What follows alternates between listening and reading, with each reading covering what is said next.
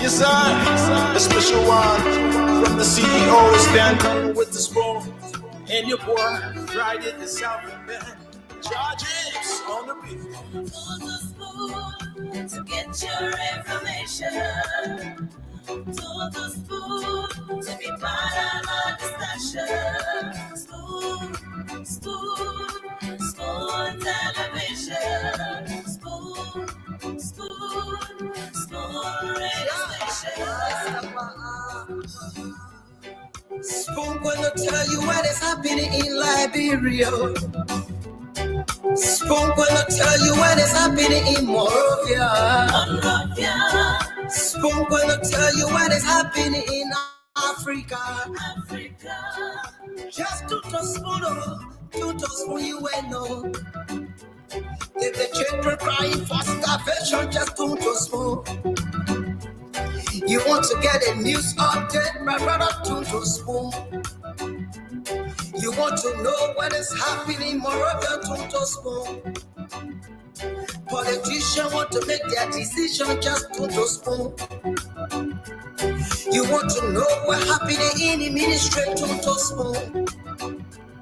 Yeah, to spoon. Yeah, to spoon. You from Vonjema, Maryland, to spoon. Yeah, to spoon. If you eat kepa, congratulate my brother, to spoon. You got a spoon TV, you got a spoon radio, to spoon. Yeah, to spoon. Yeah, Rastafari. Kilibamba, kilibamba, kilibamba, kilibamba, kilibamba, kilibamba. What I want? Yes, what you got today? Spoon TV. Spoon. Yes, what you got today? Spoon. Spoon TV. Spoon. Ba-da-ba-de-ba-de-ba. Skiddy-biddy-biddy-da-ba-do. Spoon TV. Spoon entertainment.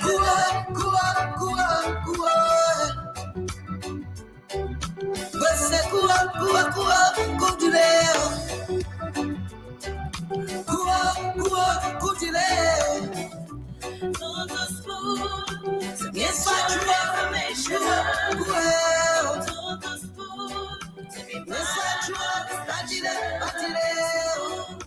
spoon, spoon television.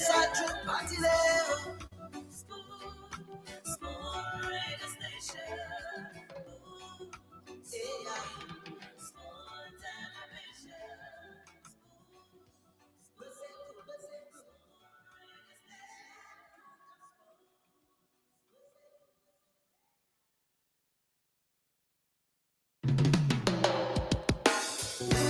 Yes, I, a special one from the CEO, stand coming with the spoon.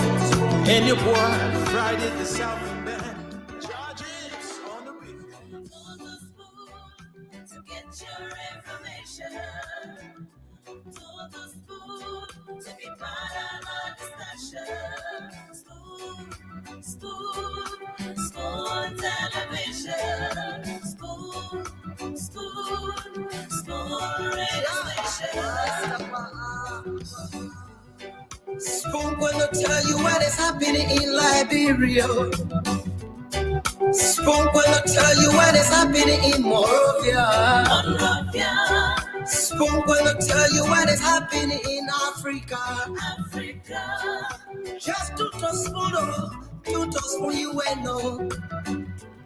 If the children crying for starvation, just to spoon. You want to get a news update, my brother, to spoon. You want to know what is happening, Moravia, to spoon. Politicians want to make their decision just to spoon. Okay, all right. No, we're happy the enemy. So once you want to know what's happening in Liberia, you want to know what's happening in the political spectrum of Liberia. All you need to do is to turn to Spawn Talk as most informative and analytical talk show in Monrovia, Liberia. So wherever you are this beautiful evening is 7 minutes on the flip side of 8 o'clock. That's the initial time. Check here in Liberia. Welcome to this Wednesday's edition of the Spawn Talk. My name is Yekezi Zobel, and of course, I'm going to be sitting in here as your producer until later today. So wherever you are and whatever you are doing, please keep your dial set. And please invite someone to listen alongside you, because as usual, the program promises to be very, very thunderstriking as usual. So we will begin the program this evening with what's on your minds. Okay, so until the CEO and the rest of the panelists can come in, we will open up the lines for you, our hotlines here, so that you can call in and tell us what's on your mind, politically, socially, economically. You want to call us and tell us what's on your mind until the CEO and the rest of the team members or panelists of the Spawn Talk can join us on the show.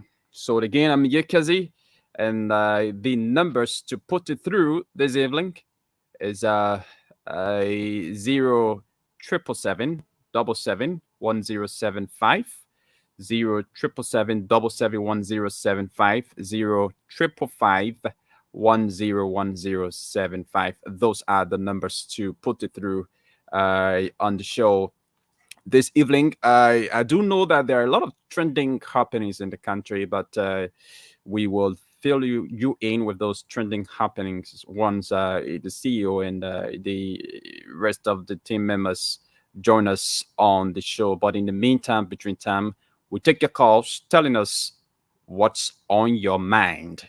Again, 0-777-777-1075, 0-777-777-1075, 0-555-101075. So we'll go to the lines and talk to the first person. But just before doing that, let's firstly recognize some of those that are following us live here on Spawn TV Live.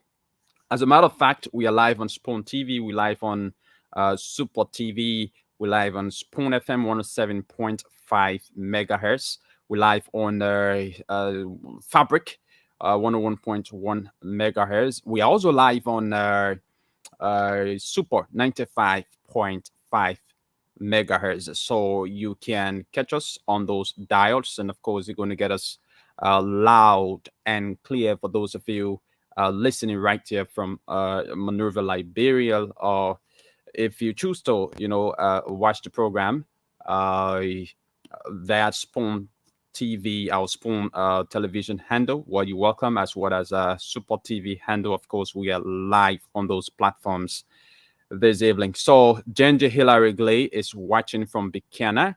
Please note that I'm not calling the names in any particular order, because the names and comments are just popping and leaving.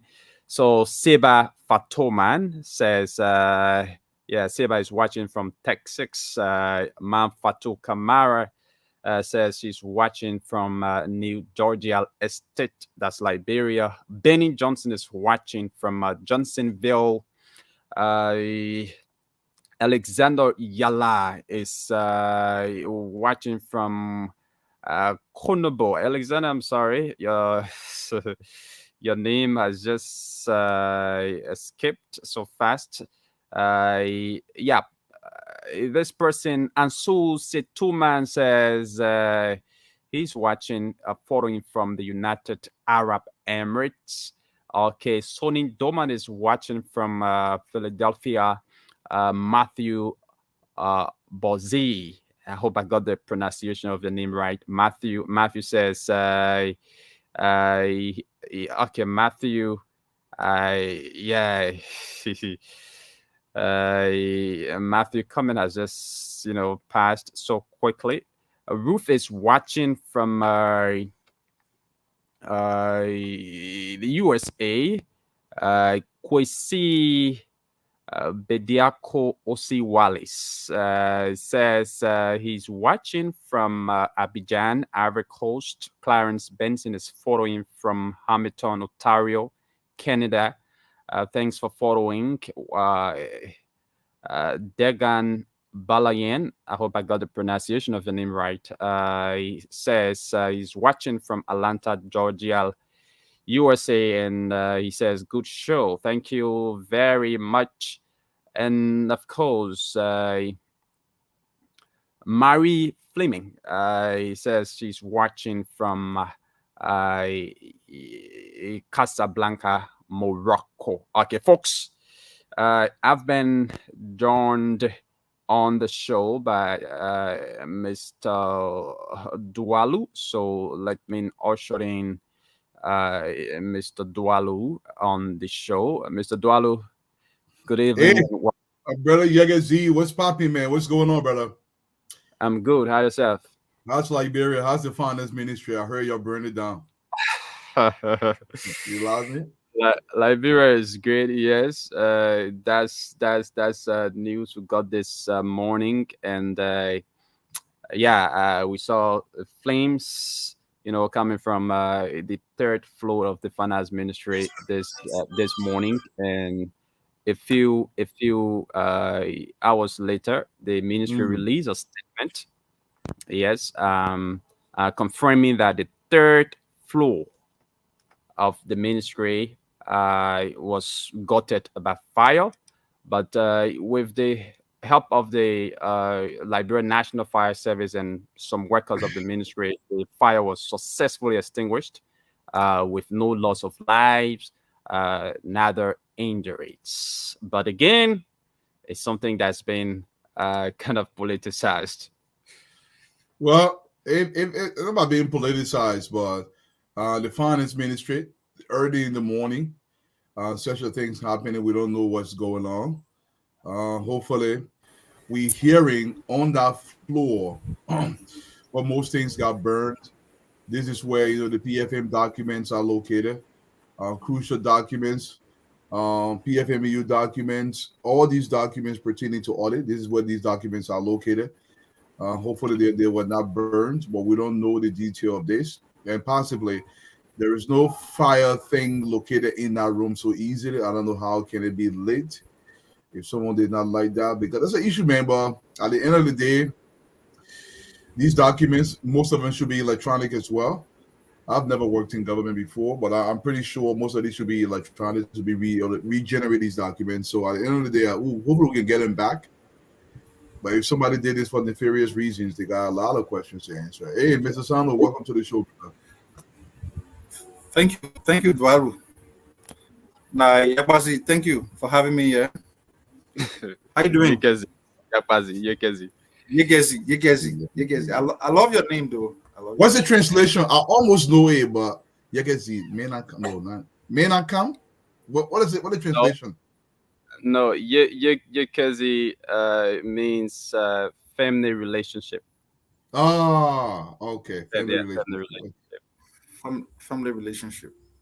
Yeah, that's good. Yeah, so relative to the incident at the Ministry of Finance and Development Planning, they released a statement earlier on today, and in that statement, they said no crucial document got damaged.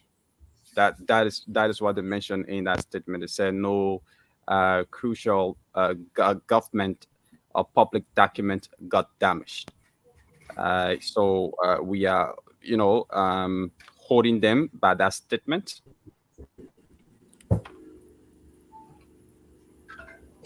Well, I don't know, Legacy. You want to take some calls from Liberia since we're still early, or we recognize a few people here? Okay, yeah, I was just about to open the lines when you guys came in. Yep. So if we can take calls, no problem. Yep. Okay, so the numbers to put you through are 077771075, 077771075. Let's talk to this person. Hello, your name and where you join us from? My name is Kim Jackson. Your name, please? Kim Jackson. Okay, and where you call from? I come from Johnsonville. Okay, how is Johnsonville? Let's hear you. What have you got to say? What's on your mind? Well, I just want to tell the school my friend from my thank you for that job well done. Okay. And going through the second phase, so we had to work for us. The city I did the first time, we had to do for us. Okay, thank you. Thank you very much for calling. All right, thank you. All right, let's talk to this other person. Hello, your name and where you join us from? Oh, I'm sorry. I am sorry. Please walk away from the radio before calling us. Let's talk to another person. Hello? Hello, Your name and where you join us from? Jackson Damena. I'm calling from Lockington. Okay, Jackson, let's hear you. Yeah, I want to tell the Liberian people party thank you. I also want to encourage other political parties to join the rescue team. Okay. We all need to make it better for Liberia. Okay, thank you. Thank you very much for calling. Thank you too. All right, let's talk to this other person. Hello? Hello? Your name and where you join us from? Because it's so good. Your name? What is on my mind this evening? I want to thank the Spoon Network. Let's know your name first now. Jeff Power calling from Broadfield, Bassa County. Okay, go ahead. I want to thank the Spoon Network, but what is on my mind this evening? Actually, these few days after the election, the panelists should be able to balance their arguments so that the Liberian people are giving all information so that we can feel satisfied. But the few days, what the confusion is about, the argument and more especially with this guy Gibson, he been so arrogant. Actually, you don't talk on media like that.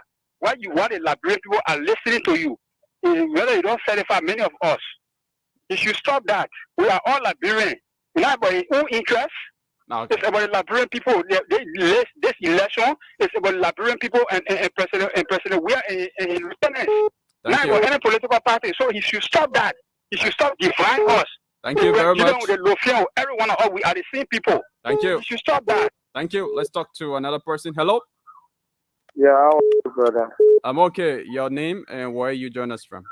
Yeah, I'm Jonathan G. Langa calling from the Shooting Peace Island to Pacific.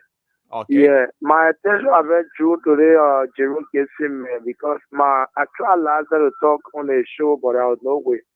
You know, we the Liberian people, whenever we listen to Spoon to get good information. And Gibson has been, supporting Congo. And then they all said that at the end of the day, if opposition remain opposition. If you don't want to remain opposition, you want to go on the side of John, let him start disturbing our ears. Because when we come and when we've been good to our radio, just for Spoon sake, for Spoon radio business, I can put my children outside. I get into argument with my wife as well for Spoon. I was really arguing with Jerome Gibson last night. Okay. All of the time, except, on the show. He got to say to us, let him find place to be. Thank you. Thank you very much. Another. Thank you. Hello?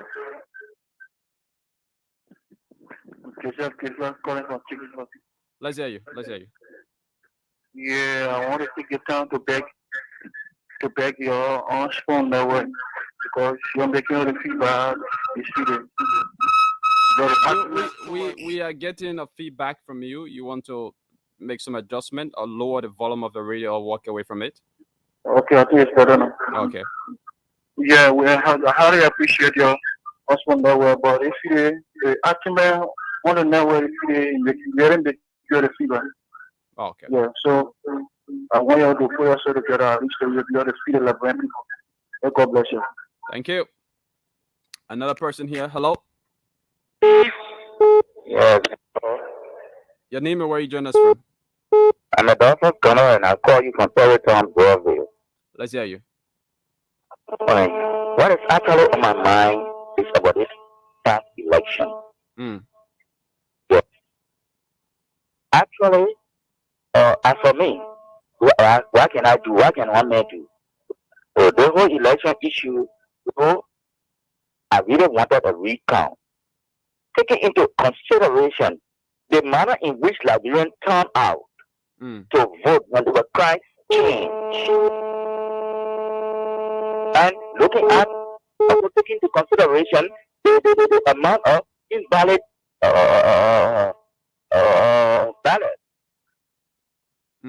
So you tell me that if you look at all of those things, there's a need for a recount. I'm not lying to you. Besides that, right in Colorado, there was some cheating adding up numbers for Stephen Kennedy. Okay, it happened also in Cape Town. What about other areas where it was that people were not called in being such a house? So I believe we are going for recount. They have been a little different. They are very different. Thank you. Thank you. So thank you very much. That's all on mine. Thank you for your concern. Let's talk to another person here.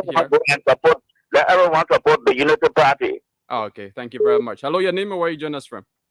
Hello, my name is Lucine Corner. Lucine, let's hear you. Yeah. My concern has to do with Mr. Gibson.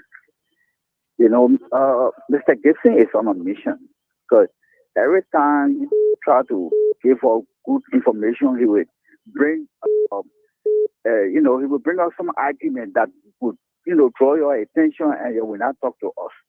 I mean, if Mr. Gibson is not interested in solving Liberian people's problem, let him just sit down and let this, spoon talk to us so that we know how we do our voting. But actually, he's too troublesome on the program. So I beg you, you got to do something about that.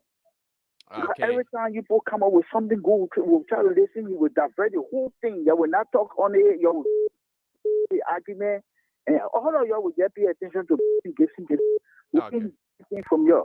Thank you. So I beg you, try to control that. Thank you. Thank you. The panelists are listening. Let's talk to this other person. Hello.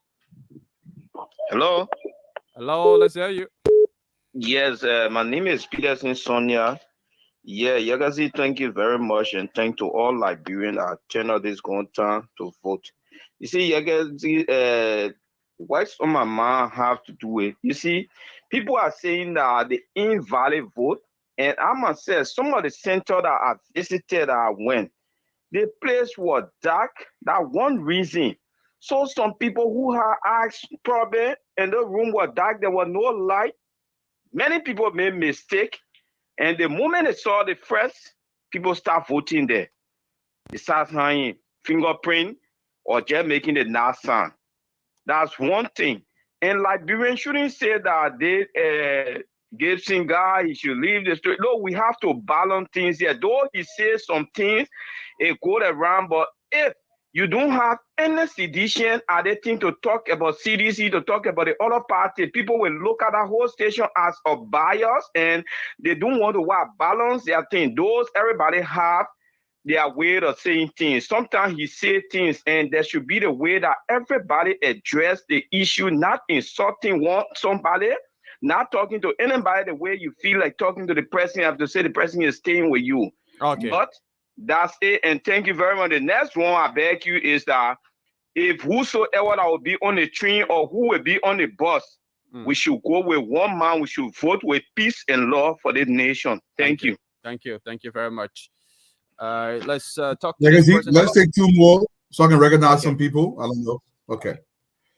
Hello, your name and where you join us from? Hello. This is Eddie P from Chickens Who Fight. Remember to respond and defend team. Of response and defense team of. I'm about to draw the proper agenda. Oh, the proper agenda. Yeah. Let's hear you. And I want your mind. What's on your mind? Let's hear you. Okay, thank you. You see, let's be honest with ourselves on this radio. I'm Monitor Spoon. No, most of the time, sometimes when you preach your message, it can be bad. But let me just tell you something before dropping the line. You can do whatever you want to do. I can tell you, President, when we win this election. It doesn't matter what time. You talk about push. You talk about the 1 year. You talk about the people suffering in Liberia. At the end of the day, President, we are still winning. Why you can't teach our attitude? Why you can't teach Thank you very much. Thank you very much. One more call, and we call it a day. Hello?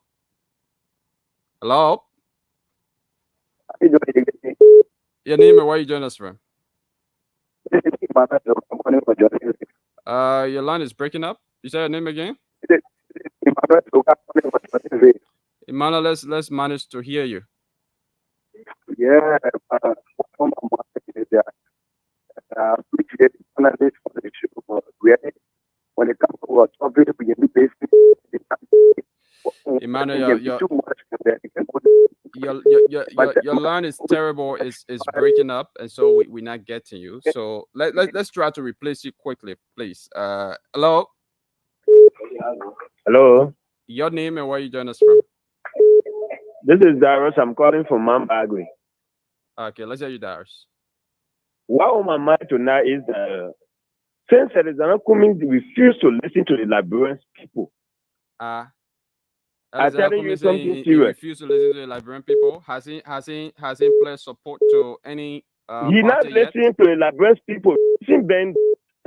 We said yesterday things were wrong, and he aware of it. We said, President, we have been in leadership of this country is humbling the Liberian people progress. Why are you going to discuss with President Weir? What makes President Weir right today, after yesterday we finished the election, what makes President Weir right today that he discussing with President Weir? Okay. Thank you. I think it will be good if yeah, you might not go there. Yeah. You will not discuss with President Weir. Yeah, guys, I think you muted. But in the meantime, if you can hear me, let me recognize a few of our people that came early. To the people in Liberia, to the audience listening on the radio, I want to officially recognize you. Our internet people coming on board, please share the show. I want to recognize you as well. Let me recognize a few early birds. I always love to appreciate them for coming early. We got Alpha Gongoli, welcome to the show. James Golakbai, welcome. Siku Passaway, welcome to the show. Fred Cully, Charles, welcome. David Amasise, welcome. Jamel Kwakwa Freeman, welcome to the show. Yabodino Dimbo Duano, welcome to the show. Francis Amu, welcome to the show. Maurice Seyon, welcome. Christina Okar Davis, Ella Wee Valentine, welcome. Andrew Goodluck Yama, welcome to the show. Emmanuel Tamba Andrew, welcome to the show. Morris Fumba, welcome to the show. Eno Kakula, welcome. Nora Wule, welcome to the show. Alexander Bobby, welcome to the show. James and Carol Cole, welcome. Ellis Lewis, welcome. Amin. Kima Kamara, Emmanuel Toll, welcome. Testimony Favor. Alexander, I think I recognize Sierra Stone White. Edwin Watson, Masatesh, welcome to the show. I see Amos. Yakowe Gagba, welcome to the show. Francis Kindama, welcome. Sam Batikwa, welcome to the show. Momo Johnson, James Zion, Prince Morton, welcome. Akapa Johnson, Matthew Freeman. Look, man, everybody, welcome to the show. Let's help us share the show. I want to welcome you officially. Today's date is the 25th of October. Election is on the 14th of October. We will say what we have to say here. People have to remember, not everything you want us to say, we're going to say. We have a very finite amount of time to say what we have to say, but we'll do our very best. I try sometimes to read the thread as I'm speaking to incorporate what you're recommending.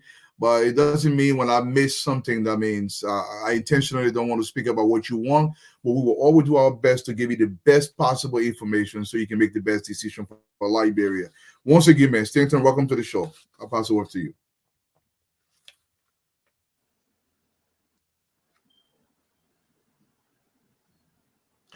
Can you guys hear me or not? Oh, I can hear you. Okay, yeah. I'll pass it over to you. Welcome to the show. Yeah. Oh, okay, Eduardo. Thank you very much, Eduardo. How was your day? Long time no see, Daniel Sano. My dear, I forgot. I didn't see Sarah, my girl Sarah. Sarah Fako said, "Welcome to the show." Is she on? Sarah should be Daniel here. Sano, are you Daniel Sano? Are you still on the opposition side? Is there any reason why you asked that question? We have not seen for years. 10,000 years ago. Little beginner in the challenge show 20,000 years ago. You killed my father. I'm not coming for revenge. Yeah, like the country.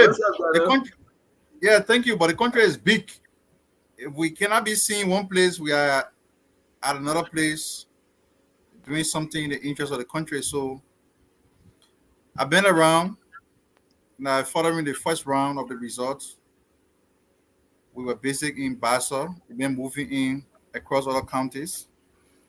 But the problem we have with our country is network connectivity. So I cannot do the show from some other places. I do regret my absence, but I will always love to be here. You know that. Yeah, sure. But I'm happy to be here today. That's true. Yeah. Listen, you are always welcome, like any other person from anywhere. Everybody allowed to come and sponsor. The good, the bad, the ugly. Including Gibson Jerry. Including the ugly man Gibson. The men are coming tonight. Why? Guess what man say? Guess you already received a 12 mile from 712. You will come. But you know the first time I interfaced with Gibson on the show, I accused him of being a sedition. Even if I go repeated that, and he said he was not a sedition. I've always harbored this suspicion about Gibson being a sedition, and they say monkey can never leave black hand behind. Some of the things that Gibson said on the platform the other time are very despicable, and I don't really believe that somebody who sits on spoon should be in the business of speaking the way Gibson speaks. But again, it's a democracy that we have. We try to nurture it to make it more mature. So people, yes, my thing though, and this is not about Gibson. Let's pass Gibson. Let's talk about the election. Let's talk about the way forward. Talk about your candidate. Guess you will talk about his candidate. The Liberian people will decide. Gibson got no candidate yet again. So no, he does. He endorsed George Manawia, so George Manawia is his candidate. Let him go to closing argument. Eduardo, am I correct? Mr. Eduardo. Yes, but endorse is not the right word. I think he's bootlicking towards President Weah. It's not an endorsement. He's why I said that again. I didn't get you. He's bootlicking. I didn't get you. He's bootlicking towards you. Yeah, but that's what Uno's saying though, Eduardo. Right? Yeah, okay. You see, yes, this is how we carry this conversation. You say the man bootlicking. And the man can't say he bootlicking, that the man own a story. You say he bootlicking, that he own a story. So either or, let me finish. Daniel, let me finish. I'm begging you. Yeah. I beg you. Yeah. Somebody, there's a caller just call in and say, I'm begging you, let Gibson be there. Some people say Gibson should be there. Some people say keep Gibson off. But now, what say you? What say you? Is he not a Liberian? Is he not allowed to express himself and his political party affiliation? So I'm done. We're moving. I like Dualu. Dualu said, bring it on. Mama said, bring it on. Fadiga said, bring it on. And I hope you will say the same thing, Daniel Sano. You don't want me to say it. You don't want to tell Madam Titi say keep Gibson out though. No. I wouldn't shy away from a featherweight intellectual like Gibson. I wouldn't shy away from him. No, I wouldn't. What I would tell Gibson is that we try as much as possible to make our democracy to be about the competition of ideas. when you sit on the radio and begin to make insinuations that point to tribal bigotry, I don't support you. If this man loved George Weah so much that he would go to the extent of threatening to put his children outside if they cast a vote against George Weah, why did he support Gonglo in the first round? That's pretense.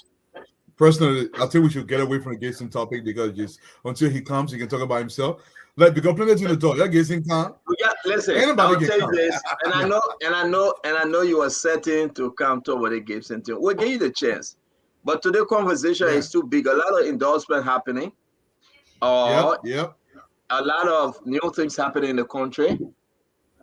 We appreciate our Aunt Jemima on the show tonight again. She said she's not leaving till after the 14th of October or November. She's not going to leave. A lot of development, folks. I promise the people that we will make this show so interesting every day. And want to share our program.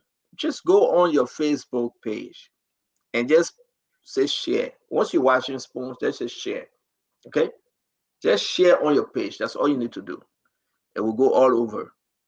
Mr. Dwalu. Yeah, we are Aunt Jemima and Daniel Sando. Discussion for today. I don't know whether you are shocked. Tawan Gonglo Party, LPP, have endorsed George Weah. Sorry. Jose Yima Bwaka. I take that back. I'm sorry. Western guy endorsed George Weah and his own party. And, because that's the main party now. He left the party, he went independent, he came back. So, this morning, something playing. Can we mute, please? This morning, we saw Disenchanted Sedition at the party headquarters. They were in serious issue. We discussed that, what's going on. Mr. Comis came back. He laid out his plan as the reason why he think folks should support his ideas on 1, 2, 3, 4. I think there were like 6 different points before they can carry out their endorsement. He talked about the war economic crime code, gender involvement, and everything. We discussed that. And yeah, we are, man. As hungry as we are talking about what is happening in our country. But most of all, I'm also interested in the fact that Ministry of Planning and Development, guess what happened? Third floor is burned. Someone trying to hide some papers. They're trying to burn all the documents. And at the end of the day, tomorrow when they try to order him, he said, well, the building got burned. So let's discuss that. But I have a breaking news for you guys tonight. Something that will shock you. I got a breaking news, folks. This is Spoon. And I know some people are going to get vexed with me, so I'm begging you. You just allow me to use the word allegedly or my soul, say whatever nonsense that word is. But that's the fact. Dwaru. People that are playing games in the country. Folks are really, really playing games in the country. I am hearing, and we'll discuss it. I am hearing that the Gonglo family going to be endorsing George Weah. Now, understand the caveat here. Tawan Gonglo Party, LPP, sat down today. They sat down today. They agreed. Tawan was right there. Dr. Yura Yagbawolo was right there. The man I said he was so Spoon. He was right there. I don't know, maybe he forgot that he's a politician. He was right there. And what happened? They cast the endorsement, Aunt Jemima, to Jose Yima Bwaka. They said, we support Jose Yima Bwaka. But then how come Tawan's sister, Edith Gonglo, you call her, let's see on the show. I am hearing, as per my sources, if it is true, I know they will say, oh, they're going to stand on again. But how come the family, the Gonglo family, the Gonglo family, have taken a side to support George Weah? I get another breaking news. Something is not right. When we see Tawan Camille Council of Gonglo, hey, that's my papina. If somebody says stand on bus or the cigarette, wait, I come to eat my Chinese food, then let me get a guy in small first. I won't pour everything outside. I'll get a small. You say I just come and snack, eat, then I'll put three other information outside. I get only one today. Dualu, we'll start with hey man. Anyway, let's do our intro. Then the other people come because Gibson coming, Dr. Richardson, Mame, Fadika, Remy Gray, my sister Mempe, Fatima, and everybody coming. But today will be a crazy day. I want to leave this with you as you share this show. While we consider Tewonze Gonglo, Dr. Emmanuel Yure Yakwaglo, they have taken side with the party to support Joseph Yema Bwaka, the Rescue Train Unity Party.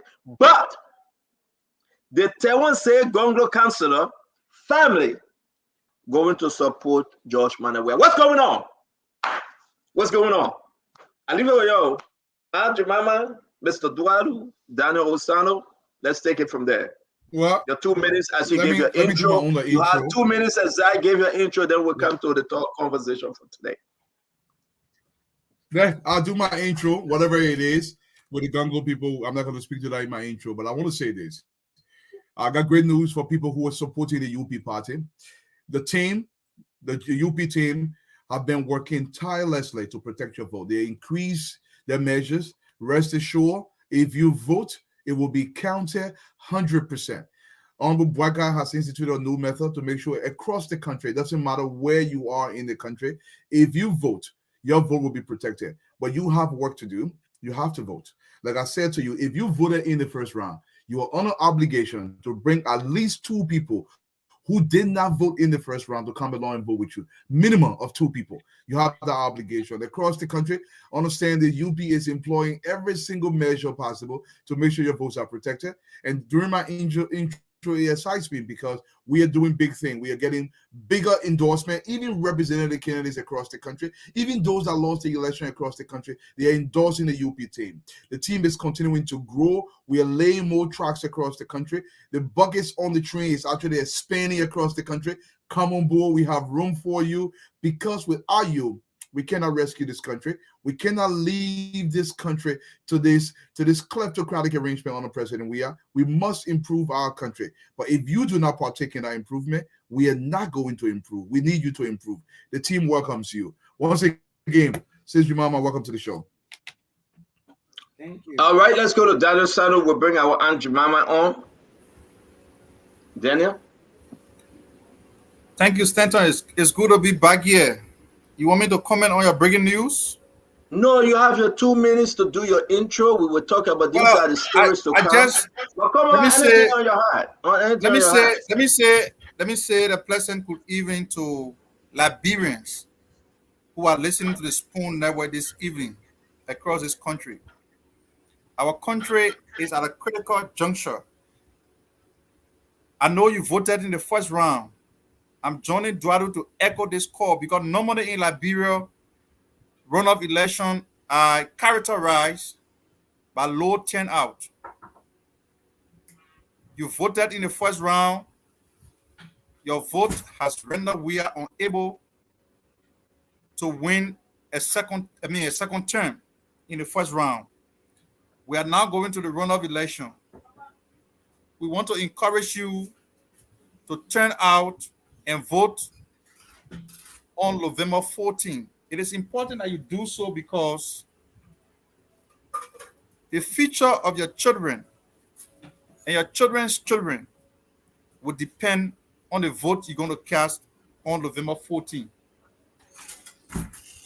We already see what has happened to our country in just 6 years.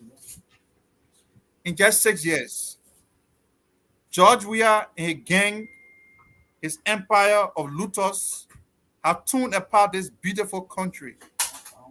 There's nothing left for us. There will be nothing left for us if we mistakenly and inadvertently gave Weah a second term. That's why it is important. Take this election so seriously, as if your life and survival depend on it. So this election, for me, I'm going to take bulk of my time to do one-on-one engagement. Anybody who calls me to complain, I tell you, talk to your neighbors, talk to your friends, call your family people, and encourage them to vote for Joseph Yuma Boakai. He's our number one on the ballot. It is not difficult to do. The only way to get we are out, the surest way possible, is not through protests, it's not through recount, it's not through legal action. We do not trust the court system. It's through that ballot box. Wake up on November 14, go to the ballot box and cast that vote for Joseph Yuma Boakai. But that vote, you'll be getting rid of Mr. Weah and Mr. Samuel Tue. Today, woke up to the news that the Ministry of Finance has been gutted by fire. Before that incident. Thank you, Daniel. Daniel, let me respect your time, brother. We'll get to you. Yeah, thank you. Let me bring in Aunt Jemima. Aunt Jemima, welcome to the show again. It's good having you. Your 2 minutes for your intro, please. Thank you. I like to talk to the Liberian people, young, old, middle-aged. This election is not about prestation. I know you all are angry that we didn't win the first round. I mean, UP, Unity Party. But you know, God has his own way of doing things. So I want to say to your voting cards, I heard that CDC is buying all your voting cards and burning them up because they don't want you to go to the second election. They don't want you to vote in the second round.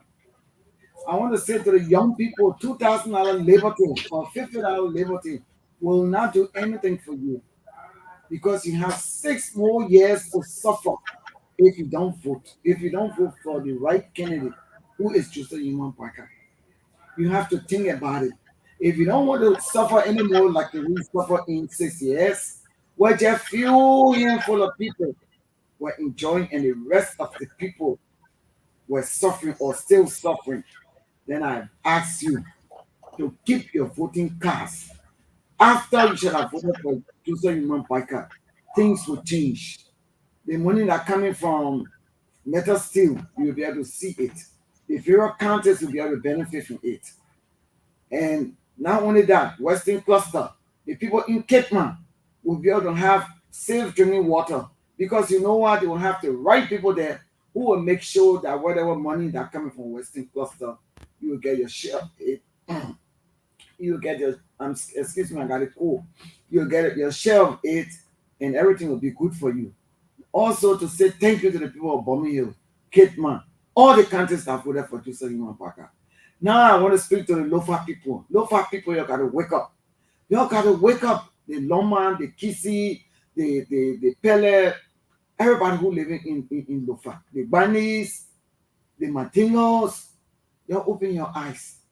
I'm sure you don't want to suffer anymore. Vote for your son the way how the people in the Far East, like Joe Howard Taylor said, voted for George Manuel Weah.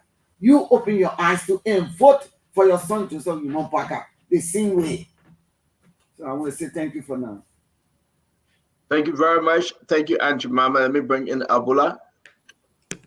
Thank you, Stanton. It's good to be back today. When I say we, I'm talking about the Liberian People's Party.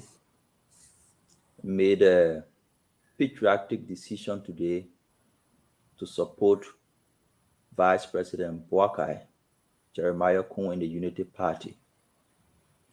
It was a consultative discussion happened behind the scene. It was not a difficult decision for the Liberian People's Party to make. Difficult in the sense that we came into the election because we knew George Weah was underperforming. We came into the election because we knew that you gave him additional 12 years, he will not improve. So we came into the election to provide an alternative to Liberians. Unfortunately, we did not reach to where we anticipated, and we decided that we will not change. We will stick with what we started with. We believe that George Weah, promises he made to Liberians, he failed to deliver on those promises. When we talk about accountability in the Liberian People's Party, it's not only accountability on money you receive. If you stole money, no. Accountability of action, accountability of decision, accountability on policy. This president came, he promised all rules. He promised that he will fight corruption. He will prosecute alleged corrupt officials of previous government to either establish whether they stole or they did not steal. And if they stole, to take stolen wealth from them and use it to invest in our people. He did not do it. He promised that he will make us self-sufficient in rice production. After receiving over 750 million in grants and loans for agriculture, yesterday, the Ministry of Foreign Affairs was signing an agreement for food aid for Liberia. He failed on that. He promised young people that he would provide them jobs. Instead of providing jobs, drugs have taken over the country. He cannot speak. He cannot talk. The country is reversing. So it is that policy, that pillar of accountability we want to begin with and hold him accountable. Say, Mr. President, you promised to deliver these things. 6 years gone, you have not delivered them. But more than not just delivering them, you cannot speak to us about what's happening. You cannot talk to us about what's happening. So on that basis, we made a decision that will punish George Weah.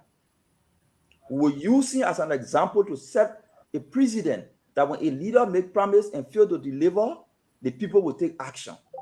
That precedent that we set in with George Weah is a precedent that the United Party will stand on to be reminded that when you are elected, you not guarantee a second chance. You must deliver on your promises. The promises to fight corruption, the promises to create jobs, and most of the other things we are advancing to the United Party to see how they can incorporate. So our decision was a decision for accountability. George, we have failed the Liberian people, and we want to punish him for that. And by that punishment, we'll be sending a message to future leaders that if you don't deliver, we'll treat you like George we are. Thank you. Thank you very much, our brother Abdullah Mohammed. Let me bring in Gibson. Brother Gibson, you're muted. Okay, thank you very much. Again, we are happy to be back here, and we are here for a reason. We are here to tell the Liberian people that when you are looking for a leader, you don't take people who are frail. You don't take people who cannot make their own decisions. You don't take leaders who cannot even govern their own party well. You cannot take leaders who do not have grip of the things that happen in their party. And that is exactly what Joseph Boakai is. That is exactly why George Weah is not. And George Weah is going to beat Joseph Boakai for simple reason. The United Party people, they are not coherent. All the people that join United Party today are people who are angry. They are angry. Some of them lost their jobs. Some of them lost their relationship with George Weah. And they join Unity Party. And now they come back and say George Weah is bad. After serving as ministers, as directors, now because George Weah removed them from the government, they are angry and they come back and say George Weah is bad. When they were in the government, they did not say George Weah was bad. When they were eating the money, they did not say George Weah was bad. When they were enjoying the grease, they didn't say George Weah was bad. But after with George Weah, they fell out with George Weah. Now George Weah became a criminal. He became a rogue. He became all the above. This is the exact reason why Liberian people don't trust politicians. That is the exact reason why Liberians trust politicians, because they are double-handed. They speak from two sides of their mouth. They are double-sided. They are flip-floppers. And George Weah will beat Joseph Boakai because of these very things. I mean, I don't understand how even young people can look in Joseph Boakai and say he is a future leader. When we were going to high school those days, when we were involved in student activism, going to demonstrate, the march, the famous March 15 demonstration, what we were saying those days was, how can we get an innovative leader? How can we get a leader who will show leadership? Not Joseph Boakai. Okay, so I'm calling on all citizens to come and watch Spoon. Anytime we are on, come and watch Spoon. Go in a text line and communicate your feelings, your communicate to us what you think about the show. You don't have to insult anybody. Don't behave like Unity Party people who are threatening, who are insulting me, who are doing all the things. Don't behave like them. Don't insult any of the guests, any of the panelists. Come and join the conversation. When Stanton open a phone line, you all flood the phone line. make your voice heard, because the misinformation coming from these people from Joseph Boyka's side, they will never allow it to suffice. It's unfortunate that it is happening to us in this generation. Folks, again, we want to say thank you. We will be very civil. We will remove ourselves from personal attack. I just admire Aunt Jemima, Mr. Dwalu. Dr. Richardson will be joining us shortly. Again, we'll be bringing in our sister Mepe Gono, Ed McGrave, Fadika. We'll have a wonderful show. Even if we're more than the 10, we will step out and give others the time to speak. So I want to say welcome to Spoon Talk. It's going to be firing tonight. I understand people are waiting for this time, and the time has come. Thank you, babe. Wherever you are, we want to say, please, invite your brothers, invite your sister, bring in someone. This is the time. This is Spoon Talk. I don't know where to start, Dwadu, but I will try my best. Let me welcome Sister Gono first. Mepe, welcome to the show. You missed a two-minute intro, so we're moving. You came late to school. So thank you, CEO. I went to get your niece. Thank you. Oh, okay. Let me go ahead now and think. You left from somewhere, and I want to bring Dwalo in on this. I'm not trying to jump over my own Auntie Mama, but folks, I want you to listen. When we come on Spoon and we're talking, I'm begging you. If the children got to go to bed in Liberia, put them to bed. Try to feed your children before coming on Spoon. Because we got about almost a little over 2 weeks to election. Right, Dwadu? On the 14th. We begging you. Pay attention. This is very important. If you will support Joseph Yeman Bwaka, it will be because of what you hear from Spoon. If you will support Josh Manawea, it will be based on your Spoon decision. Increase the radio volume. Allow your neighbors to hear too. Go on Facebook. Go on YouTube. Go on Instagram. Share the message. Spoon is on. A few weeks ago, or maybe a few days ago, we had Abula Mame and Gibson Jerry. Guys, can we mute, please? Can we mute? I beg you guys. Gibson, let me mute. We'll mute just for the people to hear us better. We have Abula Mame and Gibson Jerry on the same team. Today, they are moving on a separate lane, and everybody can see through it. Guess what? Let me ask you before I go to my brother Duadu, because he's supposed to come in first. Tewon Gonglo Party, LPP, Councilor Tewon Se Gonglo, Dr. Emmanuel Yure Yakpaguro, they cast their endorsement to Joseph Yeman Bwaka. They appreciate his work. They appreciate his good services to the nation. They said that the party said he will be the best president, unlike George Manawea. You supported Tewon Gonglo.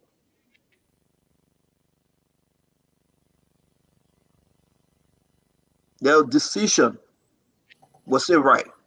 You have your 2 minutes, and then we'll bring in Mr. Duadu. Was the decision right? It was a terrible decision that the LPP made. Very terrible decision, Stanton. First of all, Councilor Gonglo, being a party person, will not come out to disagree with the party on the decision they made, because they took a vote. And the majority said, let's go. The majority of the leadership said, let's go to Joseph Boakai. But who are those people that go to Joseph Boakai? So Loma people. Majority of them are Loma people. They are just Joseph Boakai fans. So I believe that they were deceiving Councilor Gonglo all along. So here is the thing. Rewarding Joseph Boakai with the presidency is like you are rewarding bad behavior in our society. Joseph Boakai represents a bad behavior that has permeated our Liberian political system. He undermines his colleagues in the CPP. He creates confusion. He creates division. He is unable to condemn any evil that comes from his end. He is saying Liberia will not exist if he even realizes that somebody is trying to cheat. Those are bad behavior. And so the LPP made a great mistake. Thank you very much. Big mistake. Thank you. And I think they should reverse. I'm calling on LPP Thank you, Gibson, thank you. And let's just, I beg you, look at your cell phone, you monitor your own time. I'm watching it, but let's respect that. Mr. Dualu, on this issue about Tewon Gonglo endorsement, Mr. Dualu, are you with us? Dualu? I'm here. Okay, thank you. On the issue of Tewon Gonglo endorsement, Gibson says it's a bad decision. Your thought on that endorsement and how this endorsement going to help Jose Yemabuaka? What make it a bad decision, sir? Actually, it's an excellent decision. There are several reasons why this is excellent, because Honorable Gonglo's vision for the country aligns with Honorable Babuaka's decision for the country. But I want to address something my brother did say, and for the sake of continuity, because I don't want fussing, but I will say it in this fashion. This brother said President Weah is not fit to become a gay man. This is the same man when somebody's ideas or their conversation is so convoluted that it cannot make sense of themselves, they go back and forth like a swing. It's led by the wind, not by any kind of sound decision. Let me say something. The reason why people will criticize because thinking is very difficult. And sometimes people don't want to think, so they just gravitate towards something that appears very easy. Let me tell you something. The LPP party sat down and they weighed the progression of Liberia, making decisions for what's going to benefit the country. People that support President Weah, they want what benefit them individually. We are talking about forward march for the entire country. And I'm glad Honorable Gonglo did see that. Honorable Gonglo would not come out. He's a man of honor. He would not come out and support Honorable Boakai because somebody tells him to. He does that from his own convictions. If anybody tells you something to the contrary, they don't know what they're talking about. Nobody in the LP party supported Honorable Boakai based on any tribal lines. They voted based on their own convictions, realizing that Honorable Boakai is best suited to transform this country. How can a man that described President Weah, not just a person that's not qualified to become a clerk in his office, and he wants to give the entirety of our country to? Do you see how dangerous that is? People like my brother does not care about the well-being of Liberia. All they care about is to make sure one man who has some alignment to them to benefit them individually, allowing our people to continue to suffer permanently. This is dangerous. People judge because they do not think. And when they refuse to think, you don't listen to them. Our issue cannot be about the noun. What's inside for me, it is not about self-preservation when it comes to national issue, as my brother would say. Self-preservation is not possible if the country is not preserved. Self-preservation is not possible right now in Gaza because Gaza doesn't exist. You cannot self-preserve. Self-preservation is not possible in Ukraine because the society is not preserved. You must first preserve the society, preserve the community before you can preserve yourself. When a person says the contrary, they don't know what they're talking about. Thinking is difficult. This is why people judge and they make decisions that are not really forward marching for the totality of our society. Don't listen to them. They are dangerous for our society. We should cast them aside and move forward with the likes of Boakai that's aching to transform this society. I know sentence been gone. I think the next person will Angel Mama. You can come in with the same question, I guess. I think the same question. What do you make of the decision of the Liberian People's Party today to endorse Vice President Boakai? Well, the court gave me nothing. Well, we try. I think it was the best decision ever. I expected that.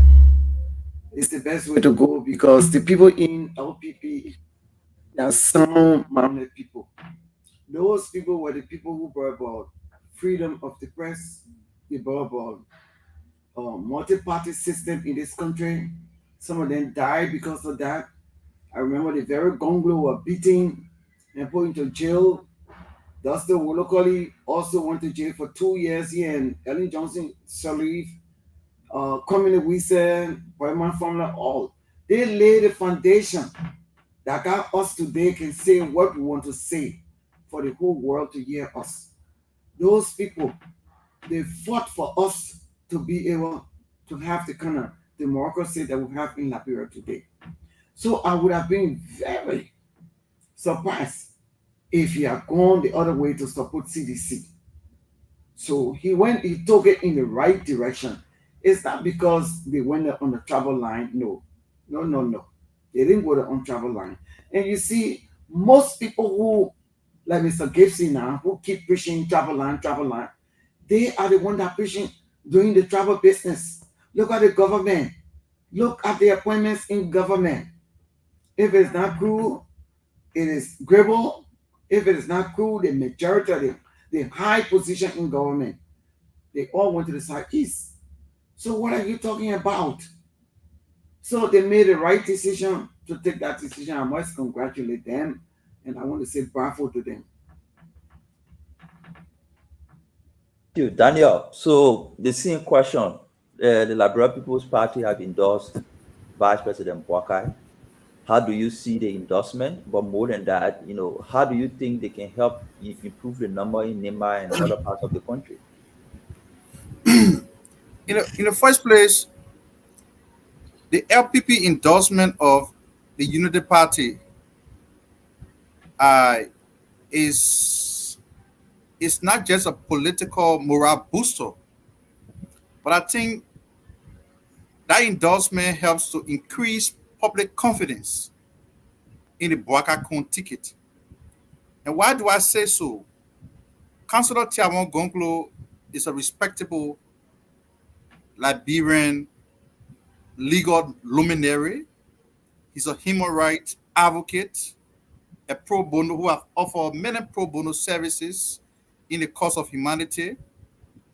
There are many persons, he may not have won 10%, 5% of the vote, but his voice being added to what we are doing here in our majority will increase the public confidence in the Bassa County ticket, because he's a man of great reputation. He's a respectable character.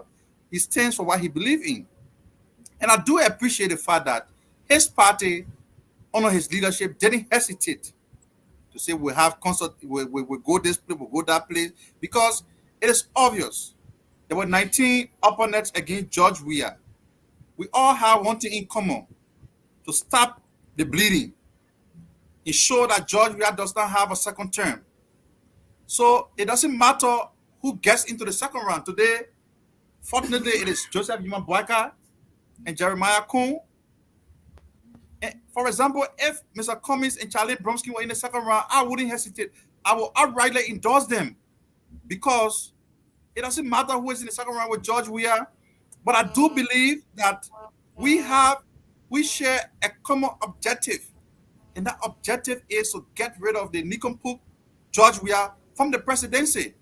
Okay, so yes, Gonglo's endorsement, LPP endorsement of the rescue ticket is a good thing. And what do I make of it? I rather do believe that Liberians look up to critical voices in times like these. With the runoff election in sight in the next 19 days, I do believe that the endorsement from the LPP, many Liberians believe LPP came fourth in the election, right? They have endorsed Ambassador Joseph Yuma Boakai. We are getting information that ACO is going to endorse also. We get information that many opposition parties, including the CPP, are going to endorse Joseph Yuma Boakai. So for me, it is an affirmation of the believability that over 700,000 Liberians repose in the ticket, the rescue ticket, that this man is the most competent, is the most qualified Liberian to lead this nation out of turmoil. Thank you. Out of despair. And I do believe that, let me conclude. I do believe that Councillor Gonglo made no mistake. He made no mistake, and I had no scruple of doubt that he would have ever made any mistake, because I believe in his integrity. Thank you very much, Daniel Sano. Thanks a lot. Thanks. We're gonna come around again. That come on background, you want to interrupt. You're not here. No, man. I beg you, man. Just look at your phone, man. We'll come around again. I haven't even gone 1 minute yet. I haven't even gone 1 minute yet. I beg you, Daniel. We'll come around again. Who are we going to, Duadu? Is that Mepe or Abula? You see, you never know who's going. Mepe, please go ahead. Mepe, please go ahead. Thank you, CEO. Good evening to everyone and all of our panelists and all of our listeners. Let's get quick to the question. What LPP did today is a true revolutionary act. They acted like a real opposition, a big opposition party. They made an endorsement that aligned with their values without equivocating. They were being in the opposition. They did not come today to say, oh, where do we go? They knew that they were in this second round. You have one solid opposition bloc, and you have the ruling party that they've all campaigned against all this time. They did say it was a tough decision, but they did the honorable thing. And let me say here today, the honorable Tiawon say Gonglo we know is now a man you can just beg somewhere and carry. He is the standard bearer of the party. Therefore, he bear the standards and value of the party. And the decision taken today reflected his values. Look back, Councillor Gonglo. What happened today was aligned with the Gonglo value. And I want you to know that history will be kind to him. History will remember, reward he and the LPP for what they did today. Today, I will say it here today. I am a very proud Manon daughter, seeing what Councillor Gonglo and his people did today. There is nothing yet that was out of track with Councillor Gonglo. The TSG that the Liberian people know will have gone that way. 2005, 2011, he supported the ticket that had Joseph Yima Bweka on it. In 2017, he did sing. So what happened today? He has the right to aspire to become president of our country, and that's what he did in 2023. But in the people of Liberia said, wait a little bit, and they preferred another opposition, or a man whom he has voted for before, Joseph Yima Bweka, whom Tiawon said Gonglo had cast his vote for in the past. Consistently, he remained consistent with his choice. So what he did today was honorable, and I want to applaud him, not just him, but the likes of Mambe, who came from that school of thought, the like of Kawe, Seltu Kawe, all of those LPP, Darlington Collins, those disciplined politicians of the LPP who stood with their party in making the right decision. History will reward you. You will be absorbed positively on the front sheets of the book when we talk about how we rescue this country. So I salute the LPP. I salute Honorable Tiawon Gonglo. And I know what the LPP brings to the table. As we go to Nimba, for example, where they harvest a lot of votes, we will be going as a united front, talking to our people and harvesting those votes now for the rescue mission all over the country where people voted and respected the LPP and Councillor Tiawon Gonglo. We will be tapping into that, and not just the votes, but like my brother Sando said, the integrity, the respect, the confidence. Now people are looking at the rescue mission and saying, listen, when these people come, we have people who stand by the rule of law, who want to see justice. Honorable Tiawon Gonglo is that epitome of that person who wants to see a just Liberia, who wants to see people who empty covers be put behind bars. Now he brings that image to the rescue train. He brings that image to our mission, and we are so proud to have them. We welcome their endorsement. We salute them with the highest revolutionary honor, and tonight we are proud. Tonight we are happy. Tonight Liberia and Nima is celebrating as she moves to this second round in unison with the big brother supporting Jeremiah Kun, the small brother. So we are very happy tonight. This. Thank you, Mepet. Thank you very much. Let me bring in Dr. Richardson. Welcome. After Dr. Richardson, we want to spin a little bit on this question. Oh, I'm sorry, my man. I thought they said you spoke. No. Daniel Sano told me that you spoke. No, I only coordinating in your absence. Man, Daniel Sano, that bad man. Go ahead, sir. I didn't say that either. You just won't falsely accuse me. Yeah, so the Liberian People's Party and Councillor Gonglo, I've actually felt hurt that somebody would insult the intelligence, somebody would insult the character of Councillor Gonglo. This man has lived more than 50 years of a life, not being a man that somebody can pull by the nose, not being a man that somebody can wrestle and put in the corner. He has stood up for things he believed in.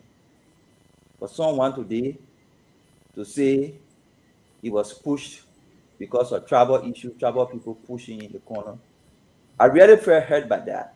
But the reason why I'm not so hurt is when people come to politics primarily for their interests, their family interests, their friend interests, before country interests, then I'm not surprised. Especially so, you can publicly express that everything you're doing is for your interests, for your family interests, for your friend interests, before the national interests. Then I'm not surprised. But Councillor Gonglo and the Liberian People Party would have been wrong if they had supported George Weah. The reason to support Ambassador Boakai was not only because he's an opposition candidate. We assess the possibility of these two leaders fitting in with some of the values we have and upholding them. Fight against corruption. George Weah is the commander-in-chief. George Weah is the chief executive. George Weah makes all the decisions for the last 6 years between you and myself. What has he done to fight corruption? We surrender the entire power and authority of the country into George Weah to fight corruption. He has failed to do so. We couldn't trust him on that count. We couldn't trust him. On the issue about declaring asset and publishing it, we couldn't trust him because he has the authority, the power to do so, but he declared asset and hid it in the corner and had refused to even ask his officials to do so. He is the president, he's not the vice president. So we assess and realize that George Weah cannot advance some of the agenda we have as a party, and Joseph Boakai is more likely to do it. So we gave him that opportunity to make him president and hold him accountable to do those things that we believe are good for the Liberian people. Thank you.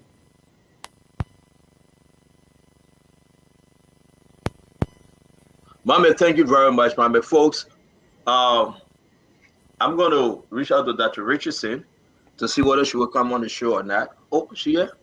Oh, you here, Dr. Richardson? Welcome. I didn't know you were here. But anyway, good to see you. After Dr. Richardson, sorry that Mame and Daniel Sano went in the back. We have a question, but I will allow Dr. Richardson to speak. Those of you that are watching us, though, it's very important. We're about to put a spin on this Tewon Gonglo LPP endorsement. Is it a real endorsement? Do you believe that Tewon Gonglo endorsed Joseph Boakai? Or is just a party? That is something, I'm really saying this because of something. But I allow our good data, Dr. Francine Special Chinwe Richardson. You have your 2 minutes, please. It's good to see everybody here tonight. Please pardon the noise in the background. I'm grandmother sitting. You know, I read about the endorsement and I'm kind of confused about the endorsement because just about 2 or 3 days ago, Tewon Gonglo was saying that Joseph Boakai didn't assist the president. Milan, Mama talking. He was saying that in the Constitution, he said that the vice president shall, which means that the vice president emphasized the word shall. He kept on emphasizing that word, that the vice president had an instrumental role in supporting the president. But then today I see that he's now has somersaulted and is supporting Boakai without even telling me what changed for him. I think I would have appreciated his somersaulting if he would have said, okay, you know, I met with Joseph Boakai and this is what he presented for me. He's a man who I believe, based on this evidence, will present amen, Mala. Mama talking. We'll come back to Dr. Richardson. We'll come back to Dr. Richardson. Come back to y'all forgive Dr. Richardson. I think AB will soon be home. Then AB will take over. We'll come back to Dr. Richardson. That's how you do when you're babysitting. let me start with you. I beg you, Gibson. I don't know where is Mame. Mame really needs to be here because you guys from LPP. Is this endorsement represent Tewon Gonglo or just a party? No, this endorsement from the Gonglo, I know this endorsement does not represent him. It represent a few people in the party, leadership in the party, who outvoted some of the people who rejected going to JMB. And it's a democratic thing. Stanton, you're in a party, you are leader of the party, and you put a vote on, and the people outvote you. Then you're going to come out and say, I don't agree because they outvote me. No, that's not how people behave. And Gonglo is not going to behave so, like so, that. So let me hold you right there. So are you telling the nation that Tewon Gonglo himself has not yet endorsed Joseph Boakai? I have not spoken to him to clarify that, but I can tell you from what he and I have discussed over the years, Joseph Boakai is a failure, and endorsing him Is that what he said? Is that what he said? No, I'm saying based on what we discussed, I'm capturing it is what we discussed. I want to hear from you. Let me tell you what he said. No. Listen. There's a serious thing now. Let's welcome our brother Don Fadika, but let's stick with you for another second or so. I want to hear from you. If you said this endorsement does not represent Tewon Gonglo as a party leader, the man Tewon say Gonglo councillor, if it does not represent him, then are you telling Liberians that Tewon Gonglo has not yet endorsed Joseph Boakai? From my perspective, I don't think so. Let me hold you there. Let me bring you, Mame. No, I'll come back to you. Mame, it makes sense of this stuff for us tonight. Are we expecting another endorsement from the man Tewon Gonglo? Stanton, I just told you, when people come to politics believing that it is for them, their family and friends before country, it tends to compromise their reasoning. Councillor Gonglo supports the position of the Liberian People Party 100%. Support Vice President Boakai. You will see Councillor Gonglo. You will listen to Councillor Gonglo. He will speak about the future of our country. Look, a lot of things happening right between the time towards second round. We can't talk about all, but what we can say, people will keep exposing themselves day by day. Councillor Gonglo supports the position of the Liberian People Party 100%. You will see him, you will listen to him, and his action, his words will align with the position of the Liberian People's Party. He will not contradict, he will remain consistent. The future of our country, we don't make decisions on the future of our country because how somebody feel about us or how somebody talk to us during the campaign period. That's not how we make the decision about how we go into the future. And you will see Councillor Gonglo. So before I move on to Duado, I beg you, and Mo Ali is calling. We're going to bring Mo Ali on when he's ready. I beg you, let me stick with you a little bit, my brother Mame. Will we see Councillor Gonglo putting Joseph Boakai hands up? Will we see Councillor Gonglo visiting Joseph Boakai? Will we see Councillor Gonglo on the campaign trail with Joseph Boakai? Because up to now, I can tell you, Councillor Gonglo have not picked up Jeremiah Kuhn or Joseph Boakai phone call. Gibson told me that. Gibson said that. How can you defend that this is Councillor Gonglo endorsing Joseph Boakai? And look at the presentation today. The chairman spoke. We didn't receive anything good to say yes, the strength of Councillor Gonglo and saying I'll be the Joseph Yima Boakai house tomorrow. How can you speak to those issues that Councillor Gonglo is shying away and just leaving this as a party endorsement? Gibson does not control the cell phone of Councillor Gonglo to know which call he pick up or he doesn't pick up. You see, we need I didn't say that.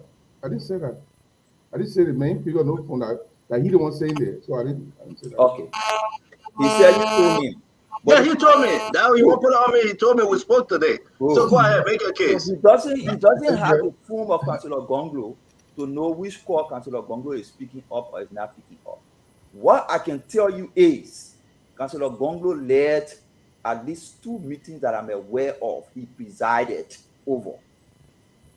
He supports 100% without hesitation the decision of the Liberian People Party. If Joseph Boakai wants Congo to lift his hand up, Congo will lift his hand up if that's what he wants. But Congo will do more than just lifting his hand up, because lifting your hand up is not just sufficient. Congo is adding to what Joseph Boakai and other people initiated to prevent the calamity that George Weah will cause our country. But I beg you guys, I know I get more early on. Let me ask you that, Dualu. If that be the case, let me leave my man for. No, I will come back to you, brother. With plenty on this show. We'll come back. I beg to you. Dualu, let me ask you a question. We have not seen Councilor Gonglo visiting JMB, or we have not seen JMB visiting Councilor Gonglo. Like he doing the rest of the folks out there. Appleton visited JMB. Mr. Comis met JMB. All these guys then. I mean, is this a JMB endorsement from Gonglo or party endorsement? 30 seconds. 30 seconds. So Dualu, I don't know what Dualu want to give you. I don't know what Dualu want to give you 30 seconds. All right. It is a wrong approach. It is a wrong framing for presidential candidates to lead negotiation for political parties. Presidential candidates are only given the opportunity by political parties to run on the party's platform. You cannot be leading negotiation for political parties. It is wrong. All right, thank you. You have said it. Let me bring in Mo Ali, because we got to just he talk. He's going to go. Then we'll go back to Mr. Duaru. The reason why I'm saying this, I get a surprise. Let me tell you something on the phone. I beg you. Let him talk. Then we'll come to you, Mr. Duaru. Mo, go ahead. Welcome to Spoon Talk. Well, thank you, Stanton, and good evening to everyone. Stanton, firstly, I want to extend my appreciation to the Liberian People's Party for the endorsement today. And I will say that unlike many other endorsements, there were absolutely no negotiation between the UP and the LPP for their endorsement. I believe they did it genuinely. I believe that they see that Ambassador Barker has the capacity and the ability.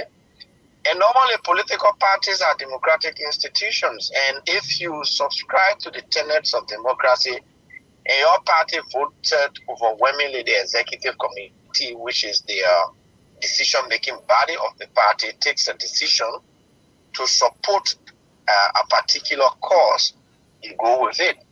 And I believe that Councillor Gonglo is going to support this endorsement. He said that he will campaign for the rescue mission.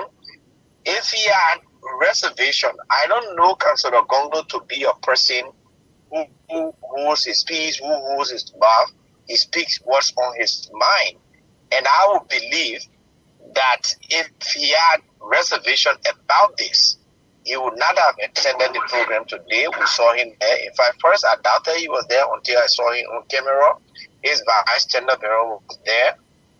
And I don't want to believe, contrary to what Gibson is saying, I don't want to believe that Councillor Gonglo will be one person who will play deceit in politics. When he has issue with Ambassador Barker, he said it. Everybody knows that we went for Ted on this very show, and he is the same person who sat down along with his party. They made a decision. So if there is any other thing in Councillor Gonglo were to go and say, "Oh, I don't support the decision of my party," I'll be disappointed, because that's not the person we all know Councillor Gonglo to be. And so we will take it at the value that it is, that the LPP wanted to do this endorsement not on the basis of political negotiations or power sharing or any other thing. I believe they did this this endorsement purely out of their belief that between President Weah and Joseph Boakai, that Joseph Boakai is the best, that Joseph Boakai can implement the things that they had envisioned in their platform. And the status of those things in their endorsement today. And we took note of them. We take cognizance of them. And these things have been captured, and that we will work with them to ensure that their vision is incorporated into our platform. into the larger platform once we win the election. So I want to believe that the endorsement is genuine from the LPP. And as long as Councillor Gonglo is a member of the LPP and the standard bearer, he is not going to go contrary to that. Do you think Councillor Gonglo will be on the campaign trail with Joseph Waka? Well, I cannot sit and affirm that he will be on the campaign trail, but just the fact that the party has endorsed the rescue mission, that should be a cause for Councillor Gonglo to campaign. He doesn't have to be with Ambassador Baka on the campaign trail. He has his own style of campaigning. I believe he will campaign the way he usually does. He may not have to go with JMB, but I believe he will talk to his people, those that he has influence over, the LPP partisans, and people who personally admire him. And one thing you should also take note of, Stanton and everybody, Team Gonglo, headed by Councillor Jimmy Sabumbo, was also a part of that program today. And they also affirmed that they stand by the endorsement and that they are going to support the rescue mission. Thank you very much, Mo Ali. We'll talk about Western Guide endorsement, the CDC, and we'll call you to give us your overview on that kind of endorsement. Thank you, Mo Ali. Thank you. All right, let me come to you, Mr. Dualu. Talk to us now. So Stanton, thank you. Thank you so much. As I was listening to my brother, I want to say this. There was a philosopher, they call him Seneca, in Greece.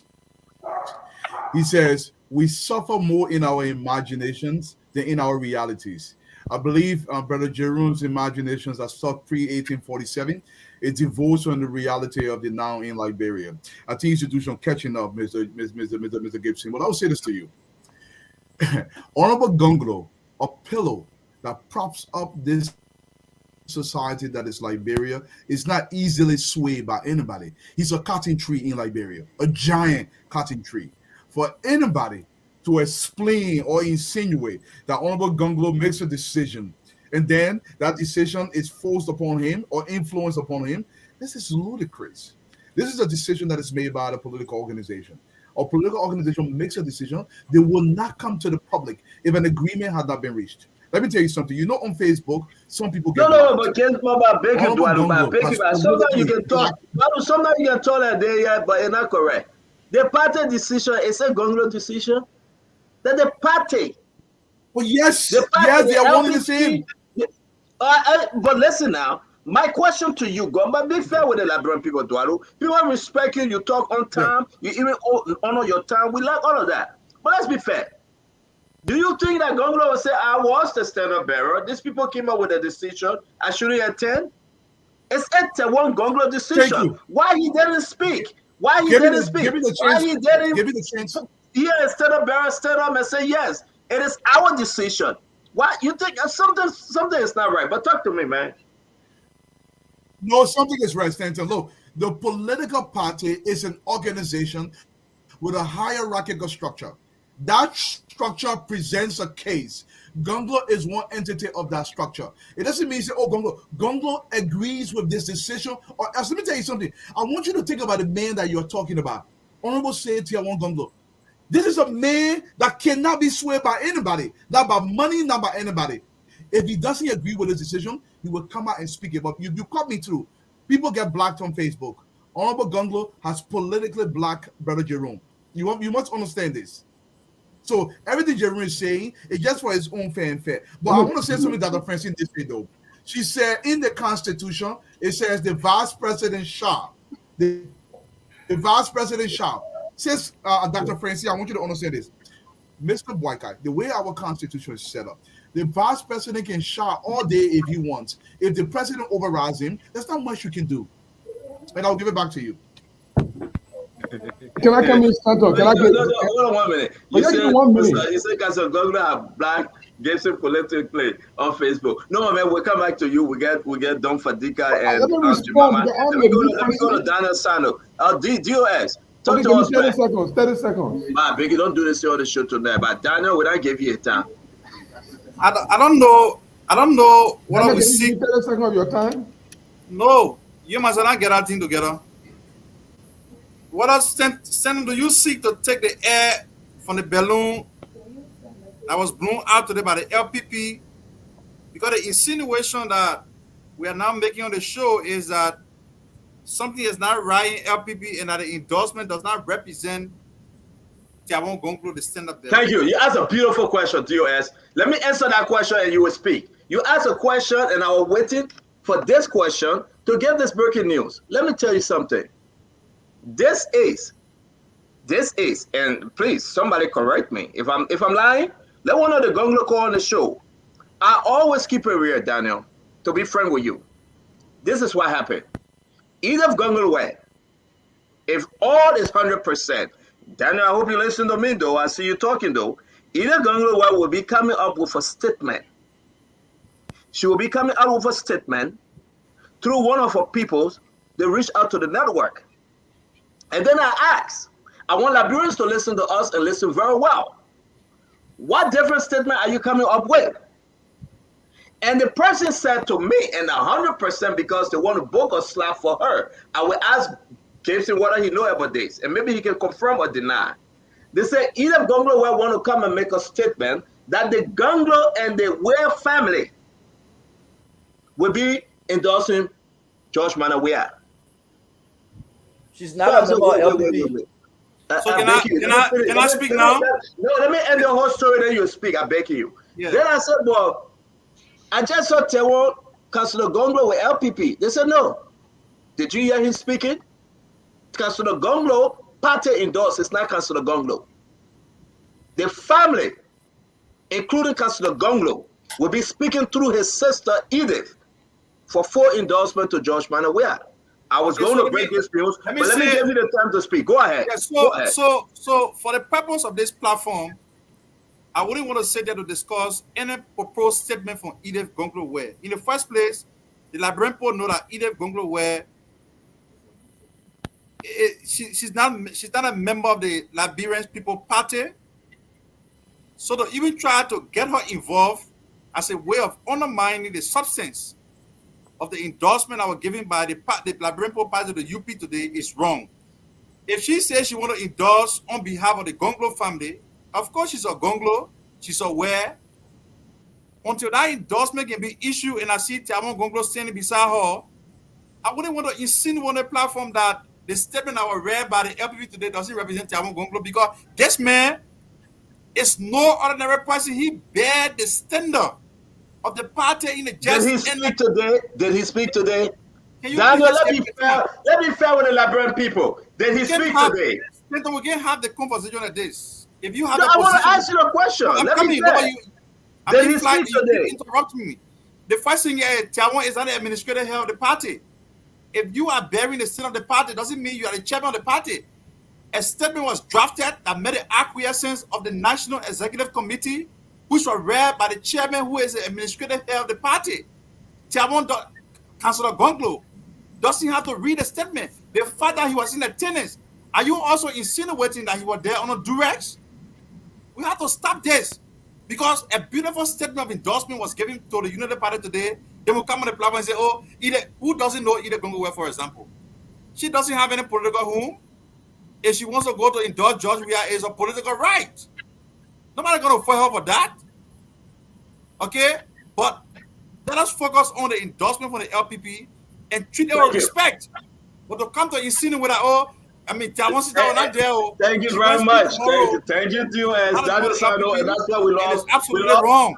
We love to have you on the show. It may be wrong to you, my brother, but I will say this as we move on to the others. It is a discussion in the right direction. Because you know why? When it happened on Friday, all right? When they reach out to Spoon Network and say, for this reason, my Edith will be coming up with the announcement, and we keep it to ourselves, and that announcement is made. Our brother Abulai said, yes, Tiawon will be going around JMB, he will speak. Tiawon didn't say anything. But you told me not to interrupt you now, brother. I'm just asking you, do you know Councillor Gonglo? Do you know him? Oh, so you feeling now? So hold on now, you feeling now? Ain't feeling asking? let me say this. As we move on, I will beg all Liberians. This is what makes Spoon Talk to be very, very informative. It may not be to your liking, but we share the ideas because we have to discuss this. The question I'd ask, did the party endorse or did Tewon Gonglo endorse? You say because he part of the party, so he endorsed. I doubt it. Me, I doubt it. Was he not there? Because, listen now, brother, you don't have to interrupt now, please. Daniel Sano, chill. I will move now to my sister Meme. Don't fadiga, then we'll go back to Gibson. Then, listen, I will say it like a yay, like I see it, because you know what? This is the Spoon Network. It may make some people uncomfortable, but we love to have this discussion. And then I will step back to bring Fatima in to speak for 1 or 2 minutes, and then we'll be in and out. Go ahead, Mepe Gono. Don't fadiga, then we'll go to Gibson. Thank you, CEO. But I just want to say in this few minutes that I have, or minute that I have, that I again salute the revolutionary patriot that Councillor Gonglo is. And Daniel asked you a good question. If you really know who Councillor Gonglo is, there is something they say, silence is consent. He was present there. If you can recall, and bring me to book if I'm wrong. You and I exchanged a text a while ago when Spoon Network insinuated that Yure Yakpawolo was going to CDC. While the party was coming to the UP, the man threatened to sue Spoon because that was contrary to his position. I repeat again, the vice tenor bearer, Dr. Emma Yure Yakpawolo, threatened to sue this network just by us mentioning that he was considering going to the CDC. So the better know that he saw. Wait.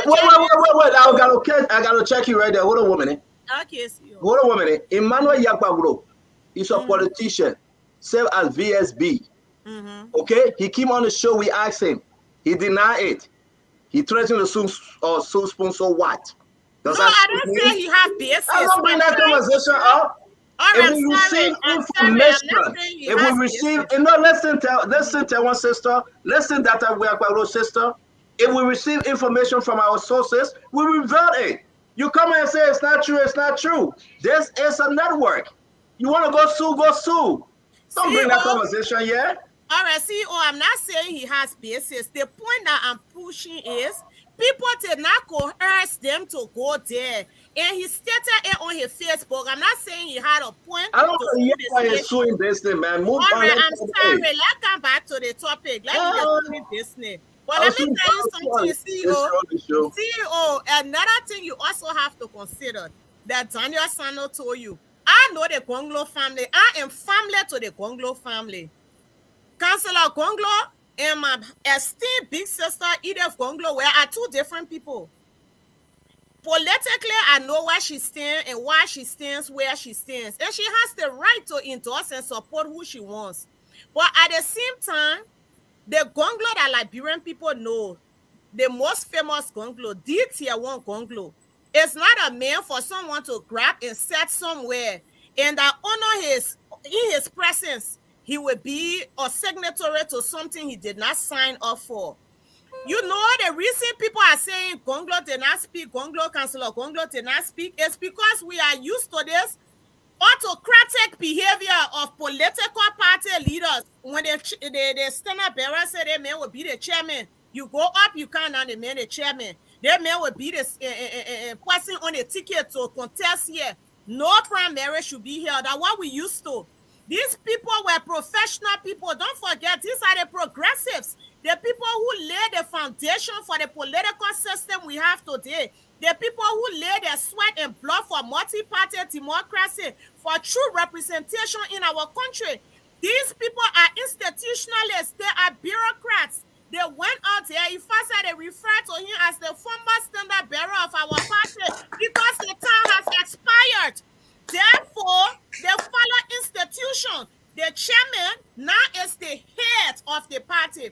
Look, if you look at the true we party days, where there was one party system, if the chairman bring the gavel down on your name and say, Stanton, you are the next and standard bearer of the Chewy party, no one contests it. The chairman is powerful, but we are in a system where people only see standard bearer.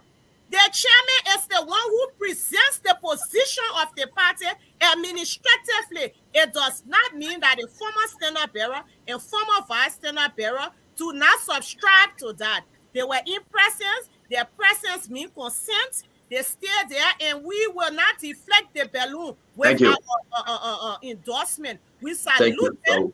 We respect Gonglo. He will campaign with us. The people of Nima, particularly the Mano people, are proud today because we are one people. Thank you very much, Cole. Thank you very much. For all due respect, I appreciate you, Cole. I know how to, make you smile, make you vex. Let me bring in Don Fadiga. The other brother so vexed, he about to explode. Go ahead, King Hassan. Well, Cole, I'm sorry that the guy made you to stretch your vein, but when you hear Nima Quadro, Nima, we are one. Nobody will even suspect that Councilor Gonglo would have gone any other way. It was meant to go this way. Nimadians are united. There was no other way. Looking at his value and looking at everything, but still you are doing one thing. You're trying to deflate this fellow. Look, in a political organization, like Mommy said, it is the political institution that does the endorsement. It is not the candidate. In Liberia, because most political institutions are built around the individual, that's the reason why we do not have strong institutions. Some of these political parties, like the ALP and things, are owned by individuals. They call the shot, they finance these institutions. So people don't have a say. They can jump from one place to another. But in a real organized political institution, the political leader have no say. The party dictates where the direction of the party. And we saw that. I do admire, look, all the time we spent on this platform, I can't imagine anybody that has said anything less about Councilor Gonglo. We have always, even in our disagreement, we were measured. We all spoke highly of him, and his endorsement is big. I posted a video in the chat room there. Stand, I hope you will play it, where he and Madela Cooper, they were sweeping together. So if you want to end a video, evidence that his body language and everything shows that he was going. Look, I'm not even surprised. To say I'm surprised would be I'm not surprised that Councilor Gonglo went where he went. I'm still surprised that other people, I don't want to jump ahead of her. I hope we get on that topic. Some other things that are going on. But as far as Councilor Gonglo is concerned and Nima County, what this means for us is that Nima County going to come home. That little piece of vote that were lingering out there is going to come home. So Nima County, we can safely say that it is in our corner proper, and that it means a lot for the boycott team. So I don't think we should waste our time on this. Who did it? How they did it? In the fact of the matter, it happened. That's the bottom line. It happened. So you can say whether he said he was, he verbalized it or said anything. But I put the video in there. If you will play the video for us, I hope you don't fangonize me on this. I'll play which video? Which video you talking about? I posted a video in the chat room. Which one? So many videos here. The one that Councilor Gonglo, the latest video that Councilor Gonglo sweeping with Madela Cooper. And I posted the Facebook post. I posted the Facebook post on the DSB, endorsing JMB, calling on supporters to rally around JMB. Son, we don't need such a thing. We'll take it.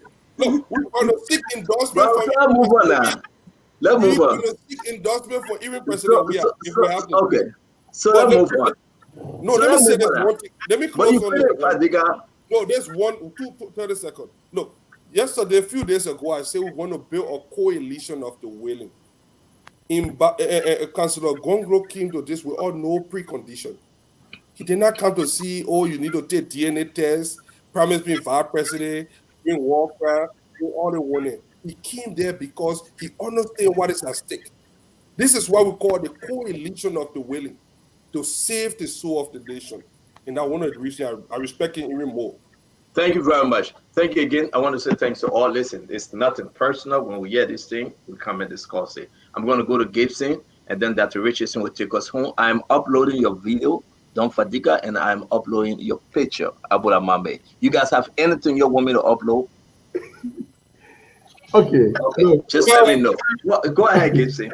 Stanton, let me first of all say you are more analytical than I thought you were. And thank you for your analytical skill.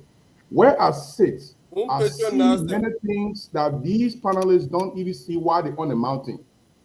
How is it difficult for you to even think that because the party made a decision, therefore it's Councillor Gonglo's decision? The man is just a party-driven person. The man is in a meeting, the vote was taken, and he agreed with the vote. That doesn't mean that he's happy. Councillor Gonglo will not even campaign. He's not well. He has told me personally that he's not well. He's not going to campaign anywhere for anybody. He's not going to campaign with JMB. You say Councillor Gonglo told you he's not well, you're not campaign? I said Councillor Gonglo will never campaign. He will never campaign with anybody. This man is a trapper beaker who tried to undermine the fact here.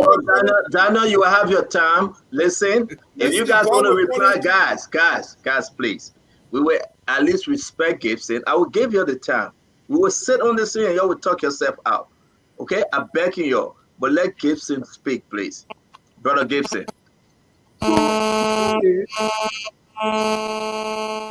VSB is not Gonglo. The party is not Gonglo. 1 minute, Gibson, 1 minute. Angie Mama, do you have your cell phone on the decks? I think so. Yeah, something is vibrating from our end. Maybe you can tell it. Let me put it in my pocket. Thank you. Go ahead, Gibson. That body phone Gibson using? Why the way he did in power? Why the way he did in power? The Samsung Fold. That's the one I use. It's $1,800.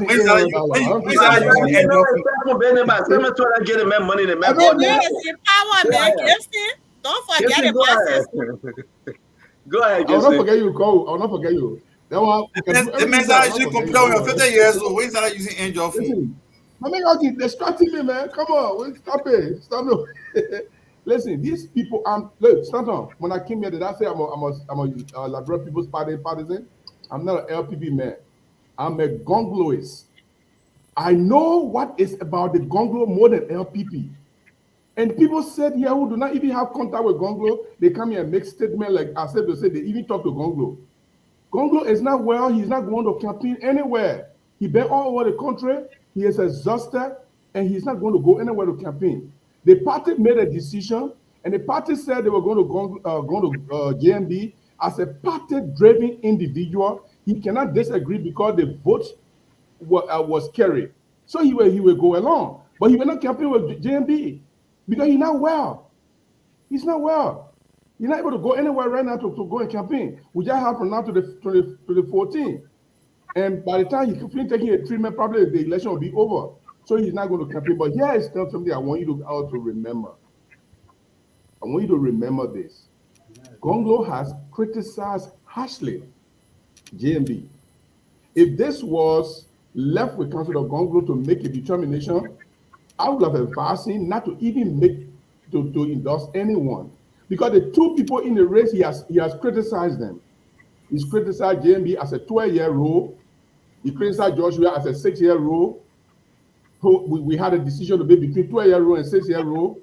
So let me ask you a question, Gibson, because we got to go. We got other folks that the Richard said, Honorable Jemima Party, and Abu got to come in. I've not spoken on the issue yet, though. No, you have spoken. Don't do that. You've just forced with me, Jess, and you have not spoken. But I would say give you time to speak. Gibson, real quick, let me ask you this. I beg you for. Let me finish with Gibson. All right. Let me finish with Gibson real quick. Gibson, on a serious note, though, I just received information, Gibson. Please confirm or deny, and I will ask Mohammed the same thing. The group that supported Tewon Gonglo for Nima County,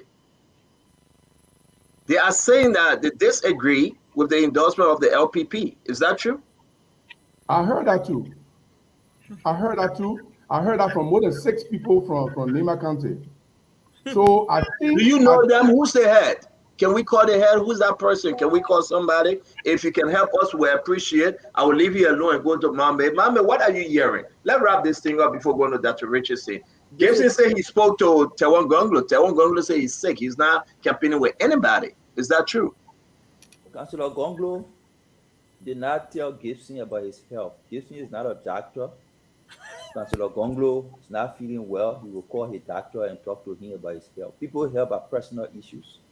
Gibson is not as close to Councillor Gonglo that he will reveal his health matter to him. Gibson is doing exactly what he said here. He's into politics for himself, his family, his friends, before the country.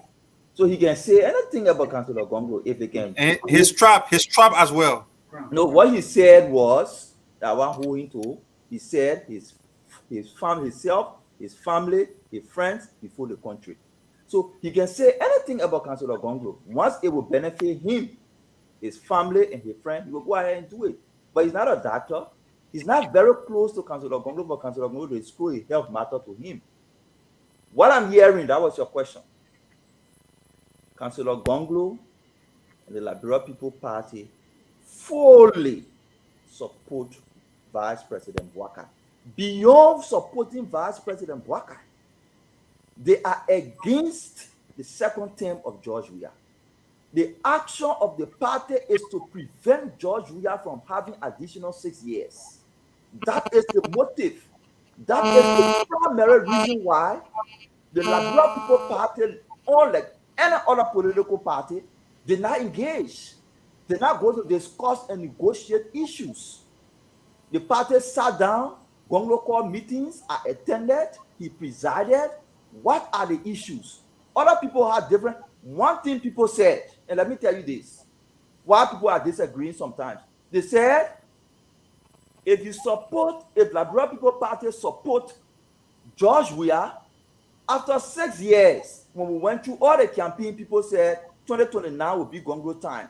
So if you support George Weah, it makes it easy for you to be president sooner. But if you support Joseph Boakai, it delays your chances of becoming president sooner. This is what Gonglo said. Gonglo said, forget about me becoming president. It is not about me. It is about the future of the country and your opinion on where the country should go. Don't put me into your decision making. Don't factor me into your decision making. Decide between George Weah and Joseph Boakai who you want us to support. Don't put me into it. So other people still having that feeling that, oh, support George Weah, so after 6 years, you can become president. The man is not selfish. He's not. He said that on record. He said, nobody in this meeting should factor me, my ambition of becoming president, into your decision on who leads the country in the next 6 years. And you were in that meeting, Mohammed. You were in that meeting, right? Casey, were you in that meeting? He was not in the meeting. He was okay. not. All right, Dr. Richardson, can you talk to us? You are honorable. Can I say something, Senton? Yeah, listen, guys. After Dr. Richardson and can I say something? Guys, I beg you.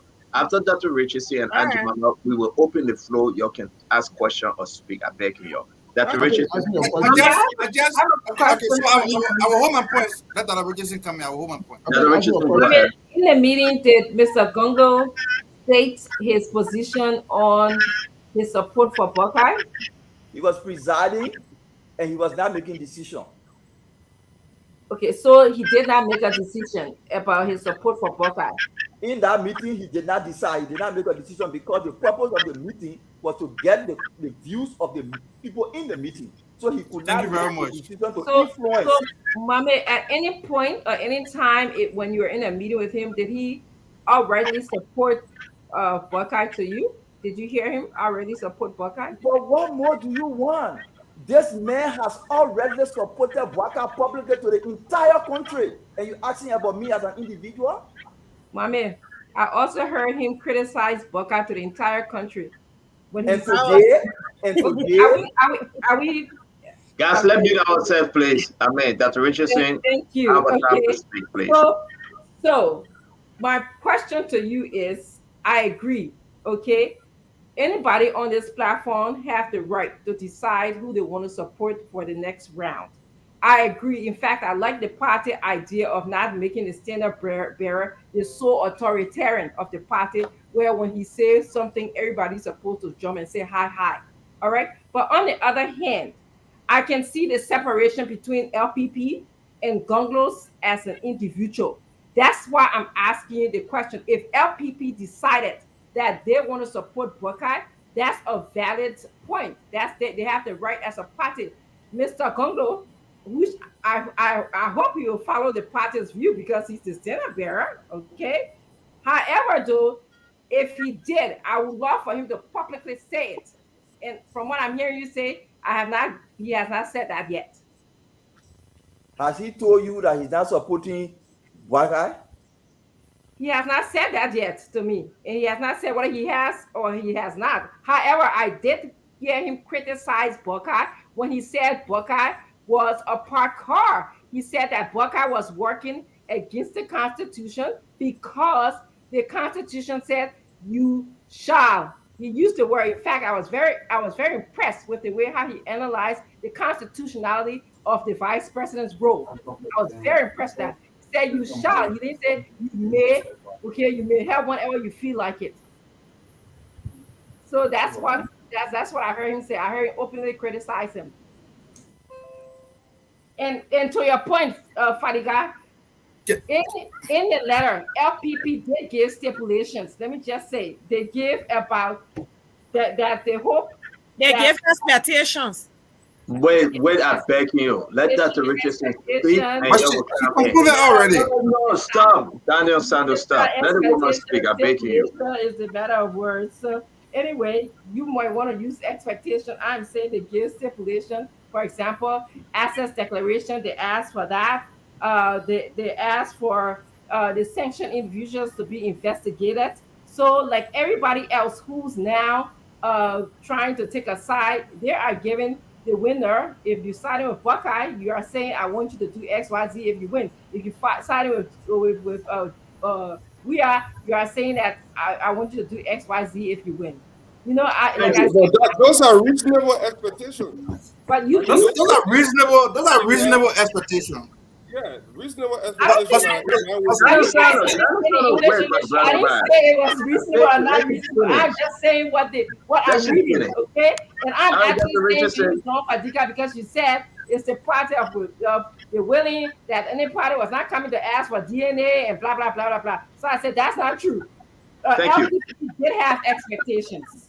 Thank you. Before let me bring in Auntie Mama, then we can open this to you guys for you to ask your question and speak because we got to move to the Boston guy endorsement.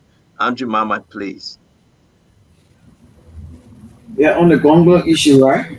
Yes. If you have anything else, because we got to move on. All I want to say is that Tiawan Gongo, I've known him for many, many years. His integrity. You cannot even pay $1 billion before I say $1 trillion for it. He's a man of his word. He stands for something. He does not sit on the fence. The way how other people, I don't want to make them famous. I'm not even going to call him me.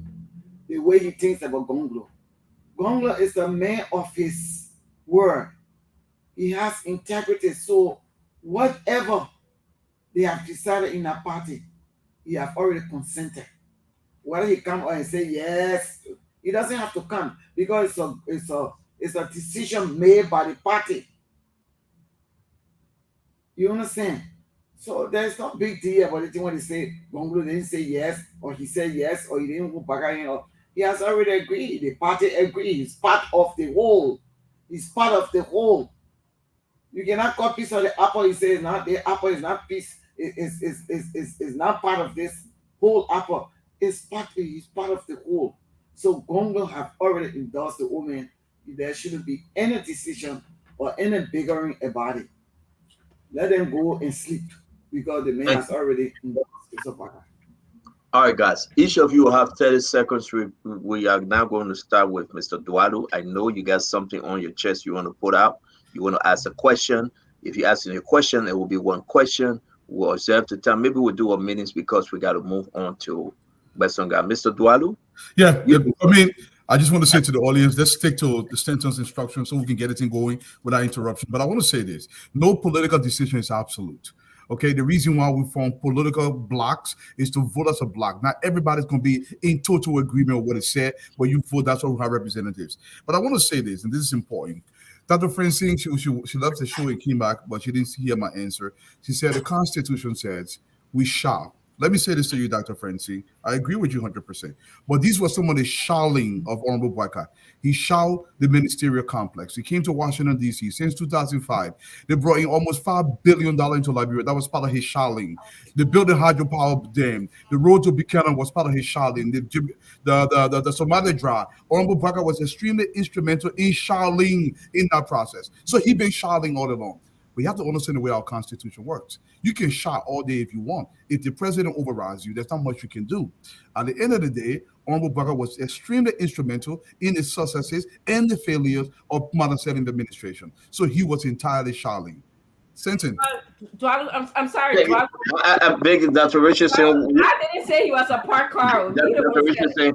I shall be a park car. That's how he was Dr. Richardson, thank you. Let me go to Don Fadiga. Don Fadiga, your 1 minute, sir.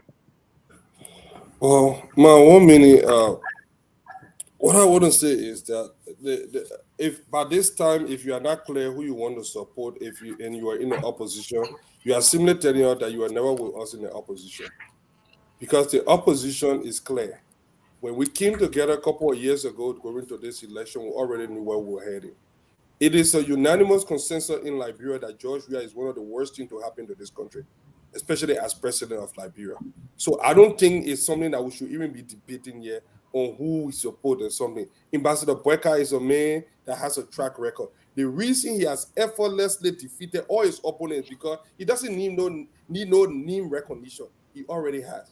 The people know him. The people trust him. The people believe in him. They feel safe in his head.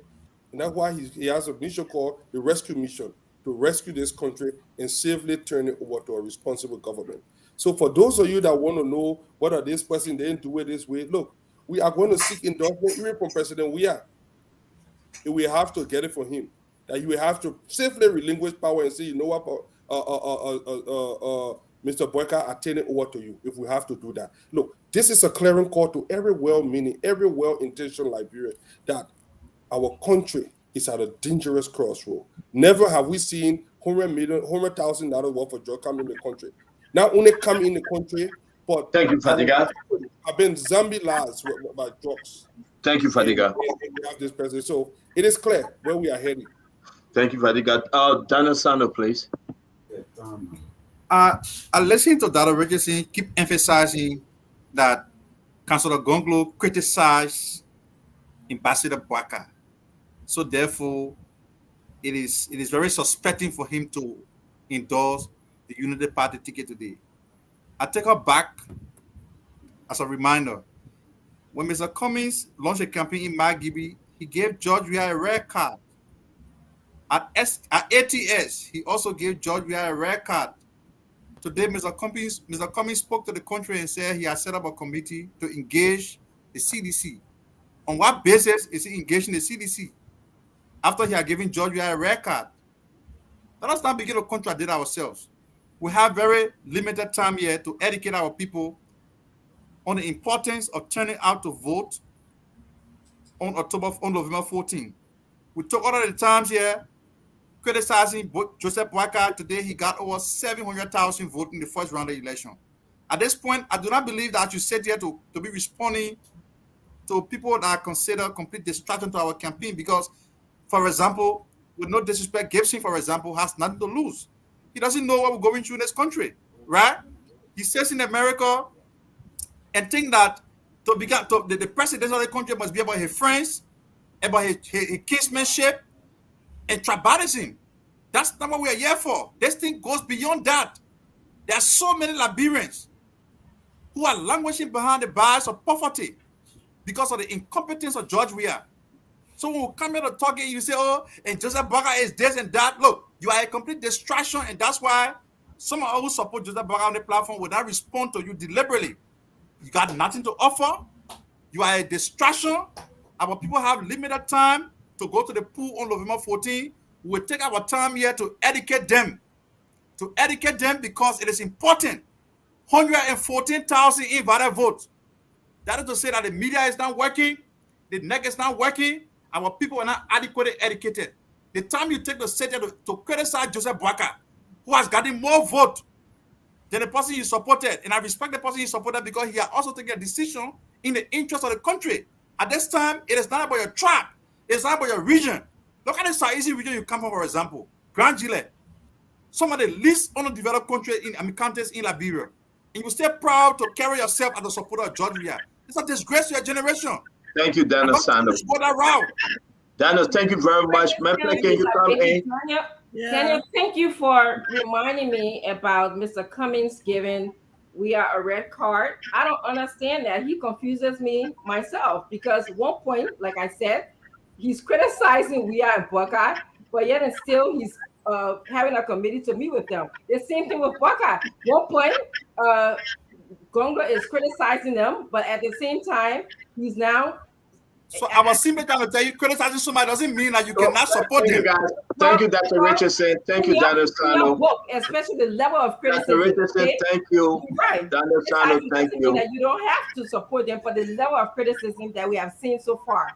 So Dr. Richardson, thank you very much. Let me go ahead to Memphis. Memphis, can you? I'm not against. Let me go ahead to Memphis, guys. I beg you. Memphis. That's all. That's all. Thank you, Dr. Richardson. Thank you. Memphis, go ahead. You have your 1 minute. Thank you, CEO. Right before I run into that, I say I'll try to bring your attention to something. You know, that other guy, that other panelist, he keeps changing position one to another. He presented a situation here. I hope and I pray for Councillor Gonglo that he's healthy.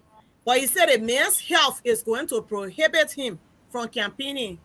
I don't wish him sickness. But he also tells us that he does not have fundamental value differences because of health. Well, I don't even believe that story. I don't hope that is the case. So if it's health issue, I cannot campaign for Joseph Boyka. It doesn't mean I have fundamental problem with him being a leader. You know, Mambe, you said something tonight, and I want our audience to listen to again. You said something very noble about Councillor Gonglo. And I want the people of Liberia and other politicians to take from it. You said in that meeting, people were saying, you know, the way we used to patronizing political leaders. 6 years from now, it will be your time. What kind of sentence could push you further? And he said, think country. Think about what you want. Look at these two leaders, put them under the microscope and forget about my ambition.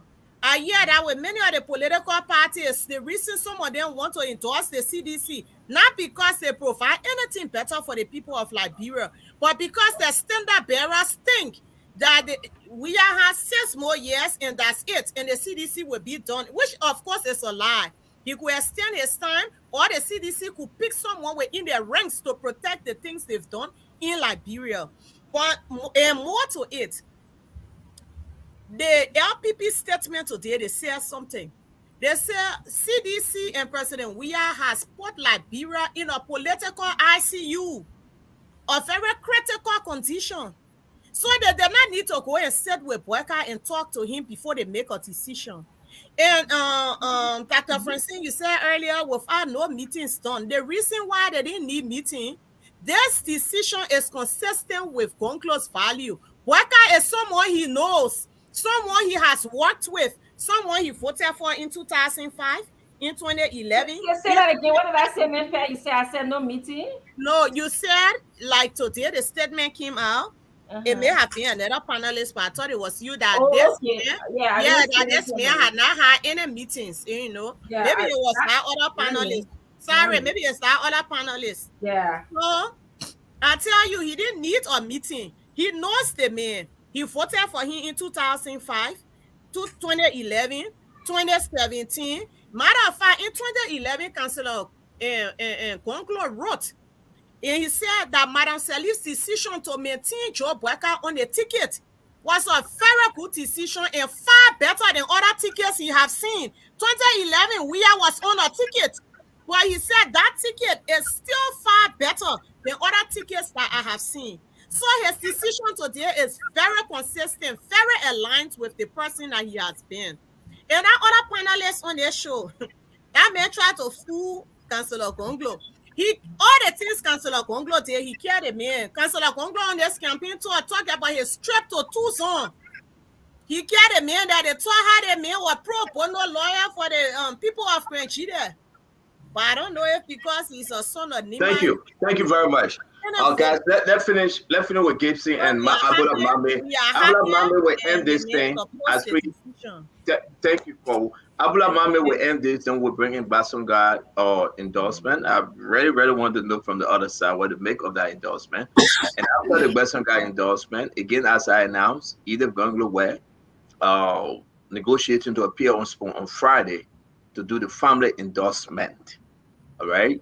One of our surrogate reached out to the network. It's not they say, that's exactly why they're asking the network to bring our on Spoon Talk to do the family, the Gonglo Wear endorsement here on Spoon Talk. Yeah, but Stenton, you can make that announcement later on. Do not interrupt me, Daniel Sano. You interrupt me again, I will leave the show, Daniel. Seriously. I just want to say you can make that announcement later on. I'm too hungry to go back and forth. I beg you to just interrupt me. I will leave the show and I will call it a day. But again, listen, that's an announcement. The people paying for the time and the services down there, I have to announce it.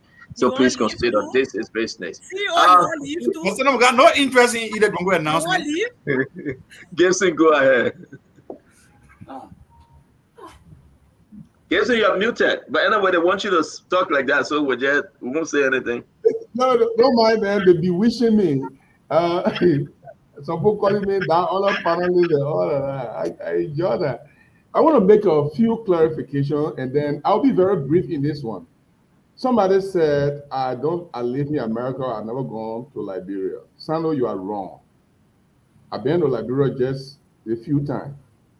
And I have investments in Liberia that employ Liberians that you have never attempted to do. I have buildings in Liberia. I have properties in Liberia. So I love Liberia and I want Liberia to survive. So I don't want people who are warmongers to be in power, for our country to be looted again, for my properties to be destroyed by those warmongers that you associate yourself with. The other thing I want to say, Mame, I have known Gonglo since 1987. He is a personal friend of mine. And I'm not an LPP partisan. I'm a Gongloist. And I'm the chairman for Gonglo International Media. I talk to him anytime, anyway we want to talk. In the night, in the morning, we talk. And I know him. I'm telling you, I'm impersonating. And let me say this to Meape. When I say Gonglo is not well, I'm not saying he got pacemaker in his chest that he depends on to live. I'm saying the man went to 320 villages and towns in Liberia campaigning. He is exhausted. His body is weak. He has to take a rest. He's not going to put his life on the line for people who he believes will not carry the country forward. Gonglo will not campaign because he's not well to go and campaign for anybody. If this thing had left to Gonglo, Councilor Gonglo, he will not endorse anybody. He will not. He will remain neutral and he will see how it plays out. But because the party took a decision and he's a party person, so he has to agree with them. That's why he went with them.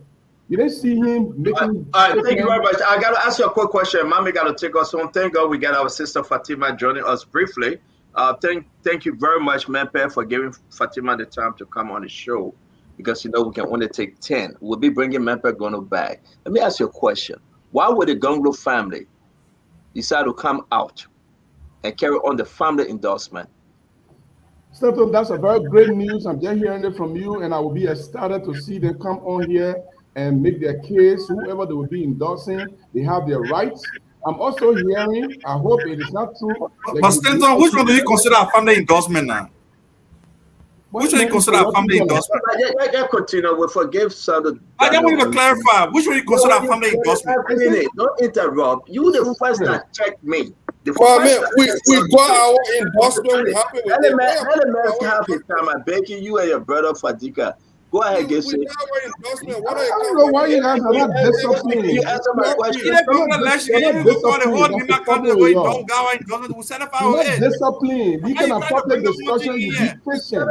You be disciplined. Okay? So if you guys continue to interrupt me, I will do that too. If you guys continue to interrupt me, I will do that too. So guys, step quiet down. I can get you a copy and you keep interrupting me, I will interrupt you too. I beg you, Mr. Sano, will not interrupt Gibson. If you want additional time, we'll yield it to you. But we want you to please respect the rules of engagement on this show. Just asking a simple question. No, you cannot ask when the man's speaking, Daniel. It's not decent. I beg you. All right, no problem. Poor boys, the broke boys, and everyone are looking for money behind JB. You don't care that you want to compare yourself with me. Can you answer my question, Gibson? Gibson, answer my question. Yeah. Let me what I want to say here is this. Look, we respect Councilor Gongo, all of us, and he's a party person. I don't know what part of the English people don't understand. Don't you answer my question now. You're going around. Will this family endorsement carry Councilor Gonglo? Is he supporting his family to endorse George Manawea, or he's not part of that family endorsement? He's not part of it. He's not part of the family endorsement? No, he's not part of it. Okay. The only thing you are telling you are just. What was the need of wasting our time here, Stanton? Hey, what are the need of wasting our time? Your way. The minute I finish talking here, go ahead, Gibson. You got 10 seconds. Look. I want to play this. He's not part of it. I'll stop right here. All right, thank you, folks. Let me hear the last. We'll allow Fatima to give us the last word. Mommy will take us home. We got to go to Bassa County endorsement. Fatima? CEO, hello to Dr. Richardson and the rest of the panelists. I just want to say thank you for having me on today. I was listening on about the endorsement of Councilor Gongolo. We are super excited. I know there are some members of the panelists here who actually spoke about, murdering people from Nimba County. But today, we are here to say that. Who said that? Who said it was murder from Nimba? I heard something. Gibson Jeru. Gibson said he was. Gibson didn't say that. He said it. I heard it. Gibson was saying Gibson said he said it. No.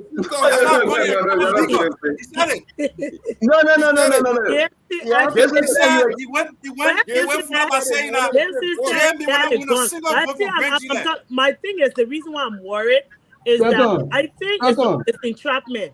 Don't worry about them. Foolish people make foolish statements. So don't worry about it. Let Fatima finish. Just finish real quick. Yeah. Then you can do Foolish people make foolish comments. So let us go ahead. I think it's an entrapment.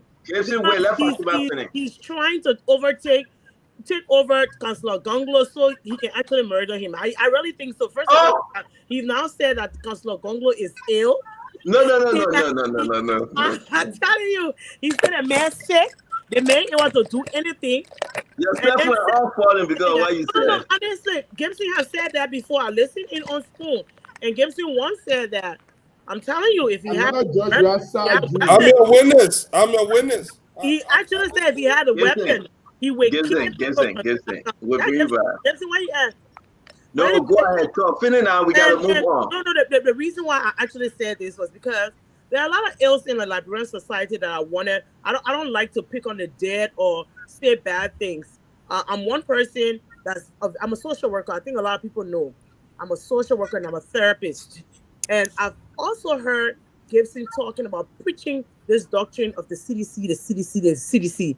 And I'm really moved because the CDC, what they've done to Liberian youth, because in Liberia, they've confused the people that they're even over 40, they consider themselves youth. I don't like to pick on the dead, but even Gibson... Well, why your cell phone shaking? Get on the computer. Gibson's late son was a victim of the CDC. Gibson who? His late son. You heard me. I didn't think I was stuttering. His late son was a victim of that very CDC that you now embrace and support. He died from a drug overdose. I mean, I just came from Liberia. Those were the news that I heard. And I'm just saying, when we come to this show, we are here to inform our people to make informed decisions for the lives of all Liberians, even including his late son. I don't want people to come here and just make this thing as a mockery. We're here to educate our people. We put the guns away. Let the Gibson start entrapping people so in the end they can create war and kill our people. I just want you to understand, Gibson. Let's educate the Liberian people. You have the right to support whatever sides you want. That's fair. Leave my knee. I've been here. You're not more dangerous than me because I say you want to kill people that bad thing. Gibson, let the woman speak. I beg you. Just say the wrong one for somebody to be flower on because my own flower can't end. You know about Thank you, Fatima. Fatima, right. thank you very much. Fatima, thank you. Guys, we move on. I'm begging you. I'm begging you, please. Fatima, please mute yourself. Okay. I'm begging you. And Abula, I'm begging my man. Today, we saw the endorsement from Western Guy, Grand Bassa County for CDC.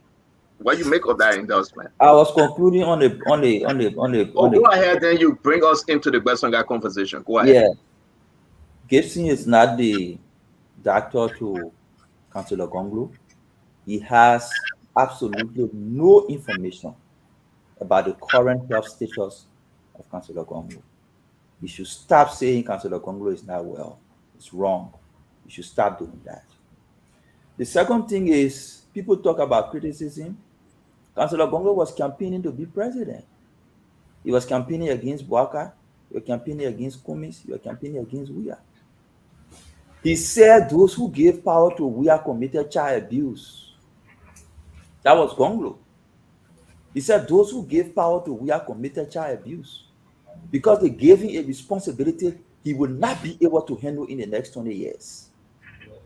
That was Gonglo. He's criticizing. He criticized Bwaka. He reached at the point where the country is at a crossroad. Either we move and further destroy it, or we protect it and create sanity. He is saying with his party, we do not want George Weah to be president. He said George Weah has taken Liberia into the RCU, and he wants somebody to come and rescue Liberia from the RCU so that we can move forward with our country. Edith Gonglo Weah is an independent politician. She has different reasons why she would not support a presidential candidate. This is not her first time saying it. When Madame Gonglo Weah arrived to Liberia to begin the campaign of Councillor Gonglo, she said it publicly that she would not support Joseph Boakai. She said it on OKFM. I can give you the recording for you to play. So what she will be saying today is not different from what she said ever since, that she would not support Joseph Boakai. There's nothing new that she will be saying. The only thing new that she will be saying is maybe how she will go about campaigning for George Weah, the different steps she will take. Maybe that's the new thing she will say. But it is clear in Nimba, it is clear in Liberia that she's not supporting Joseph Boakai. I don't know the reason. She's a person I respect. I don't know the reason behind her decision, but her decision is not a new decision that somebody you can elevate and give you talking family and this. No. Edith Gonglo Weah is aware. Gonglo is a Gonglo. He means things with his political party. She is an independent. She was supporting her brother. When she went to Liberia to support her brother, she announced that she cannot support Joseph Boakai. Clear, simple. What she will be doing in her press statement will just be reaffirming what she said 2-3 months ago. So let's stop creating a scene out of nothing. Liberia, thank you very much, my man. Endorse Vice President Boakai. Gonglo supports 100% the decision of his party to help rescue our country. Thank you very much, Mame. We appreciate the conversation on Gonglo endorsement today. Which side you find yourself, we want to say thank you very much. We're going to move on to Western Guy family. He endorsed George Manuel Weah CDC government, his former party, just to be precise. Actually, he was a sedition till he went independent. Now he's back. Then he went to campaign and support Mr. Cummings, but now he's back. A sedition. Mr. Dwalu, talk to us while we start this round. Yeah, thank you so much. Look, I want to say this up again. The Dwalu family officially endorsed Mr. Boakai. Anybody who's under the threat, your family can officially endorse whoever you want. I guess we are taking this endorsement to the point where even single family members are endorsing that. I want to say this about what's happening to the country when it comes to Western Guy family. When people in Grand Bassa County, they phone with me on. Western Guy, they got from the passport division. No, this is serious, Gibson. Don't interrupt me. Because we cannot continue to recircle people who are not catering to the needs of the Liberian people. Why the Western family? CDC, you cannot use your own people to come and re-endorse you and you claim that's something substantial. The people of Grand Bassa County, this Wesonga man, Milton Finley is his official name. He put on the name Wesonga to fool most people in Liberia. Growing up in Buchanan, he was never, the Finley family never called him Wesonga Finley. This is the little things they do. This man was a senator for 9 years, did nothing for the county. He went to the passport division and has heard reports that these guys were selling our passports. He goes back to Grand Bassa County. This is the man you want to give credibility to about his endorsement. If you are on this thread, let your family endorse Honorable Boycott and see if that's news. The personal issues between Jeremiah Kuhn and Ida Gungaware cannot be brought into our political space and people make a molehill out of a mountain. This is ridiculous. At the end of the day, Wesonga can re-endorse, Josiah can re-endorse, defeated Akaras Gray can re-endorse. That means nothing. But we will take a giant, a cotton tree like Honorable Gunglo to endorse this party. The upcoming endorsement from ARCO and everybody else in the country. This is where it counts. Not these little people re-endorsing themselves. Stanton, I'll give it back to you. You call Wesonga endorsement or little man endorsement? Seriously? It's re-endorsement of the party that he's already belonging to. It's re-endorsing the party. He's already seen I just want to elevate this a little bit, Mr. Dualu. It's not personal. I know you're from Grand Bassa. I'm from all the side of the river, Dualu. But I will say this to you. He just won bigly. He just won. You missed my point, Stanton. I said the people of Grand Bassa County should not be giving this man the kind of credibility they are giving him because he sold our passports. There are reports. It's not about being little endorsement. He already belongs to the CDC. They are re-endorsing. This is little. Find somebody new who did not endorse. You expected this, Dualu? You expected this? Well, I not expect it should have happened because he already belonged to the party. So there was nothing new. It's my point. Okay, thank you very much. Let me bring this down to Sando. Daniel, that's you right in Buchanan. Your hometown. Talk to us, my brother. Stanton, on the Wesonga issue, as I speak to you, we are on this platform. I sent you a message I got from Bassa. I think you can read that message. People are now calling on the rural radio stations in Bassa, the talk shows, to express disgust in his unilateral action. But as a strategist, what I want to say is that we do respect Mr. Wesonga's decision to endorse whosoever he so desire. Long before he decided to endorse Mr. Weah yesterday or today, the campaign of the rescue mission has begun to take credible actions and steps to minimize any impact that Wesonga will cause us in the second round of the elections. We know Wesonga. Anybody who has followed Milton Finley will tell you that his politics is I, me, and myself.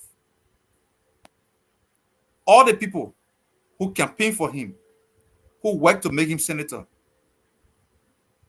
are working with Rescue Mother right now in Grand Bassa County. They had two meetings.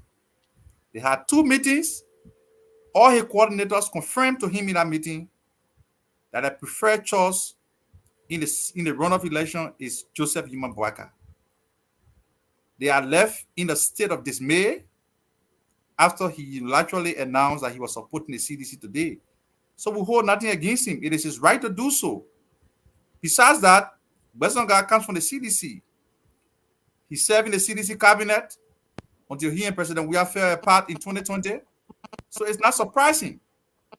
But what is noteworthy here is that anybody who will open the corridor for the children of Israel to suffer another 6 years under the hands of Pharaoh will also face the wrath of the people.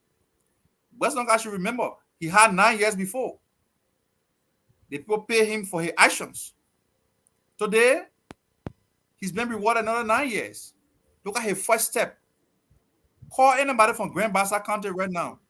The people are calling the radio station complaining that they are not happy with him.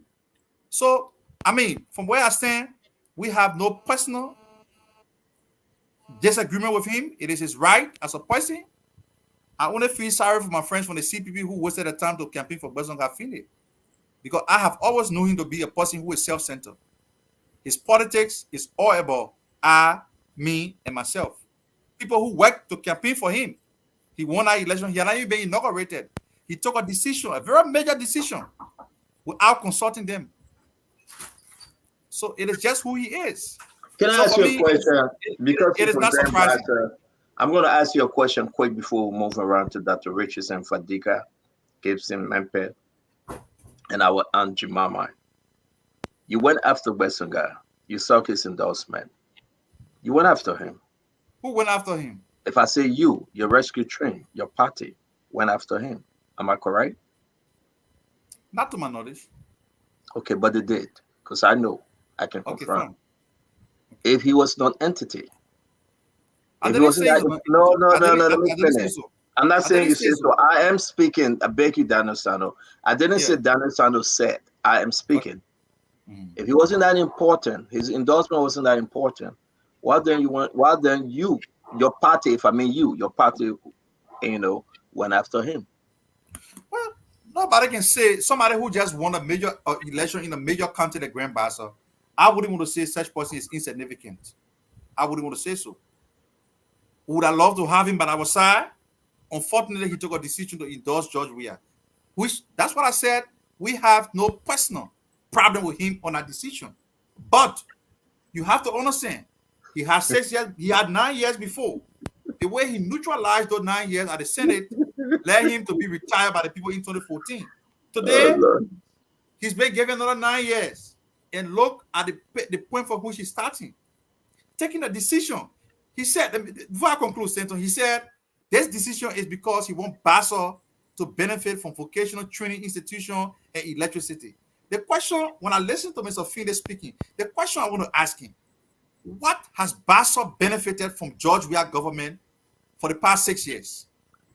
Okay, thank you. I'm coming. You finish answering my question. We got to go to the other part. Individual here that have not spoken, though. Can't leave it hanging, Senator. Let me conclude my thought. Right?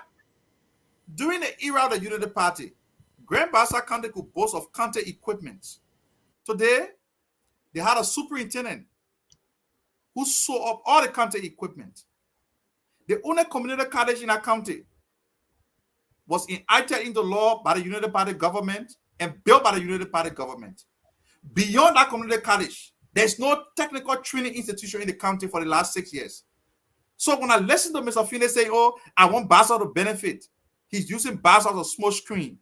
That decision to support George Weah is clearly a self-seeking decision that does not encapsulate the vision for Grand Bassa County. But from a political standpoint, we hold nothing personal against Mr. Finde for his decision. He's made elected by the people of Grand Bassa County. He has 9 years to his credit. The way he worked with the people in those 9 years will determine whether he'll be re-elected or whatever will happen to him. But I just want to remind him, he had 9 years before. He was booted out in 2014 for the way he mismanaged the 9 years. So if I was in a position, he has to proceed with caution. Such decision requires consultation. He didn't consult with anybody. And that's why his entire team is now rallying around the rescue mission in Grand Bassa County. All right, thank you very much. Let me bring in Gibson. I'll go to Mempe. I think if I hear rightly, I think I will be bringing Delon in. I do believe. But let me bring in Gibson first. Yes, let me announce that after Gibson, I will have to call. Listen to more than 10 times. I just want to beg you, guys. No way. I beg you, please listen to me. No, Fadiga, don't do this. Fadiga, you all rescue people. I'm the only person different. Fadiga, don't do this. Guys, Daniel, stop, my man. We just opened a new conversation in that Besson guy. The first person that spoke on it was Mambe, Mr. Duadu, Daniel Sando. I'll be counting anything on it. I'll be counting. Please, I'm begging you. I just want to say something real quick. Guys, please listen to me, please. After Gibson, I'm going to call Delon. He wants to address some issues. So please, I beg you, allow me, please. As a matter of fact, Gibson, let me pause you because DeLon is on the phone. We'll come back to you after Senator DeLon, please. Are you ready? All right. So after Senator DeLon, we will talk to Gibson. I see my brother Prince Maxwell in his back. We'll bring him too. But let's Senator DeLon, welcome to the show, please. Thank you, Stefan. And let me say good evening to your panelists there. Thank you. Go ahead, sir. Yeah, as a son of this county, Bassa County, I think it's important for us to speak to the issue being discussed regarding the endorsement of Western Gas Finley of the CDC ticket. Look, we are in a democracy. People have the right to choose or take a side, and Western Gas has done so. We don't see, and we respect that. We don't see how it affects our campaign for the runoff and the work that we are doing in this county. I want you to understand something, Santa, and your fellow panelists. Western Gas endorsed the CTP ticket in the first ballot, during the first ballot. That endorsement did not earn us the CTP ticket, the vote. The people who voted for Western Gas in the county voted for him sometimes out of sympathy. He been on a job for so long, son of the county. They thought they should give him this job that he's been craving for. He had lost it 2 times. But his endorsement of the CTP ticket did not give CTP votes. Western Gas got about, I think, 40,000 to 50,000 votes. And the CTP that he was campaigning for, or he said he endorsed in this county, got about 2,000 to 3,000 votes. So to make Western Gas endorsement of George Weah a very big deal, as if to say he's going to be a huge influence to the vote here, I think it's a huge miscalculation. And if you have your reporters in Bassa County, call them and let us feel the impulse of the people. The people here are angry. The people are not happy. Majority of the people who thought they were voting for Western Gas to make a difference. When George Weah came to this county, Bassa County, President Weah insisted and told the chiefs and elders of this country that he will fight Western Gas to nothing, that Western Gas will be nothing. And it is that kind of comment from President Weah that ends some of the sympathy that Western Gas got for which he was re-elected as senator here, not because he got an influence to wield this county and the votes. If he had it, the CPD votes would have shown that. I wanted to make this very point so that you don't think that Western Gas endorsement. Had he endorsed us, we will welcome it. I've been speaking to Western Gas. I made it clear on sport. So I'm not going to say that it's, because he had endorsed George Weah, so it means he's practically nothing. But to make it look like he's coming to bring this whole country to George Weah, no. Western Gas got elected because of sympathy. He did on a job. He lost it 2 times. The sons and daughters of this country thought they should just re-employ him because he's been craving for this. When the president of the country comes to fight you in your own country, you can gain some sympathy from your own people. But for him to come here and say, oh, I am bringing George Weah here, or I came here, I brought Cummings and Charlene here, you vote for them because my name is Western Gas, the vote did not show it. So we just wanted to make this point clear so that you don't think Western Gas endorsement of George Weah is a big deal here in the runoff. Again, Abraham Darizado, Senator Maserado County, we say thank you for your input and thank you for following Spoon. Thank you very much, sir. Thank you, my friend. Thank you. Yes, sir. All right, guys. So now we go to Gibson. Again, a sedition. Want to speak on this Western Gas endorsement. We have to give everybody the fair chance. It's not Gibson, though. Somebody will be caught in 2. We'll go to Gibson. After Gibson, we'll go to my brother, Don Fadika. Welcome to the show, Prince Maxwell. Talk to us, Gibson. Thank you very much, Stanton. And I want to say thanks to Western Gas Finley for that brilliant decision. I don't know how some people say Western Gas is an insignificant individual. I don't know how you can say that. And hey, it was a political strategy. George Weah did that so that Western Gas can have the attention of the people. That was a political strategy, and that's how he won. But hey, let me just say this to all of you. George Weah won Bassa County. I don't know how DeLong can even process that information. George, we are one. Hold on 1 minute. Hold on 1 minute. We got a bad feedback. Okay, I think it was from Angie Mama. Go ahead. They will fix it George, up. we are one Grand Bassa County. I don't know how much I can sing that in the heads of people like Stando and DeLong. George, we are one Grand Bassa County. DeLong, you sat there, George, we are one Grand Bassa County. Nobody can get sat there, George, we are one Bassa County. Steve Zago sat there, George, we are one Bassa County. All the people, they want Grand Bassa County. You come here and pretend like Georgia is not significant in the county. Georgia will win Bassa County again because they can see through your. They can see through your. You're not mean well for that county. You're not mean well. So, I'm so excited that, Finlay is back. The fact that he was there before and they voted him again shows that they have confidence in him still. That's what it means. That's the message I'm getting out there. They have confidence in him. They decided to restore him because with this real quick, I gotta go because we're against this thing. I gotta bring the other guys. I gotta be fair here. With this endorsement, you think will it take Joshua over the top? Yes. Because yes, stand on. George, we will beat Joseph Parker in Grand Bassa and add more numbers to it. What's happening at home, man? They are crying in their heart, but they don't want to tell you. Thank you very much, Gaten. Thank you very much. Again, let me bring in Don Fadiga. Fadiga, you heard from our brother, the Senator Darius DeLong. Well, it's true. What he said, part of it is true. Commies didn't win Grand Bassa County, though he was endorsed by Besonga family. But at least, on the contrary, George Mano won. Besonga finally in the first round. So talk to us, Fadiga. Well, before I talk to us, I got one question to ask you. Who do you support in this election?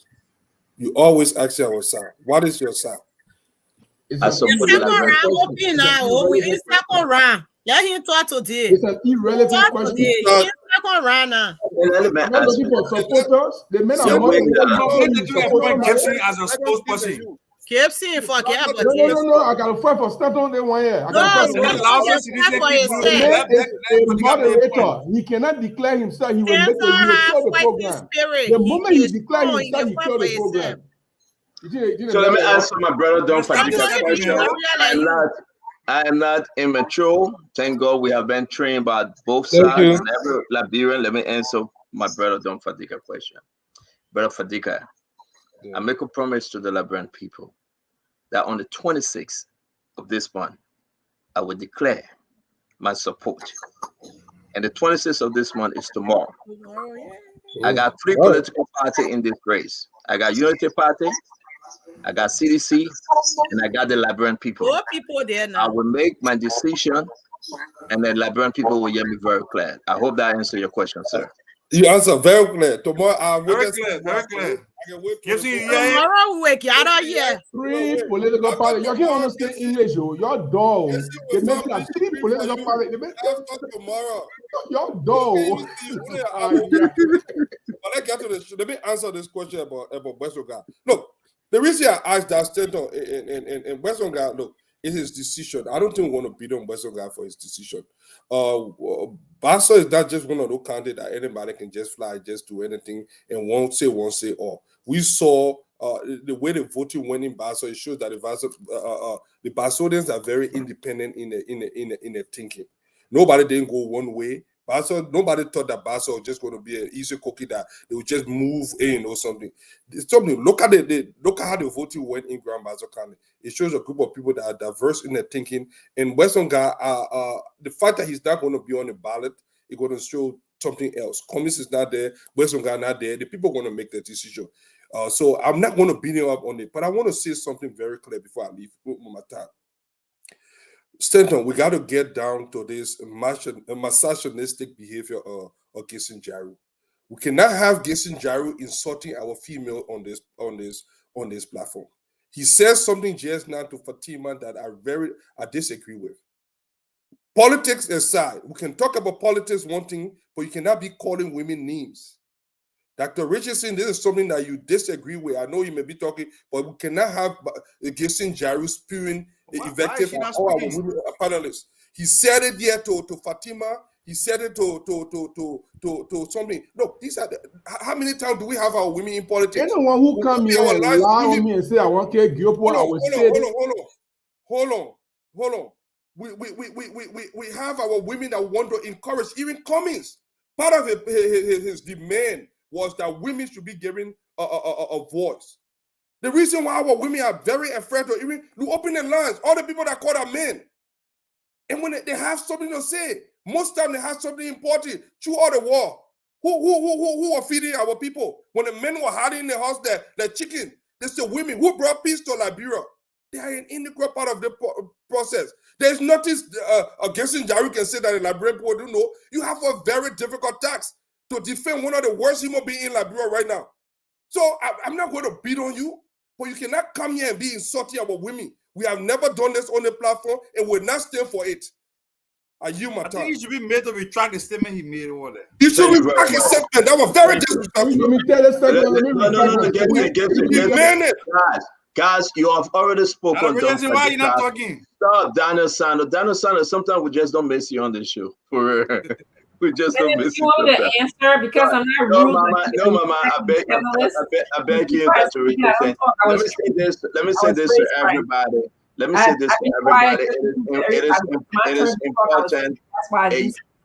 Yes, ma'am. You are quite correct. But let me say this to everybody, please. We are doing so well. You make a very salient point, Don Fadiga. The conversation on the floor is Bessenga friendly. When we are given our last 2 minutes, we can address other issues. I will ask everyone, please. We will not go into that till the last round. We got to go to the phone line. Let's talk about this Bessenga friendly endorsement.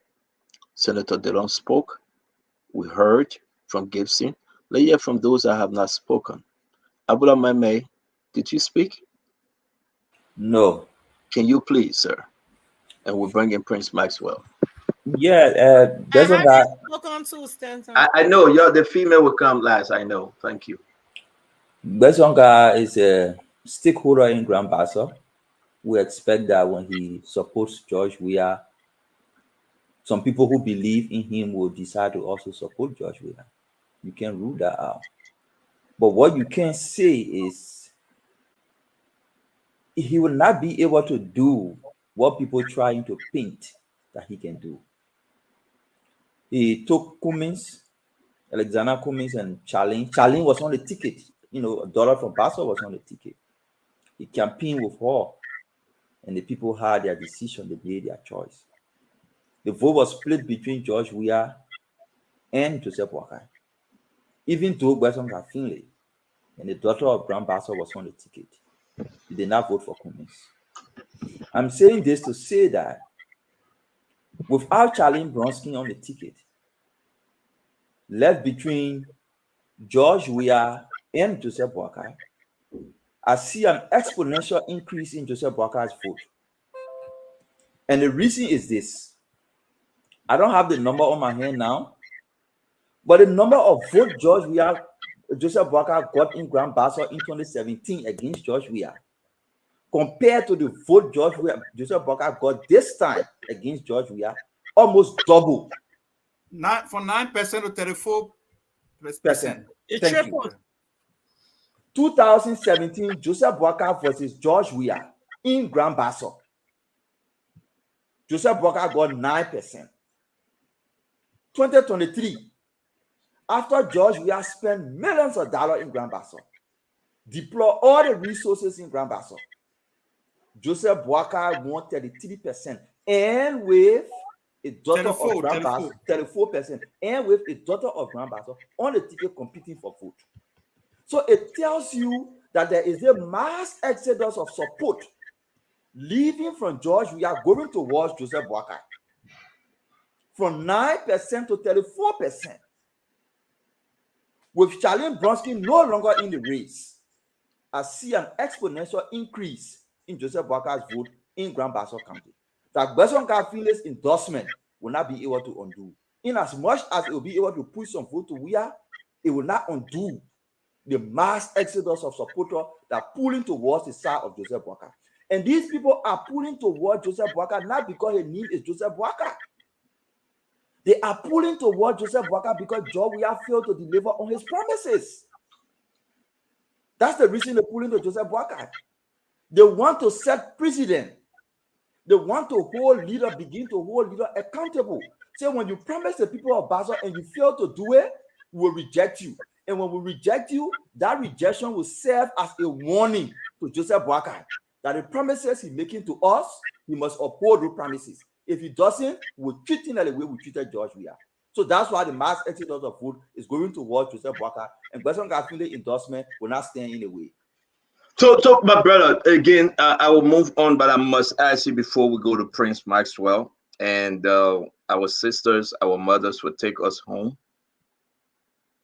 If you add the vote that Mr. Cummings received to Joseph Yema Boakai, George Weah still beat Joseph Yema Boakai.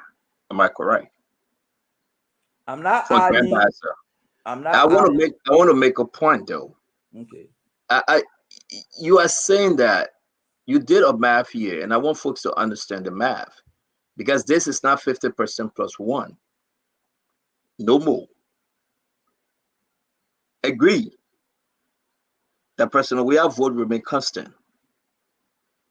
You add Mr. Cummings' vote to JMB, whether the endorsement of Western got or not, President Weah stay on top. So the little bit, because from the beginning of your conversation, you said Western guy is a household name. He will bring some people with him. So don't you think this is a dangerous path for UP? Now that they missed Western guy, it slipped from in their hand. And that little people, what of 10, 15, 20, it will be added to Josh Weah. How can they redeem themselves to pass that 6,000, that 8,005, that extra that is coming from Western guy? I hope I'm making sense. I'm not taking Western guy's side. I'm just want to be very fair and objective with the scenario out there. Mame, I'll give you 30 seconds before we go to Prince. I did not disagree with you. The United Party's winning metrics is not necessarily to win Grand Bassa County. The winning metrics for United Party is not necessarily to win Grand Bassa County. Joe, we already won Bassa County in the first round. What we're trying to do with the United Party is to increase our margin in Grand Bassa County. Oh, so you support the United Party? That what you say what we're trying to do? Oh, yes. Oh, I didn't know. Oh, I'm sorry. Hey, man. I'm sorry. You didn't hear me congratulate him? No. As folks, I didn't know. Oh, again, congratulations, 30 seconds to clarify your doubts, Tento. They say hair brace in the beer brace. Let Mama finish, please. So the winning metrics, our winning metrics is not contingent on winning the entire Grand Bassa County. So we have already won Grand Bassa County. What we are telling you is there is a progression in our number from 9% to 34%. And we are saying we're now increasing that percentage because Charlie will not be in the race. So we only want to increase our percentage. If we win, that's fine. But we have other counties where we won, and we only want to double our winning chances in those counties. So there are different winning metrics we have, and winning Grand Bassa is not the factor that will make Joseph Boakai to not be president. So thank you very much. We appreciate him. What we are saying is his endorsement will not stop us from increasing our percentage as we go. I hope, Mama, to tell you the truth, I hope you guys can stabilize this thing. You making a lot of reasonable sense. And if we look at the math, we look at the metrics, I think something is coming home. I appreciate every one of you guys. Gibson is not a match. Gibson just talk. But you guys are doing extremely well in containing Gibson and selling your candidate. Folks, let me wrap this thing up with your own 2-minute closing as we move on. I'm backing you. I'm going to give Prince Maxwell the time. We'll go to Dr. Richardson, Aunt Jemima, and Mr. Dualu will take us home. Sorry, our sister Mepe didn't speak. We'll come to her. Prince Maxwell, please. Good to see you back. Guys, I've been following in the background all these few days. I've been off the network, and I've appreciated the conversation and holding the foot, basically. But let me just speak to the issue of Senator Bazanga Finley elect. I would say this. I think Senator Finley's decision is a smart political decision. That's a smart personal political decision he's making. I don't think the numbers, as my colleague here, Ambola, throwing around. Go ahead. Throwing around Bazanga Finley matters. I don't think that's what matters. Bazanga has never been the individual who has always been concerned about numbers. Bazanga has been very instrumental and very savvy when it comes to the House of Senate. That's where he works his magic. That's where he does his thing.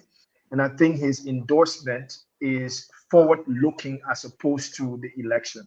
I think he's trying to get himself prepared for a fight in the Senate to reclaim his positions and to re-establish and reinsert himself where he would be in the Senate. I don't think Ambulai calculation of numbers increasing or numbers decreasing matters to Bazanga Finley at this point. We should also be very cognizant of the fact that Bazanga is not a first timer in Bassa. He understands the Bassa psychology, he understands the Bassa tradition, he understands the Bassa culture. Yes, he has had mishaps and he has been punished for that. I'm sure he's learned his lesson and he's now to wiggle his way in and out of the Bassa mentality and the people's perception of how he should go forward. To the point of Daniel, I don't think the people are calling on the radio stations to blast him, and we should be very careful here, painting everybody with one brush. This is a multi-party system. Everybody. You just said Daniel lie? No, I'm saying calling the radio station, everybody. Yeah. Other people that are calling the radio station blasting. No, what I'm saying to you is, Daniel, people are calling the radio station blasting, and people are calling the radio station since I'm praising him. That is only saying one side of the story. I've lived in Grand Bassa. I'm from Grand Bassa. I lived in Grand Bassa. I went to school in Grand Bassa. I got my ears on the ground in Grand Bassa. I got family in Grand Bassa. Are you listening now? I just called my family in Grand Bassa, my brother. I just spoke to them. So it's a two-way street. Some people are angry and some people are sad about it, and some people are happy about the idea. But the point I'm trying to make to you here, it is not about numbers of this election. It's about Bazanga looking forward and trying to reshape and reestablish himself as a major political player in Liberia. And indeed, he is a major political player in Liberia. That's what I say. If you look at his track record. Thank you very much, my brother Prince Mike. So listen, man, don't you go away, man. Trust me, not because that the Motoba got 0.00%, so you're going to come and just no. Don't do that. Unless you want me to speak on our negotiation secrets. So, but I'm not here to share that right now. We are spoken secretly. I know you're eager to hear it. No, I want to say congrats. Congrats now. You are supporting CDC. I want to say congrats to you. No. I mean, that's a slippery slope. That's a slippery slope. You told me right now. It's a slippery slope. We got the information. That's a slippery slope. You don't get no information. There's no information you have. Richardson, go ahead. There's no information, man. Everything is watertight here. For the respect of Honorable Jemima, can she speak first, and then I'll go after her, and then if Mepe wants to go, because yes, ma'am. Go ahead. Go ahead, Aunt Jemima. Aunt Jemima, you're muted. Mr. Yekezi, can you bring in Aunt Jemima? Mepe, you want to go? Well, we'll wait for Aunt Jemima mic to be connected. No go ahead, Mepe. Yeah, no problem. I would just like to say that Honorable Finley has the right to endorse, and whoever he chose to endorse, he did it today. That's his right, and we respect that. One thing that consistently I've heard about his endorsement, whether it's from a critic like Daniel Sano or a supporter of Prince Maxwell, is that he acted for self. But we are on this platform speaking for people who act for country before they act for self. So it's okay. I was going to say similar to what Senator Dillon said. I look at the numbers. I look at, you see, senatorial and presidential elections are different. We look at the numbers and we see that he supported the CPP. his support, his personal support, did not translate to the CPP. But what they say we do know is that wherever votes the CPP got in Bassa, wherever votes Councillor Gonglo and the Lino and all of those people got in Bassa, those votes are already one step towards the opposition. They fell in the opposition block. So, like Mame said, we are going to aggressively fight to grab them and keep them within the opposition block, even though we would have preferred the endorsement of Honorable Finlay because his vote was opposition vote from what we believe. But that's a lost opposition vote. We are going to try to increase our margin there. But I want us to note something. The people of Bassa who now historically vote homogeneously. I think the most popular person being voted for in recent time was Councillor Bronskin, peace upon him, and he got 50.2%. President Weah himself have been having good votes in Bassa. But the Unity Party, we're looking at progress. Even when you go to school, they talk about your effort school. The Unity Party leaving 9%, going to a high double digit as 34%. That is a huge increase. And we have revisited our strategy and said, listen, we believe that if the rescue mother was spending more time there, we probably would have hit 40,000, 50,000. So now she has gone there. And why a student's endorsement came into there from Bassa, I also want us to know that Honorable Yomblis Kanga Lawrence is working the entire Bassa belt. Today in Mangibi, she received on behalf of the rescue mission couple of endorsements from candidates who had thousands of votes, second, fourth place, namely Joseph Yapuya, Mr. Second place, Senator Kennedy. Yes. Yapuya. Yes, and Rachel Sagboli. Those people command huge following. So she's going beyond Bassa. She's hitting into Mangibi. She's working the Bassa belt. And I can tell you, astronomically, she's going to increase our votes in that area. As Mame said, they may be in a little lead, but we are closing in on that lead while we expand our lead in other areas. So we want to tell her thank you for the work she is doing. 3 major endorsements today. While CDC collected 1, she collected 3 major endorsements. Let me tell you something about the endorsement of people who lose election. For say someone who won election, who might be saying, what can this party offer me now? Now that I have won, what do I need? Those who lost the election, they don't have jobs. Technically, they are putting their sweat, their everything into ensuring that we are successful, so they too are incorporated. So she caught 3 big fish today. Sagbody, Robertson, Joshua, those are senatorial candidates who did well in their area. She's working the Bassa belt. Our numbers are going to increase.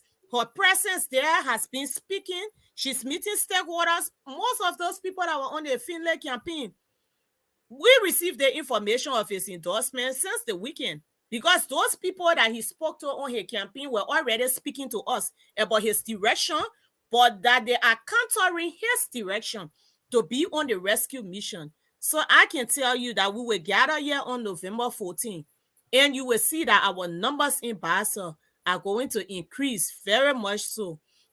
So I just want to say thank you to the rescue mother, Levi and Demi, all of those in Grand Bassa County who are working. They were working beyond Bassa. They were entering River Cells. The rescue mother received major endorsements in Mangibi today. And we applaud her for her efforts. And we know that the Bassa votes are going to increase come November 14. Thank you, CEO. Thank you very much. Let's go to Angie Mama. Angie Mama, can you hear us now? Yekezi, can you work on Angie Mama phone, please? She's not hearing us. Okay, I'll go ahead until they work. Yeah, we are not hearing Angie Mama. You know, Fadiga, I want to just tell you thank you so much for calling out Gibson Jiru when he spoke negatively about Fatima. And yesterday, I noticed that he did the same thing as well to Bepe. So I will actually we appreciate you if you take your words back. Let's stick to the issues here. The same thing you did too, when you were speaking about Honorable Jemama, you are not sticking to the issues. You are throwing in, different curveballs for her to, focus on her personal issues as opposed to the issues that are at hand. Were you speaking to me? No. He answered me. You can see I was talking to. Go ahead. So Fadiga, take 10 seconds. Well, can I finish? And then maybe No. I beg you. Dr. Richardson, 1 minute. I beg you, Gibson. I'm going to put you in the back for a second. Bring Angie Mama on. Then I will bring you on after she speak, please. Yes, because yes. we can only take 10. Go ahead. Please. All right. So you can see, bring Angie Mama on. And Go to ahead. continue, I want to talk about this politics of endorsement. Okay. On this show, I respect all of your views. I respect your politics of endorsing whoever you want to endorse. But I think that I would appreciate if you respect the Liberian people position of neutrality. Okay. When you are neutral, it doesn't mean that you don't love Liberia or you don't hate Liberia.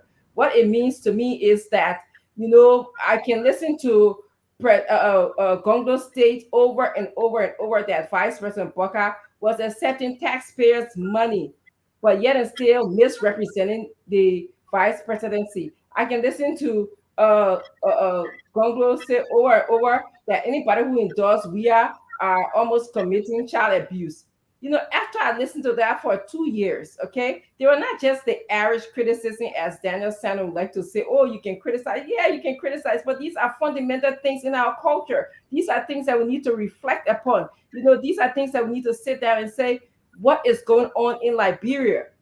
So when I come here and I don't, endorse someone, it doesn't mean that I don't love Liberia as you guys are portraying it to seem. What it means, like, two of the people that are running, I don't think they can fix Liberia.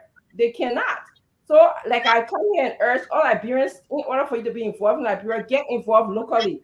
Contact your local leaders, because the people in Monrovia who go to Capitol Hill, they don't even know what's going on in Puerto Nima County. They don't even know what's going on there. So get involved locally with the villagers, talk to the people, see what kind of school system they have, see what kind of drinking water they need, see what kind of cooperation that you can establish with them. And then if you want to go to the bigger things that affect the policy making or the laws of the country, then you can get involved with government. And that's what I have to say. Thank you.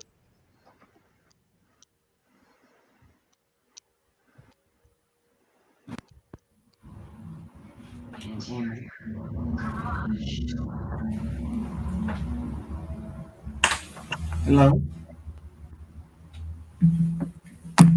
Can you hear me? Yeah, we can hear you. Can you hear us? Yeah. Actually, CEO, Western God endorsement. I don't think Unity Party should give it any credence. They have made some false promises to him, like usual. I know CDC. They will promise you'll be a speaker, you'll be this, you'll be that. After you have agreed to do what you have promised to do for them, they will let you down. That is to say, when Ellis Dallas went over the promising this and promising that, they didn't fulfill the promises.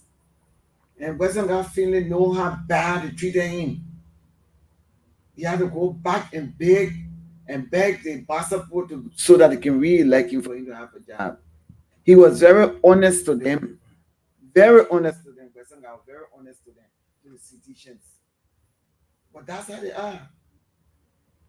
If people don't keep promises, they are not people of the world. They are not honest. They don't believe in transparency. They don't have the wisdom to make simple decisions. So I just feel sorry for Western God that he's such a sincere and pleasant person to have gone back to CDC and to endorse them. I'm really taken aback. So I don't want to give it that much credence because I know the people in CDC what it made of.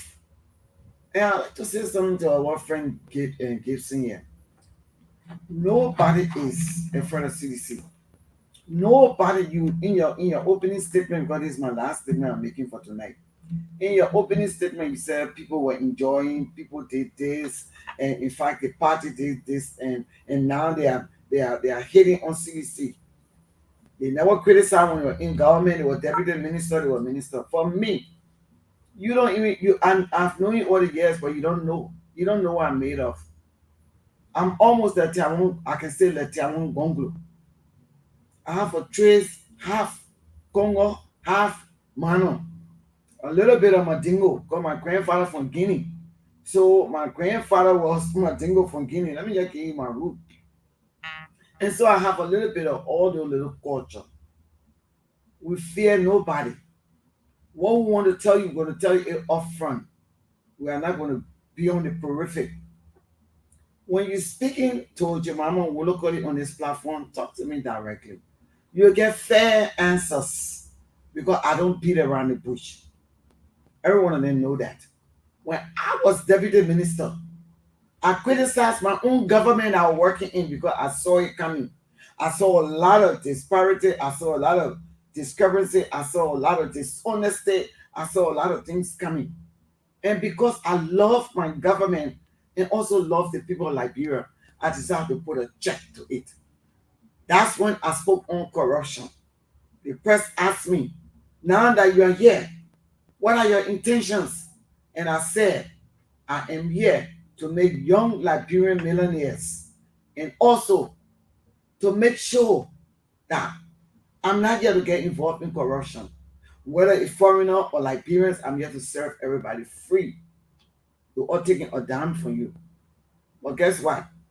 My boss, Winston Tapet, then went and reported me to the president and told him that I insulted him. I said that he was corrupt.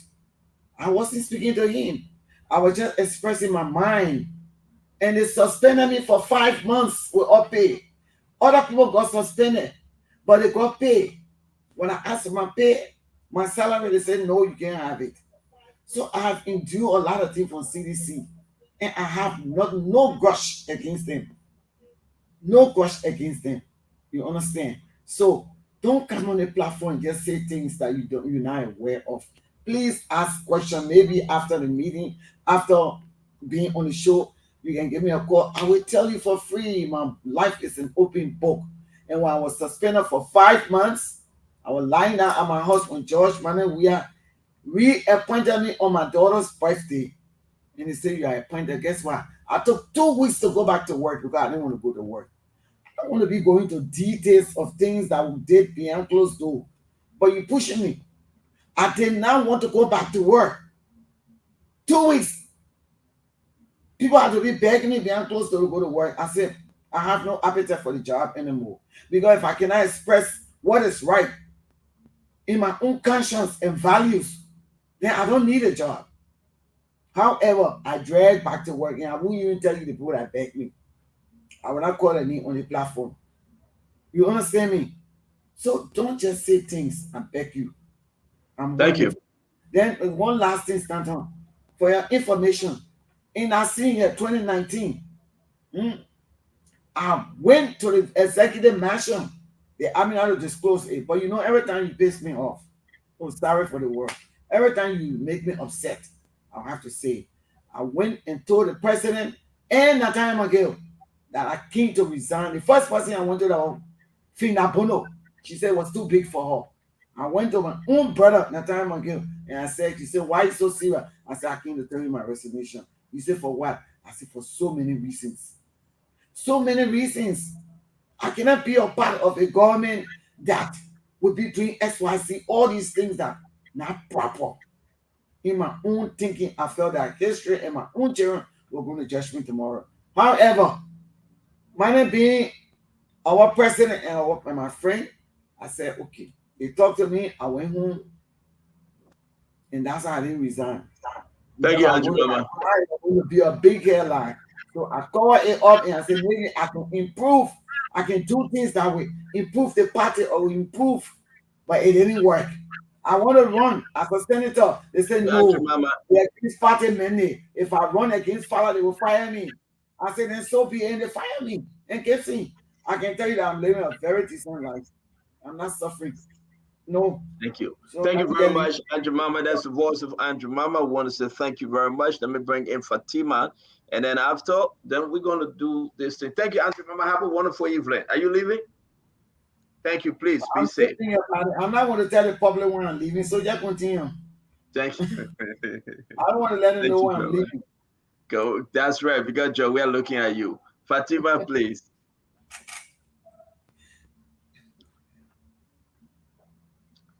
Fatima, we're not hearing you.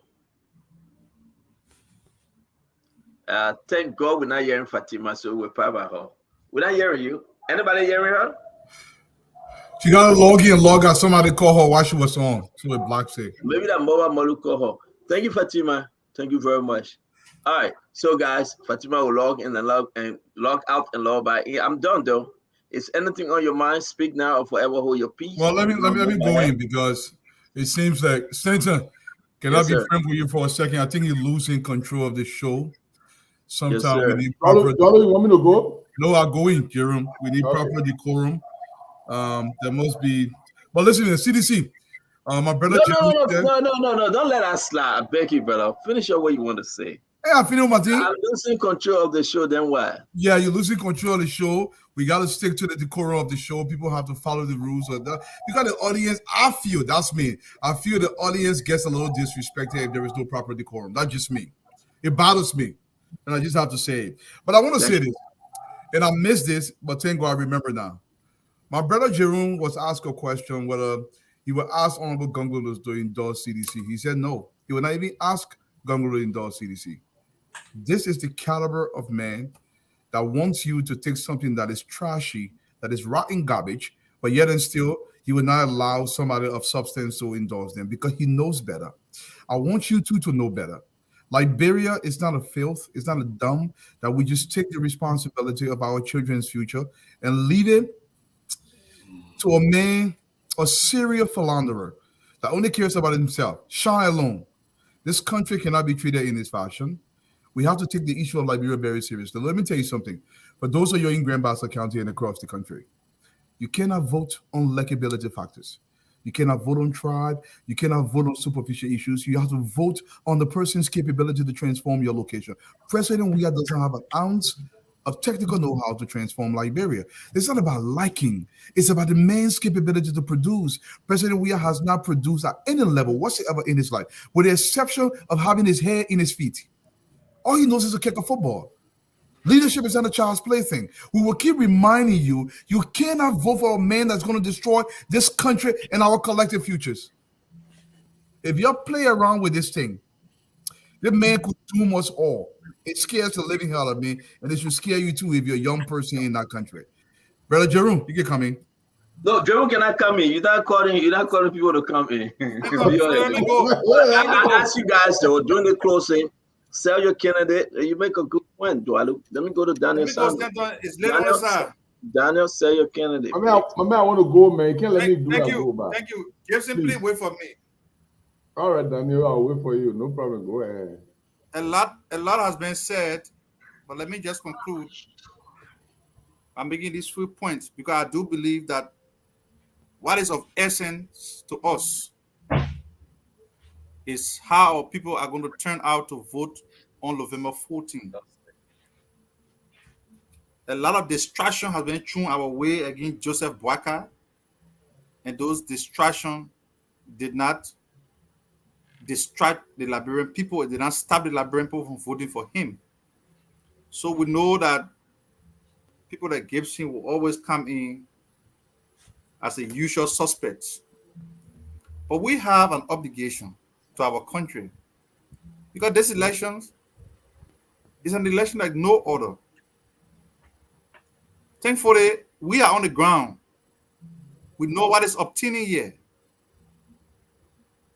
We know how many future, how many bright Liberian children are losing their future to drugs and substance abuse. We know how many persons die on a daily basis because armed robbers are on the loose. I went to visit a friend at the Moreover Central, the police central office on Capitol Bypass the other day. And when I saw the crime rate, it was published on the bulletin in his office, I was astonished. Armed robbery is on the increase. Murder is on the increase as well. Why? Because George Weah has rendered the security sector incapacitated to enforce law and order. We know what is happening. So it pains my heart when I hear somebody saying to me that we should give George Weah another 6 years. And this thing about the election is not about us. It's not about Joseph Boakai. We have vested interest in this country because we got nowhere to go. Like Gibson, who has a U.S. visa, a passport, he can leave. He can stay in America for the rest of his life. He doesn't have anything to lose. U.S. visa. But we have vested interest in the country because I do not have a second home. And that's why we are saying to our people, the first round of the election, the CDC said we have defeated Joseph Boakai face down. You stood up by him. You have a second round. He's number one on the ballot paper. We will take the next couple of days to educate our people, to encourage them to turn out to vote on November 14. Because if you don't turn out to vote, the wrong person might win the election and you're going to be suffering for the next 6 years. The things that are happening on George Weah for 6 years are sufficient lesson, are sufficient experience why we all need to stand up and stop him from getting another 6 years. I know it is second round, it is endorsement time. People are taking money. Don't get distracted. This election is not about stakeholders. It's about you, the Liberian people. Ambassador Boakai is number one on the ballot. We want you to vote for him. Turn out on voting day. We'll come to your houses. We'll come to your communities. We'll come to your villages. We'll come to your towns to educate you. But I know you are listening to us. We told you that the election was between two persons, Boakai and Weah. That came to pass. We are again telling you that Boakai is the best person to lead this country for where George Weah has taken it. When I sit back and look, it pains my heart. I'm worried about the future of our children and our children unborn. What do we have to say to the people who have died mysteriously? What is George Weah going to do? He already has a cabinet. This man is not going to incorporate anybody new. So some of you are endorsing him because you want accommodation. He's not going to accommodate you. He got no history of keeping promises. He's going to lie to you. The only person who can accommodate new political allies in this election is Joseph Boakai. He doesn't have a fixed cabinet. He doesn't have a government form. But look at George Weah. He ran a cabinet for 6 years. No rotation, no reshuffle. There's no room for you there. Don't waste your time. Come on, boy, let's support the rescue mission. Let's make Liberia great. Let's get our country working again. And Ambassador Boakai is number one on the ballot. Thank you, Stanton. Nobody interrupted him. No one. He wasn't interrupted at all. We want to say thank you, my dear brother. All right, let's bring it back. Daniel, we're not lying unnecessarily. Thank you very much, Mr. Fadika. Yeah, Stanton, thank you for bringing me on. I mean, I'm not going to rain on the Unity Party's parade. At this point right now, there is emotions, there's tensions, there's fear. I will say this, that I do appreciate the Unity Party's position of late. They have been taking consolidated effort. But I'm here today to just let Liberian people know, especially the youth of Liberia, on Dr. Moniba's recent engagements and things he's been doing. I want to let you all know that Dr. Moniba is very active in the background, very, very active. He's been engaging with, the last time I was here, I said that he was engaging with the people of Lofa. We've now moved from that position. We are now engaging directly with Lino. Is he still campaigning? Campaign? Is that a throw me off what I'm about to say? Stanton, Go You should ahead. know. You should know me. I'm a seasoned individual. Don't play that game. But this is definitely what it is. As I said, we are now within Leno. There's a discussion ongoing, active discussion going in Leno. As we saw today, the Tewangonglo party had to go according to party procedures. We have always adapted party procedures, party understanding. So Dr. Moniba has been engaged with his party to make sure that they are all on the same line. With that being said, the party people are fully aware. There has been engagement. There has been engagement on both sides of the aisle because we have to make sure that Liberia is first.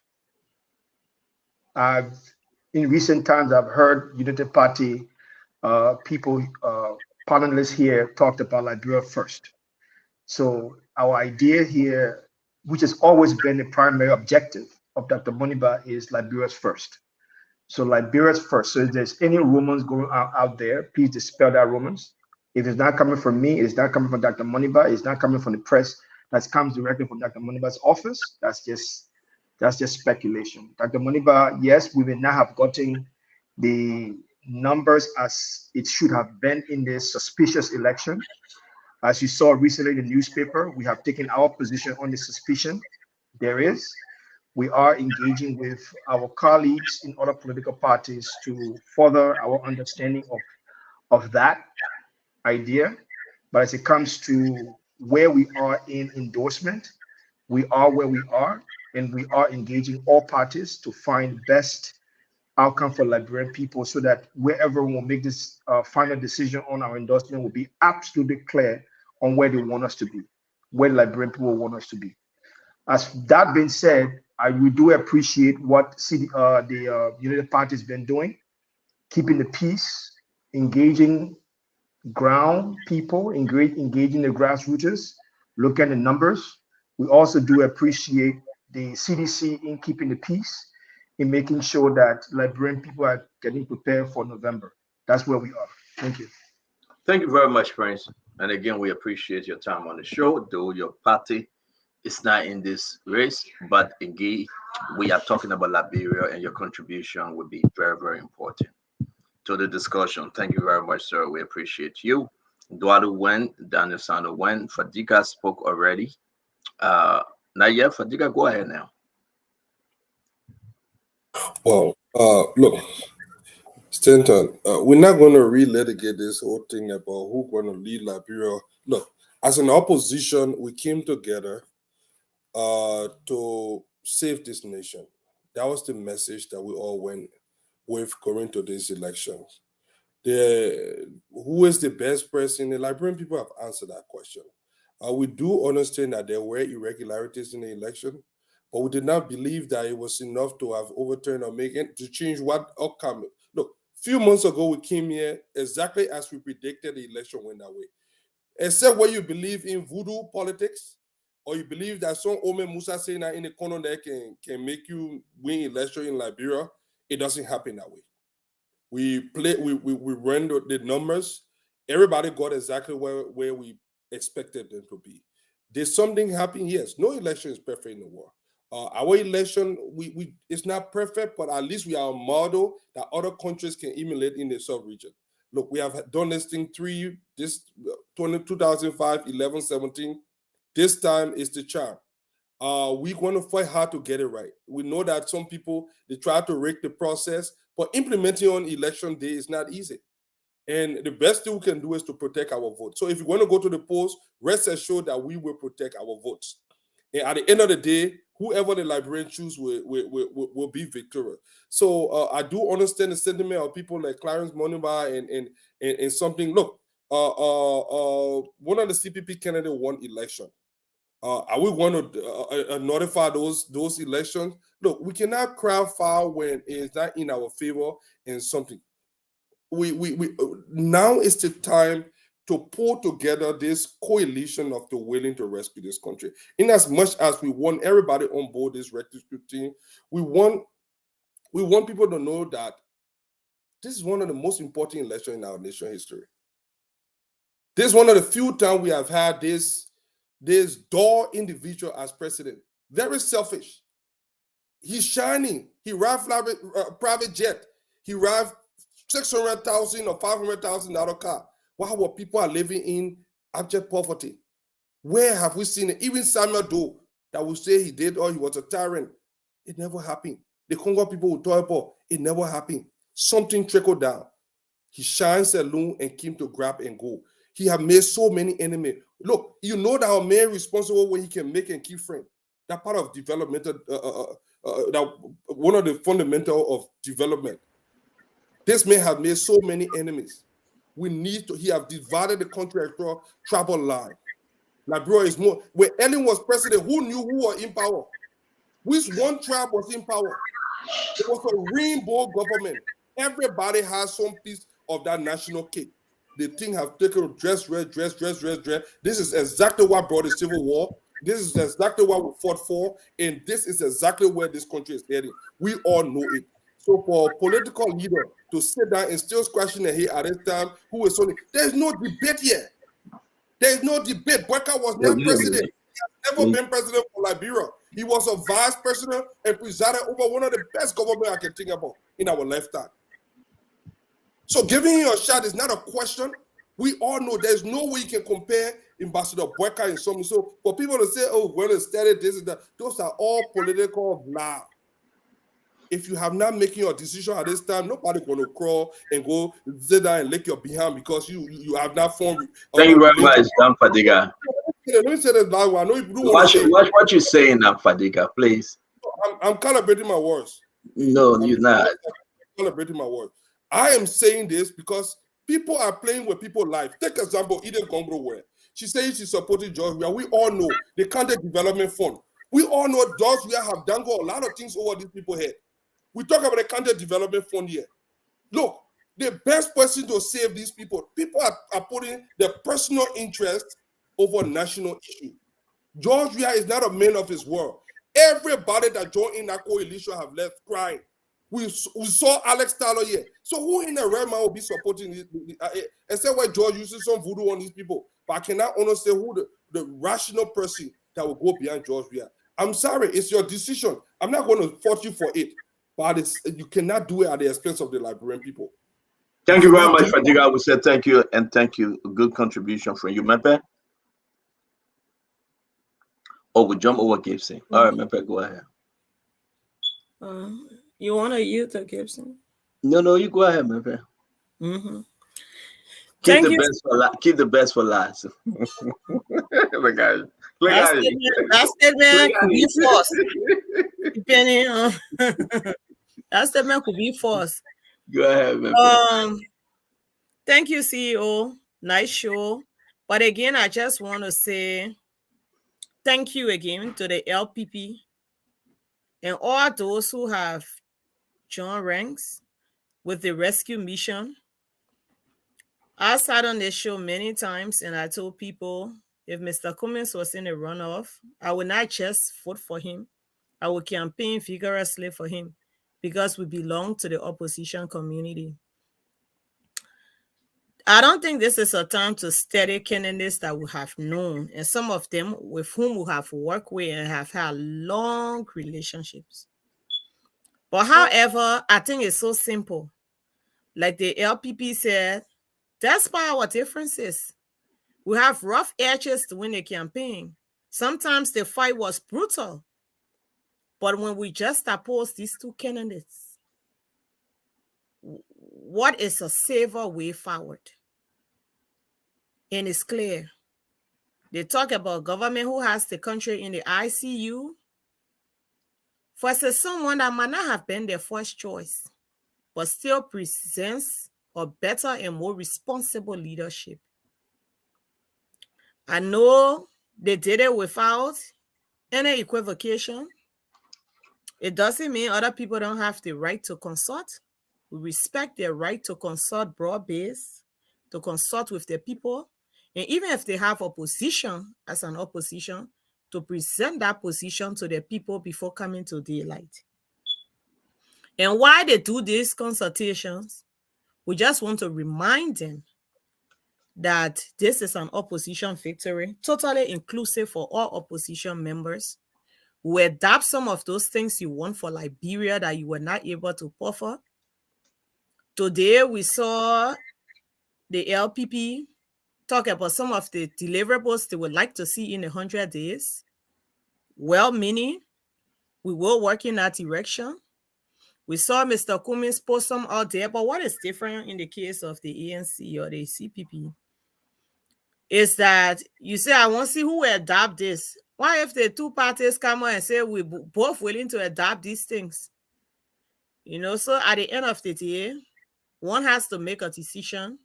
And I would believe and hold Mr. Cummings to his word to support the opposition candidate and then tell them, as part of my support, this is what I'm demanding.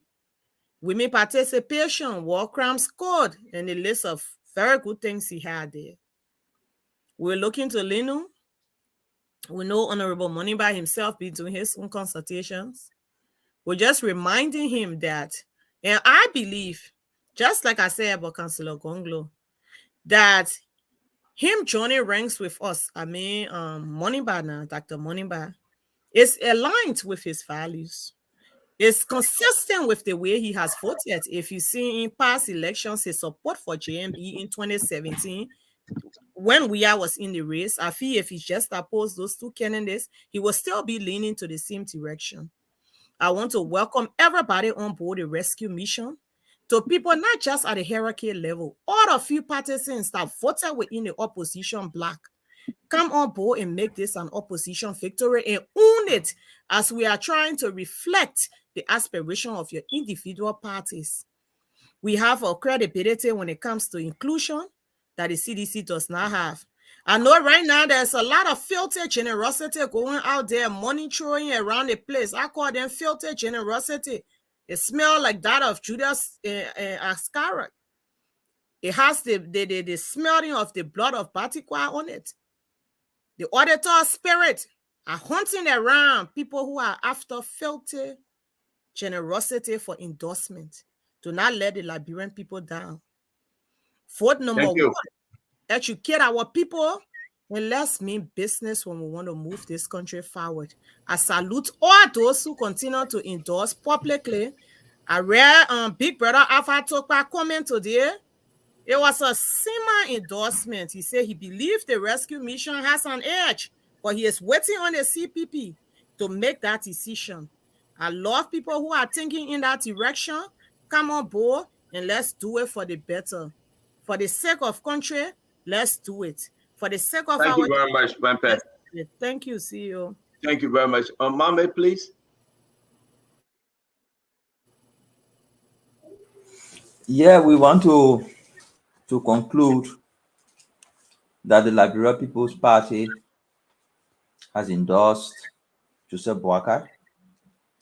We will join hands with him to take the country from the RCU, as Councillor Gonglo rightly placed it. We will join hands with Ambassador Boakai to not commit child abuse, as Councillor Gonglo described the situation with Weah.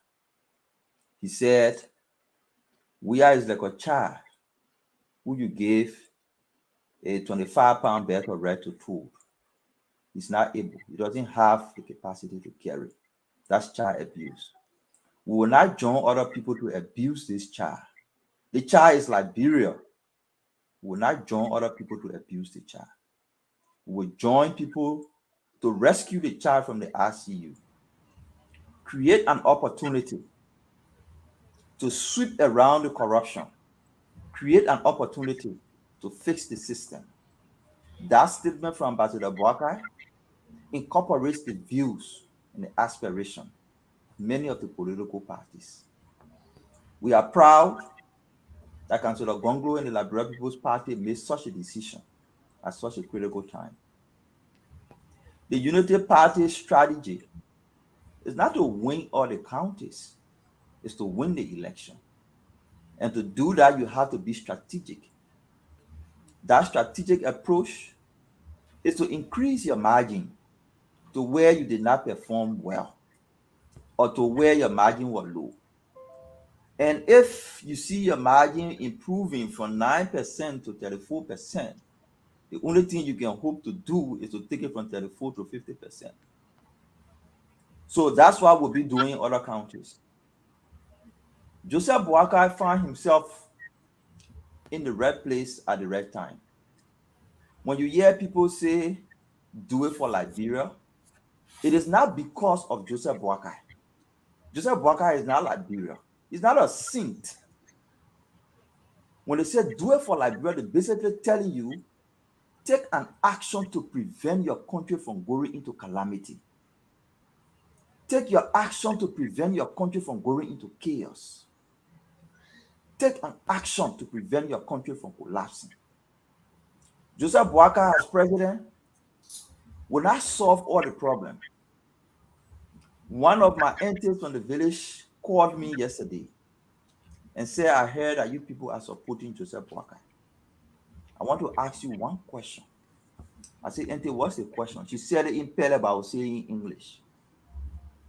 She said, this Boakai man, when he win now, will solve your praising him too much. Everywhere I go in the video, they praising the man.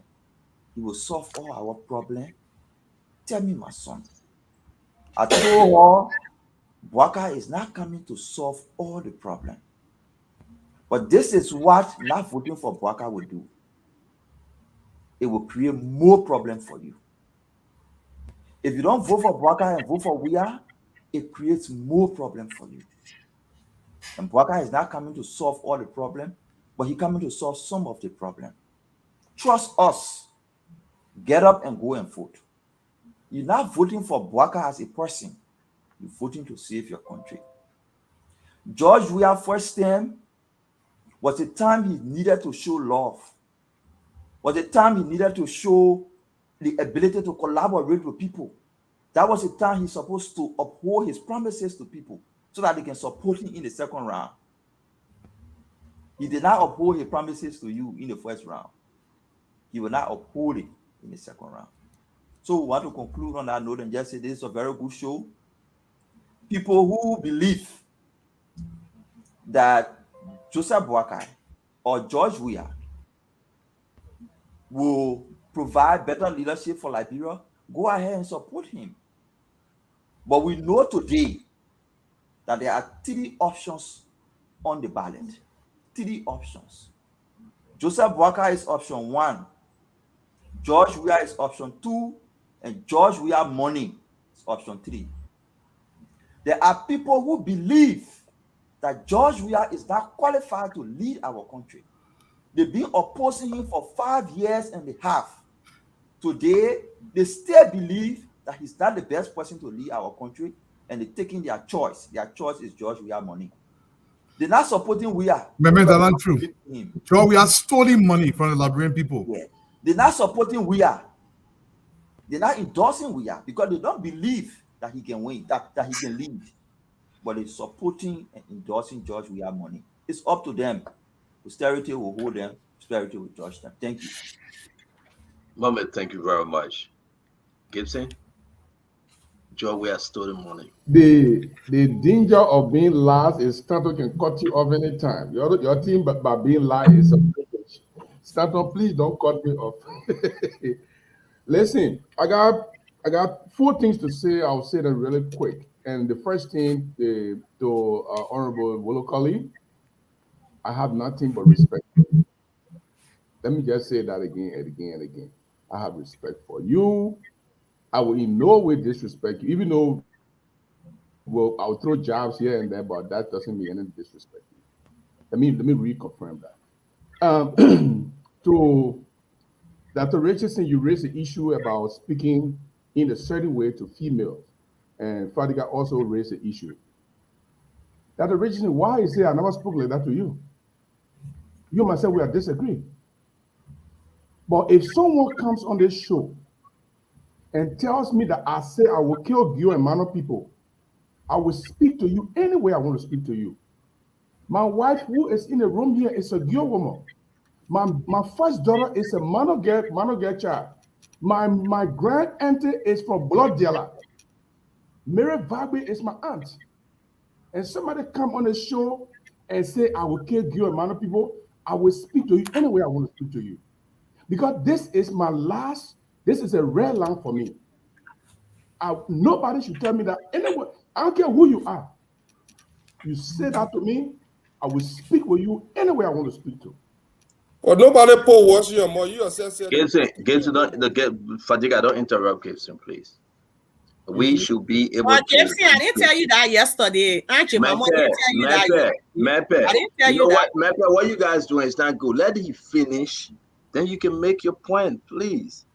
And man, just on his first point, he got 4, so he got 3 to go. No, you don't let people to interrupt you. Then you be interrupting people. Don't do that, Fadiga. Oh, Gibson just said I never told you that yesterday. He just crossed it. You need to apologize and move forward, Gibson. I would never apologize to any people like Fatima who would say that. Okay, so Gibson, let me go to the other point. Gibson, please go to the point. Don't let Fadiga get under your skin. Fadiga came here and say I spoke in a certain way to women. Fadiga's twin brother insulted Cummings' wife. Gibson, that is not for our show. Fadiga twin brother not on our show. Gibson, Fadiga twin brother not on our show. No, but Fadiga twin brother not on our show. Gibson, stick to the talking point back. Yeah, he's not on our show. Why were you talking about him? Okay, this is why I talk about him. I'm talking about I don't want to know why. I don't want to know why. Just let's go now. If you want to correct people somewhere else, you should correct your own. Gibson, when you finish from here, I already said what I want to say. When you finish from here, you go on the CDC show, you might attack Fadiga twin brother. I pick you back. Let me say what I want to say. I already made it clear. Sometimes when you interview JMB some time ago, you asking, and I like your business sometimes. You can ask some really good questions. I think you fooling me in the place here. So I'll keep patronizing.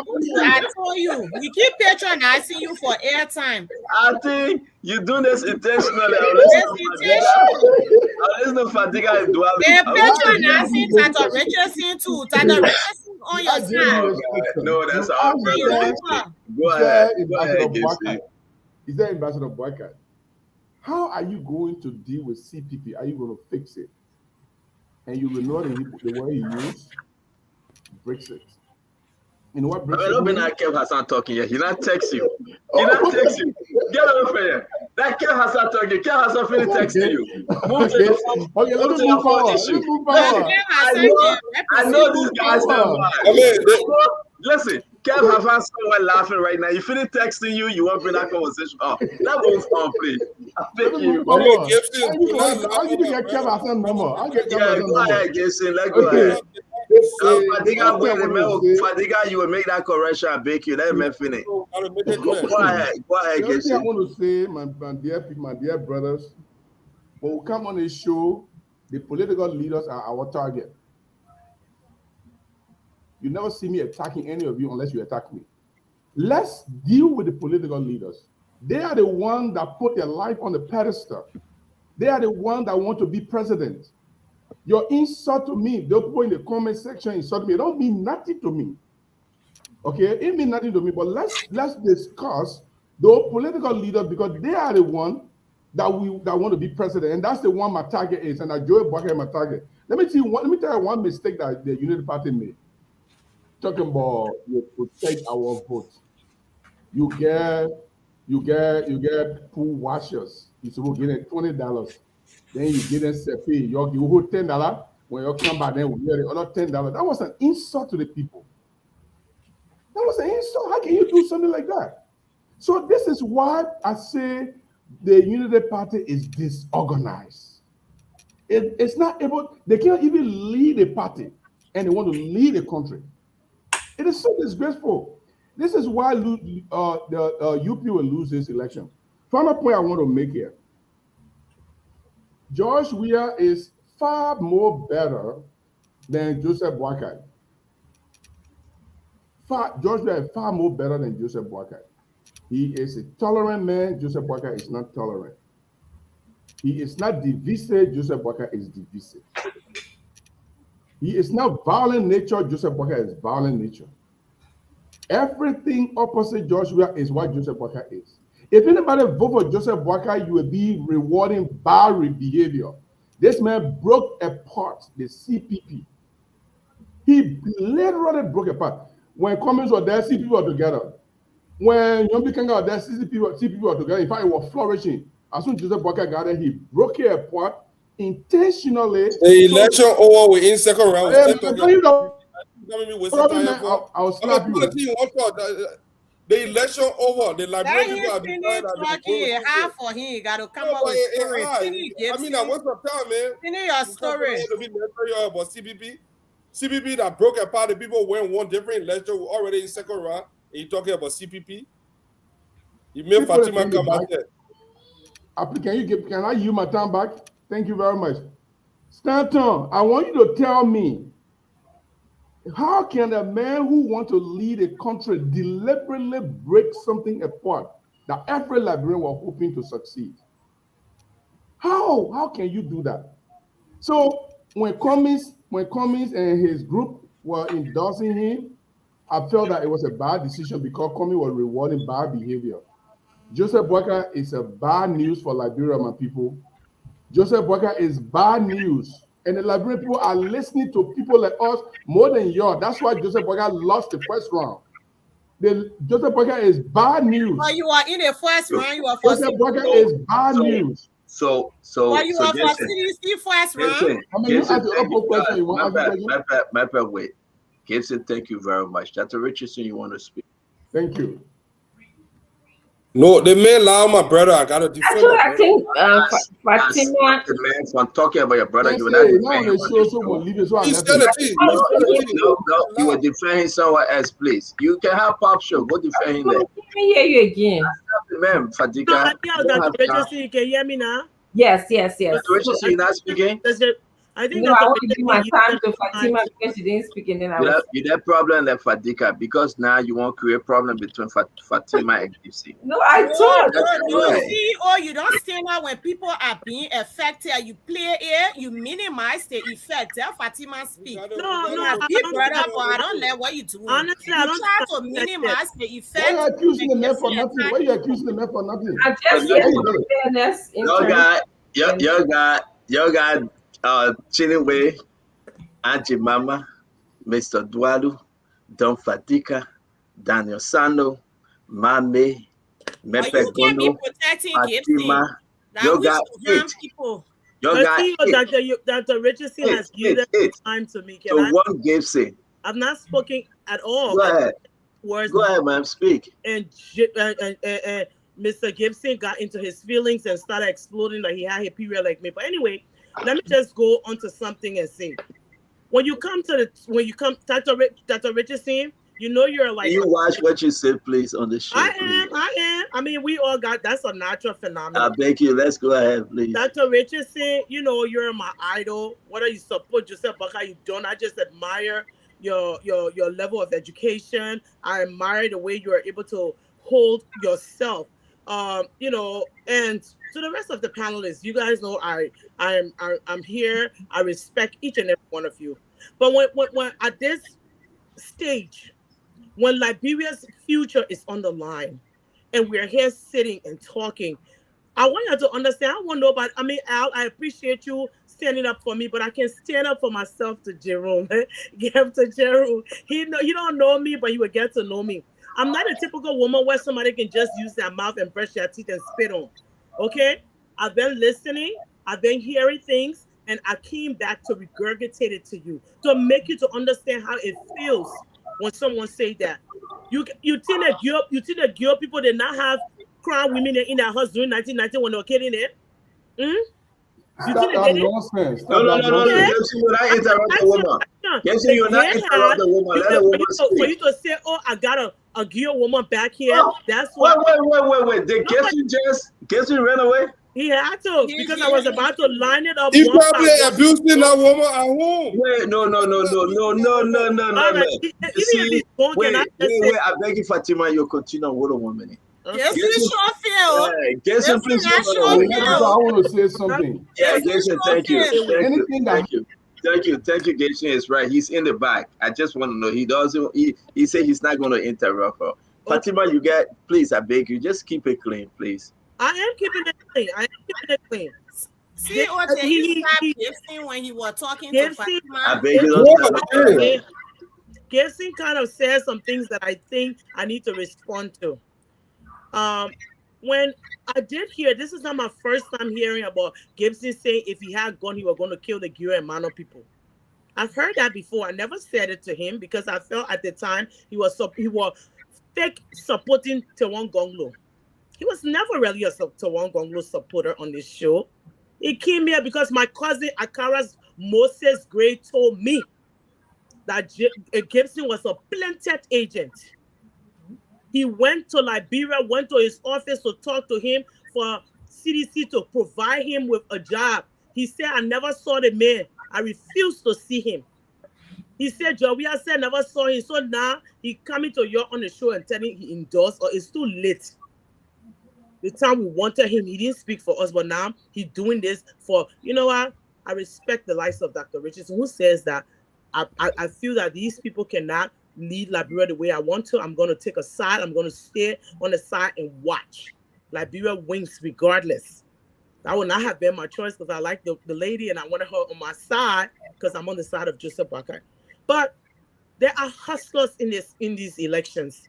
People who just want to fat in their pockets, like the likes of Gibson. I'm being honest. He wants Georgia to see him on this show, which is the most hated show to the seditionists, and uplift Georgia. But y'all forget to know Georgia does not forgive. That's my brother. And you're just saying, I don't hate him. I love him a lot. I just happen to love Liberia more. That's the difference between him and I. I happen to love Liberia more. And so when he's talking about Joseph Boakai is divisive, when you don't speak, if George Weah tells you something to do and you refuse to do it, he make you his stinking cheneme. You know what they call stinking cheneme in Liberia? He totally ignores and avoids you. He does not come around. You work for him. He does not even, he acts like you are not there. You do not exist. So who's more divisive than Ahim Obin? Moba Molu is serving his party as the party chairman. Guess what? He does not speak to him. And then I told that other fool, I said, my man, why are you doing this? He said, Fatu, I'm doing it for the institution. I differ. I beg to differ. I will not do it for the institution.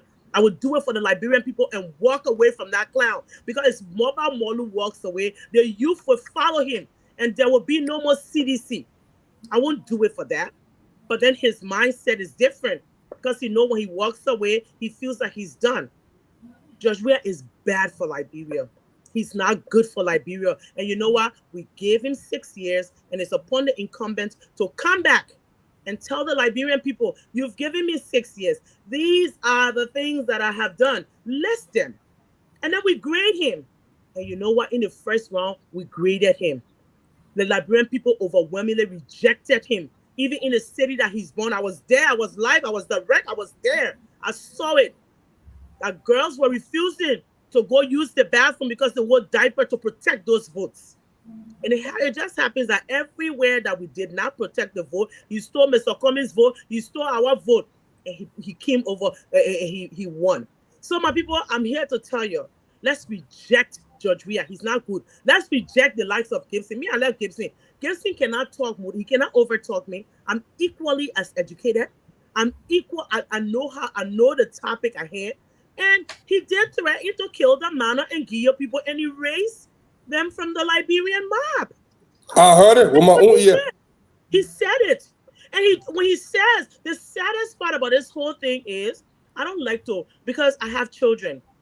I'm a single woman. When I divorced my husband, everybody know my husband, my ex-husband. When I divorced him, I was raising. Who's your ex-husband? Abraham Kroma, former police director.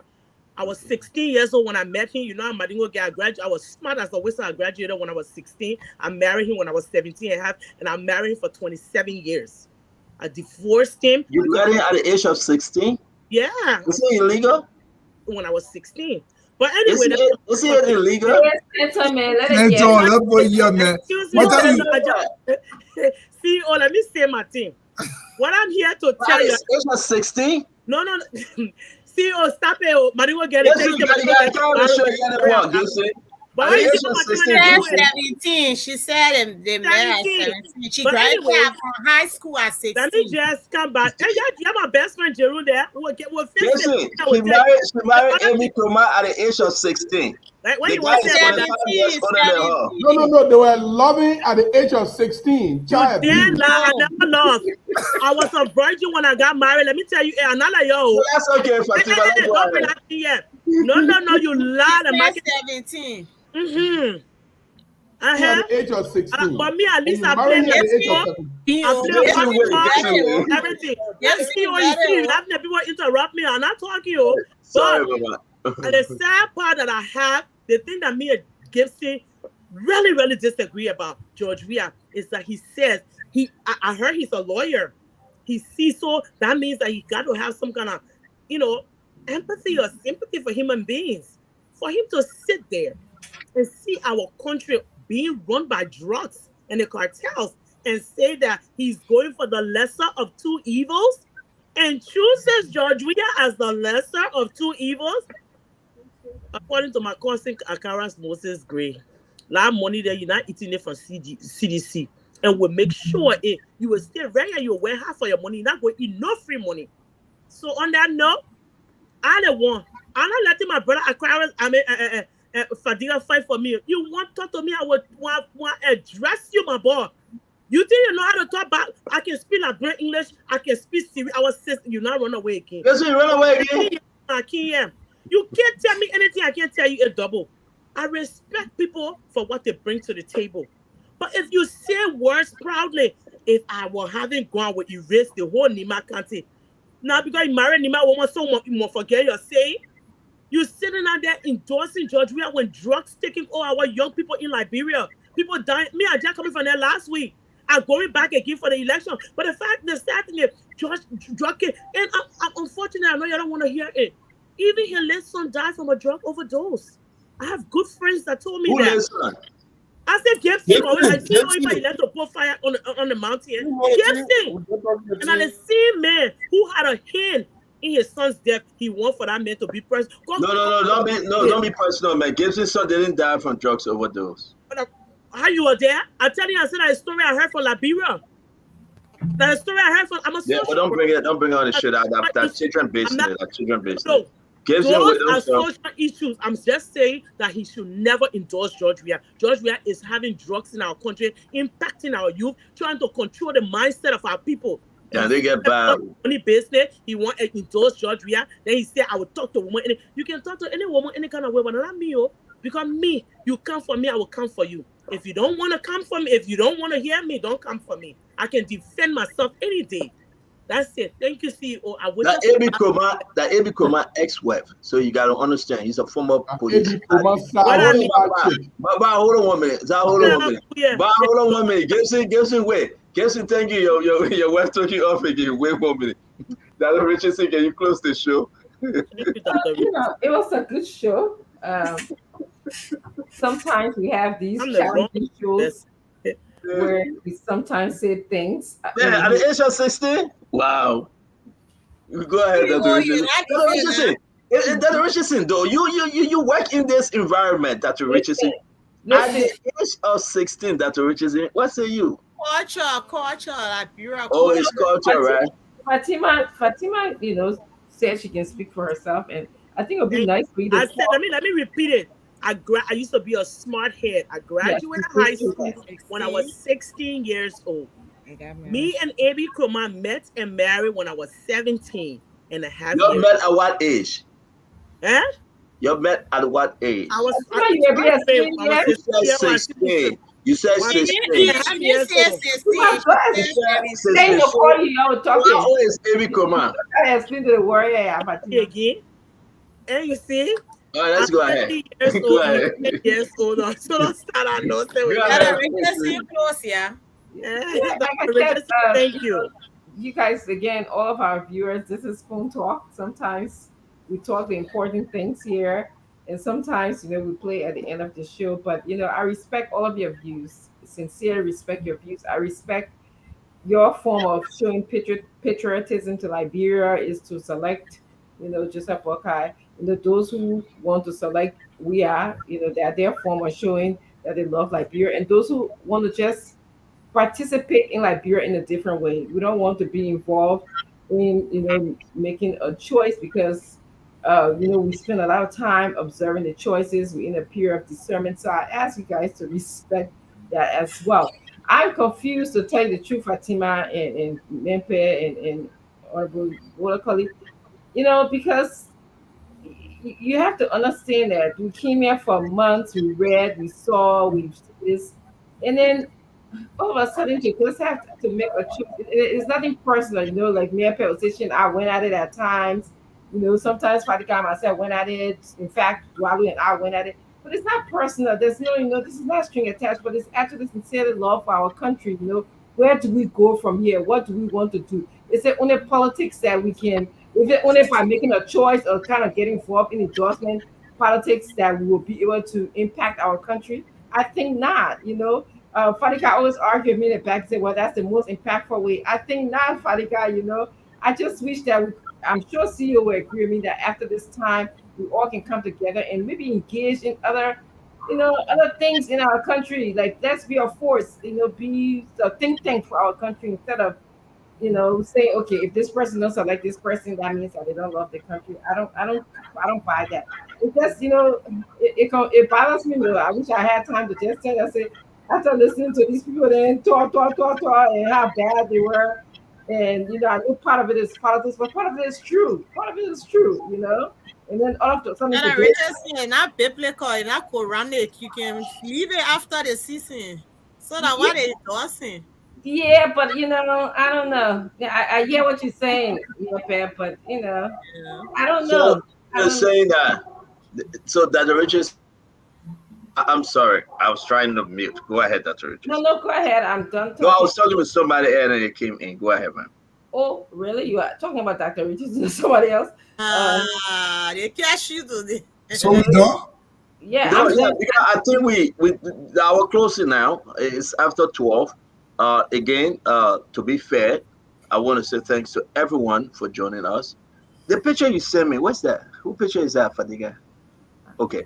So I want to say again, Fatima, Brother Gibson is your brother. We come on the show, we are family. Brother Gibson, regardless, that's your sister.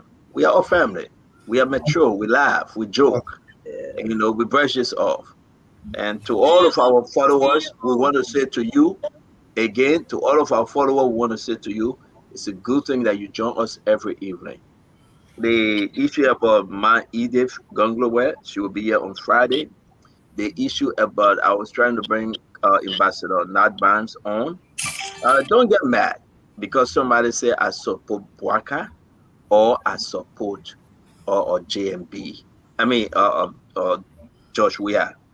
Listen, to each his own. Okay, let's just move on. Let's just celebrate and let's just pray God for a peaceful election. I know who I support. I think I asked the question too early. I can't wait for tomorrow. Yeah, waiting for tomorrow. I can't wait. I will be on the show to give my full endorsement. And I'm asking you, if you know me, since we started this whole thing, whether you like me or you hate me, whether you say, oh, CEO is so arrogant, oh, he's so funny, he brings life and juice on the show, I'm begging you, you should accept my endorsement.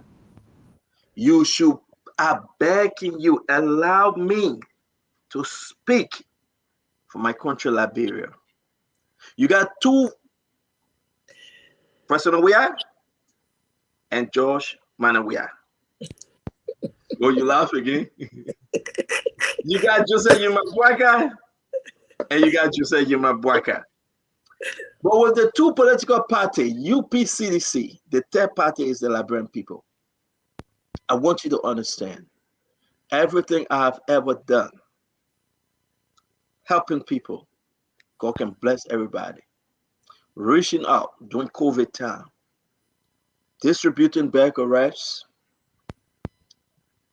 helping political parties, CPP, CDC, and all the parties, lawmakers giving 100 bag of rice for each district, everything my family and myself and the foundation have ever done with friends, sending people all over the country for medical treatment, engaging folks when they feel that life is useless and they want to burn themselves to death. God touched our heart to help them. Doing everything we can in our weak ways and coming on Spoon Talk every day, making friends or making enemies. I will ask you, my people, join Spoon Talk tomorrow for me to give my one and final endorsement. I know you don't want me to do it. I will do it. Center is no secret. Unity Party, CDC, or the Liberian people. And I will take one. For all the good thing you've been doing, don't have beyond the Liberian people. There are 2 people in the race. I will take one. I must take one. I will make Jerome there before I go. I know. Let me finish with this real quick, Eduardo. No, I got a question for you. Well, let me finish. I beg you. I have met all the political leaders in this young boy role. Joe Manawia, Jose Yemabwaka, those that were there before. I have met them. I have spoken with them. I know their mindset, and I know what's good for Liberia. I met Joseph Boaka 2016. The very first time meeting Joseph Boaka in my life. Went to bombing on his farm. I know him. I know him. I believe, with the exception of his family, children, his wife, I know him better since 2016 up to now. I don't care what Gibson call him, what Gibson say. The people get their minds made up. I know of George Manawia. I met him and I know of him. But above them all, I know the Liberian people the most.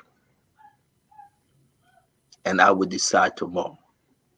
I invite you to join Spoon Talk as I lay my 5 points for this election. Endorsement coming your way, OCDC. Endorsement coming your way. As I lay my 5 points for this election, the way forward, and I know the Liberian people will follow my voice. Those that listen to me every evening will take my side for a better Liberia. For my end, may God bless you. May God keep you.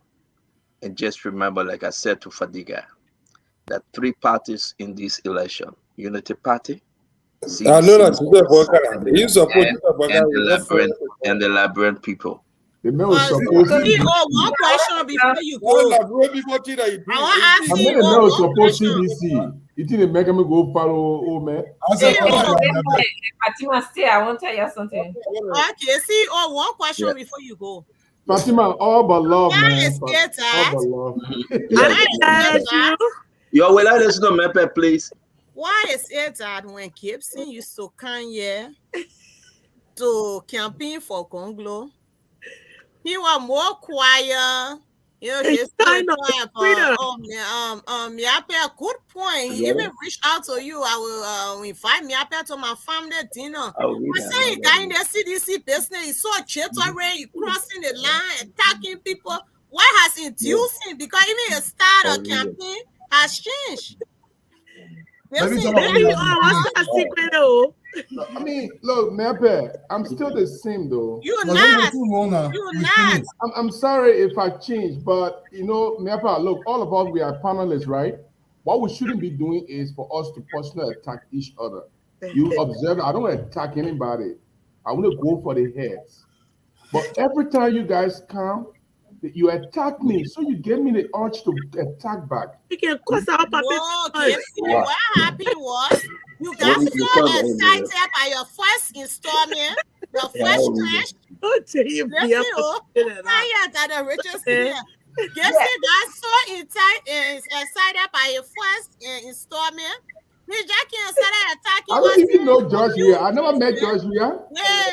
They made a question. Jesse, are you an editor or newspaper in Liberia? Listen, let me tell you guys something, folks. Let me say this. Gibson know how to lie. Joe, listen, let me say this. No disrespect to you, Gibson. We got to keep it straight up. You remember Dwalu?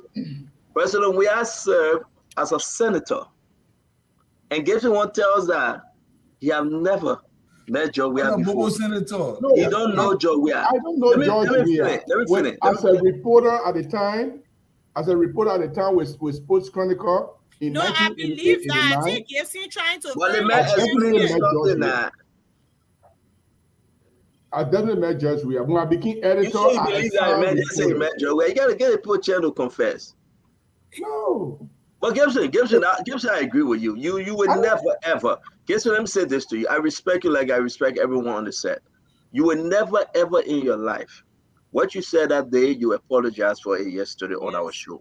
You would never ever in your life take gun to kill whether Mano, Gio, Crew, Cramp, Fede, Kisi, and the Liberian. Those things were words that you want to backpedal in that. So I want to say, you know what? I understand these are elections season, and we'll say this thing. You want to say something before we go? Yeah, I wanted to say, and I gotta go to work. You know, I mean, you say you are gone. You know, I'm having a birthday support for me. You know, sometimes people believe. Somebody took me out. You good, Dr. Richardson? You good? Yeah, you know, sometimes people believe the neutrality is only about, you know, not supporting Buckeye or, you know, wanting to support Buckeye. It's not. You know, I've been in this thing since 2016. You know, I was supporting, you know, Mr. Cummings, and you know, I got firsthand, you know, observation of politics in Liberia. And I just want to step back a little bit, you know, and just kind of watch things. You know, it's a bad thing. You know, there's a lot of people out there. You know, you alluded to it. They're not for the country. They're for money. They're for, you know, the smell of Judas's, like you said, and so from more of that than the good people in our country. So even if Mr. Cummings say he supports whoever, I'm maintaining my neutrality, and he's welcome to do that. I respect that. You know. Even if, you know, you guys on the show say you support somebody, you guys are welcome. But for me, it's just a moment of, again, discernment, trying to figure things out in our country. Our country is backward. I'm telling you. I was there, Fatima, the same way that you were there, Miepe, I think you were there before. You guys saw how bad our country is. Bad.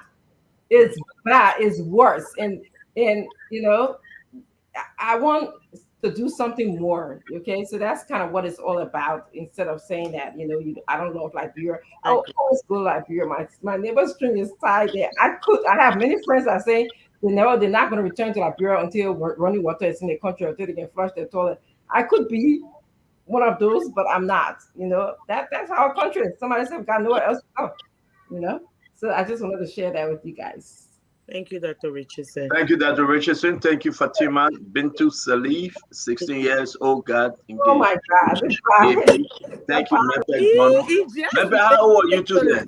Mepe, how old are you two? My favorite. Oh, leave me alone. Endorse tomorrow. Don't bring no story yet. Endorse tomorrow. The one I want to listen to, endorsing the Liberian people. You will not try it. You will not punk. Oh, we know what I see. All that yeah, but it's okay. Endorsing the Liberian people make it better. It's okay. No. That two people in the parlor. Nelson, hello. Hello. I'm coming again.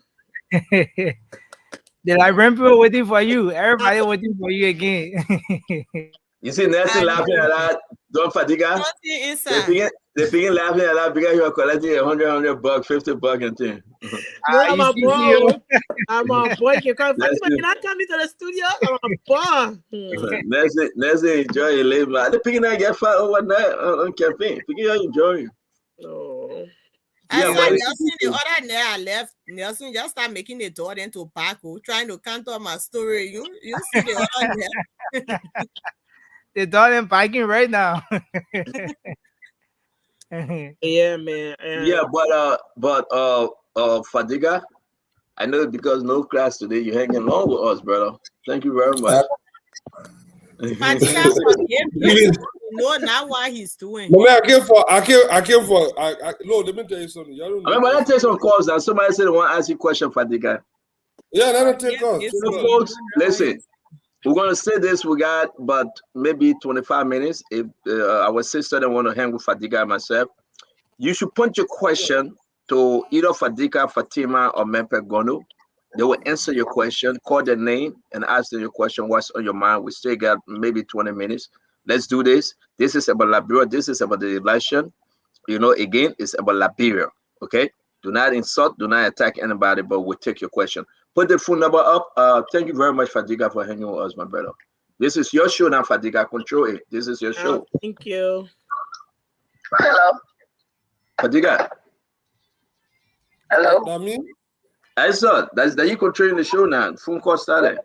The show? All right. Your name and where you calling from? Hi. So my name is Seba, and I'm calling from Dallas, Texas. Go ahead. So I just want to say thank you guys so much for all the work you guys doing. But our Liberian people are very afraid. They are so afraid. As I'm sitting here in Texas, I took my little nephew out of the hospital from the ICU to go and vote for Buckeye. My little girl just had birth and she had C-section. I forced her to go vote. And she said, Mommy, if something happened to me, you are responsible. So look, Stanton, you spoke well yesterday. You really spoke well. The poll watchers should be people that got something to lose in these elections.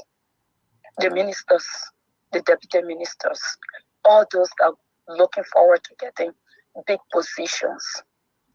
If you have something to lose, $500 will not set to you. $300 will not set to you.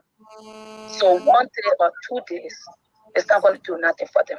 They should go to poll watching, please. Instead of as kind of information to give you, please call me. Just text me. Text me. Let's check it. That come on. So yeah, information. I will not call your name. I will not call your last name. I will call your first name. Text me on the show. No. I just playing. Text me, yeah. But you gotta get your next call, bro. Hold on, your name and where you come from? For me, put me in the show that. Go ahead. Call your name and where you come from. Hi, my name is Amelia. I'm calling from Minnesota. I just want to say thank you to all of you guys on there. I want to say thank you to all the beautiful ladies always taking their time to come on here to speak for us, the Liberian people. Fatima, it was a good response to Gibson. You did tell him that, yes, that's why you have a girl woman or a man or woman in your house. It doesn't negate the fact that you said what you said. I like that. It just reminds me about what people that usually say, I'm married to a black woman. So it doesn't mean you are not racist because you're married to a black woman. So I like that. Thank you, Koru. You are very smart. I like all your points that you put through. Mempe Gondo. I don't know if your name is Koru because all people it is cool. I know them. So thank you, Fadika, my Minnesota brother. Thank you for doing what you're doing. CEO Stanton, thank you. Waiting for tomorrow for you to take your side. We are gonna keep our eyes on tomorrow waiting and we'll be on here. Thank you guys. Nelson, thank you for your hard work. Thank you for the team in Liberia. You guys are awesome. Thank you. Thank you very much. Thank you so much. Good. More calls? Sure, just 1 minute, right on the money. Hello? Can we take some calls from Liberia? Yeah, but hello? Yes, please. Yes. Your name and where you calling from? My name is James Jonathan Peterson. I'm calling from Pennsylvania. Go ahead, my brother. All right. Let me first make this call out, Jiro. If you can remember, if you all can think that topic. The day before yesterday, the day before, Joel said if he regretted why he never had a gun. And right after that day, he said he believes in eye for an eye, meaning that he doesn't forget. So I don't know what kind of panelists people have on the show, but that's what I gotta say. These elections And the man get to know what kind of panelists we are, he will call back. They want to be disrespectful. My man, why the man was And man want to be disrespectful. I don't know what kind of panelists you people are on the show. Hello? Yeah. Go ahead. Yeah, I'd like to appreciate Fatimata with the fire she brought on the show. I love Fatimata so much. I let Fatimata to respond to Gazing. This is how Mepe also respond to Gazing that way. Then Gazing was close to Fatimata. I appreciate you today, your first day. I really appreciate it. Thank you. Go to Liberia. Y'all had trouble too much. I'm talking about Nelson, not you, sir. Nelson, go to Liberia, please take course. See you tell me, oh, you want to see I didn't want to chop run. I see you there. I eat it one. Okay, so we have the first person here. The number is 0555-101075. Hello. Yeah, hello. Okay. I'm Matthew Wama calling from Todi. Okay, go ahead. Yeah, I've been following you for a couple of months, but I have serious problem with relegation. Please go ahead quickly, sir. Only over there to preach the message of war and hatred. I don't really know what symptoms or we keeping on the show, and we want to enjoy the show. Okay. Then he's carrying people mind behind. Thank you. He reminds us. So we don't want it so. Thank you. Thanks a lot. Thank you. Okay. Hello. Hello. Hello. Hello. Yeah, please go ahead. Your name and where you calling from? Yeah, I'm Kofi Thomas calling from 12 houses. Okay, go ahead. Yeah, for some of my giving, I've been planning to really call on the show to talk with all of the panelists there, especially from the unit. Mm-hmm. Yeah, please go ahead, sir. Hello? Okay, we lost him. We take another person. Hello? Good morning. Yeah, morning. Please go ahead, sir. Yeah, Chinsko Fasco calling from Peace Island, Congota. Okay. Yeah, what I want to tell is the spoon communication is to provide us at least 1 or 2 buses so we can get back to Nima, so we can get our food for our 1 or 2 preferred buses to go by Nima Kante? Yeah. There are many of us that leave Peace Island and went to Nima just to vote for our preferred representative, and most of them lost the representative election. Okay. Therefore, we don't have transportation, so we are please begging the GMB team of Monserrato through a spoon FM to help us with transportation, or even if they don't have, to just provide us car. Thank you. So we get back. Thank you. A What? lot of Nima people are scared. Yeah. Yeah. Okay, go ahead. Yeah, I'm Daniel F. David calling from Riverview County. Okay.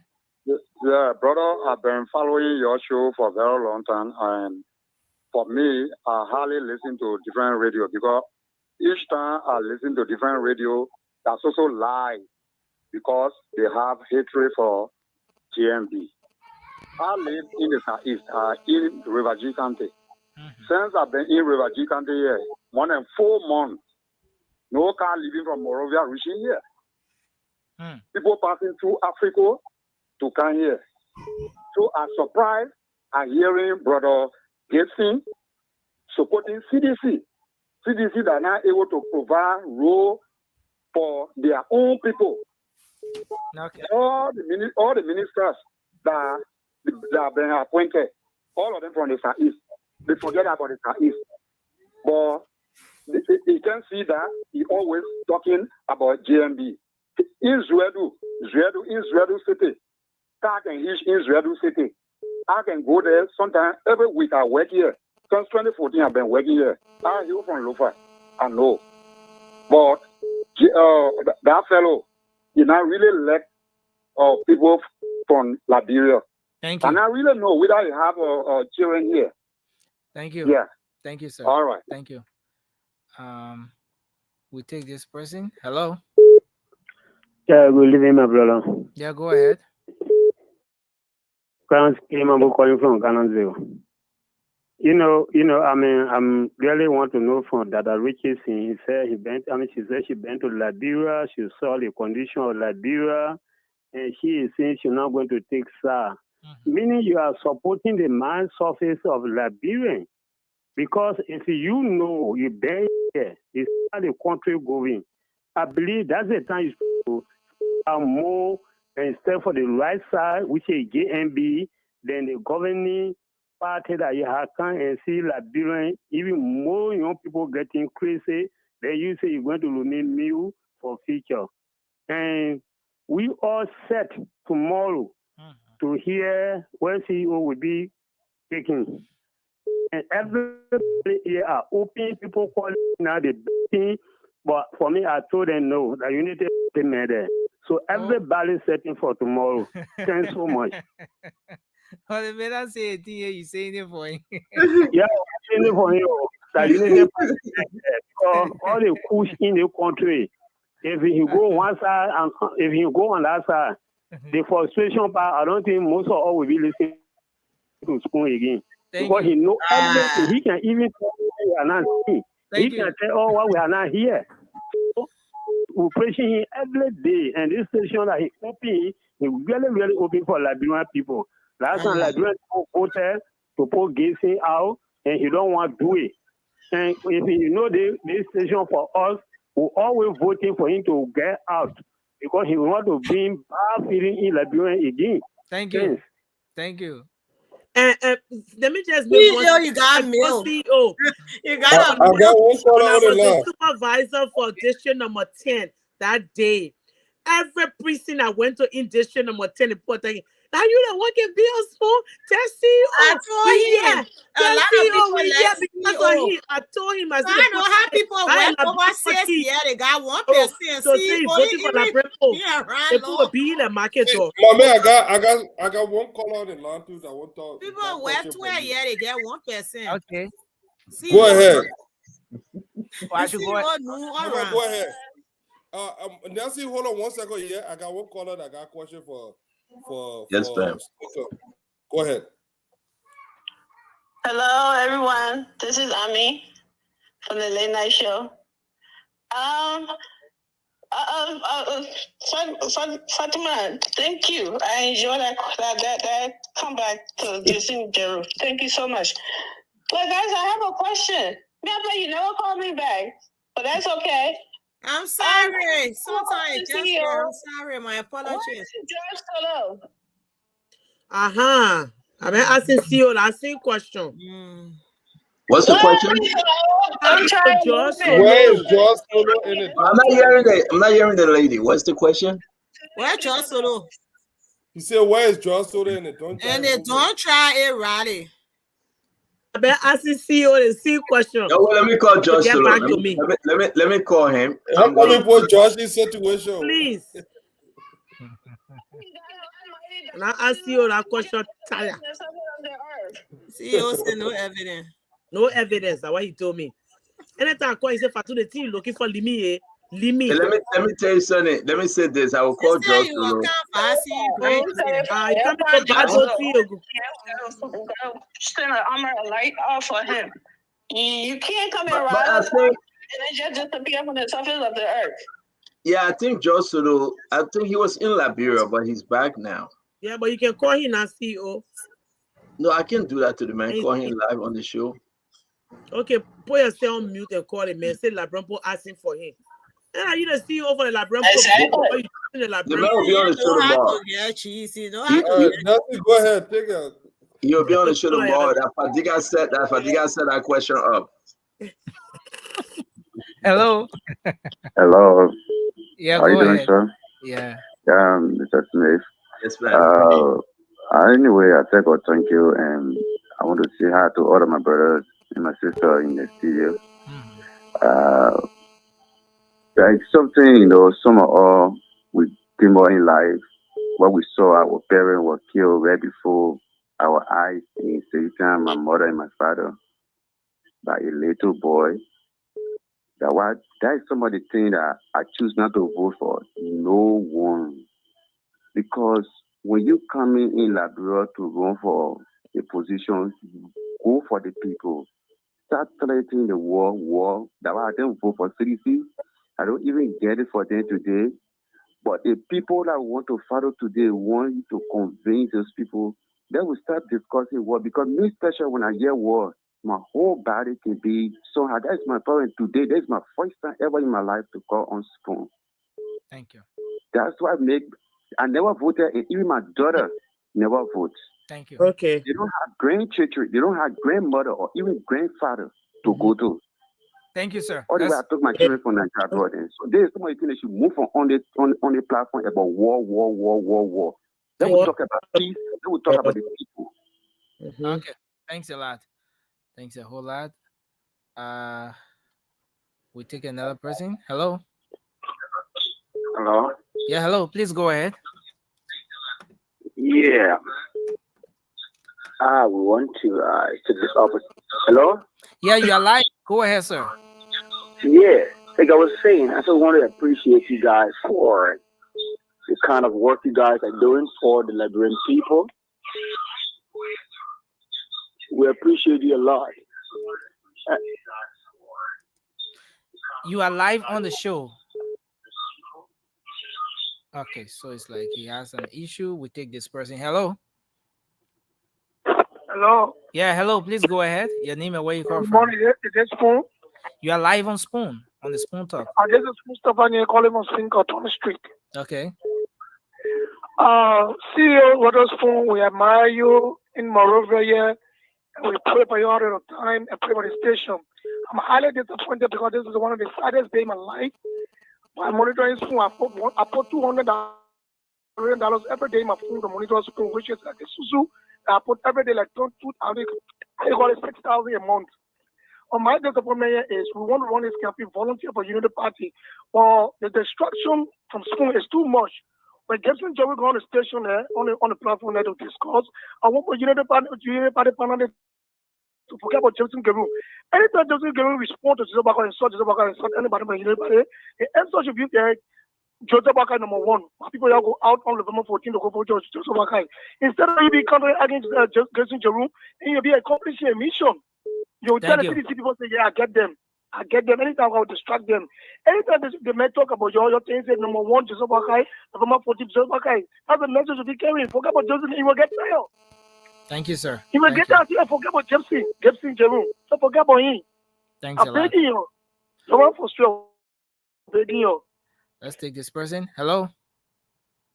Hello. Yeah, go ahead. You're live. Okay. Yeah, my name is Jesse, and I call from the Lakasi. Okay. So I called specifically to speak to the conscience of Dr. Richardson because I noticed that she has been kind of quiet and kind of wanting to remain neutral to maybe read through the line. But what I want to say to Dr. Richardson, I mean, in these times, in the critical times when it comes to our elections, we need to take side. Neutrality only helps the oppressor, never the victim. Okay, silence will encourage the tormentor as well. For Gibson Jeru, I can tell you for a fact, I know him personally, and Gibson Jeru being on that show from day one, I have always seen him as a physician and not necessarily Gonglos, stooge. Okay. So thank you very much. Thanks a lot. Yeah, go ahead. Your name and where you calling from? My name is Oise Kangaba, and I'm calling from Allentown, Pennsylvania. Talk to us, please. I'm calling tonight to salute Big Sister Fatima because somebody needed to put Gibson in his place for the past couple of days. He's been on here. Fatima, whenever Gibson come on this show, you need to appear. Do not let Gibson come on this show and you're not there because somebody need to put Gibson in his place. So thank you to you And thank you, Kawu. You're one of my favorites on that show too. I love both of you. Keep doing what you're doing. So you just call for the people to make flower with Gibson. Thank you. You don't say I let money based. No, you can't put me on the show. We needed the women to show up at Gibson and tell him that we don't back off. You don't just come and spew anything you want to say on the show.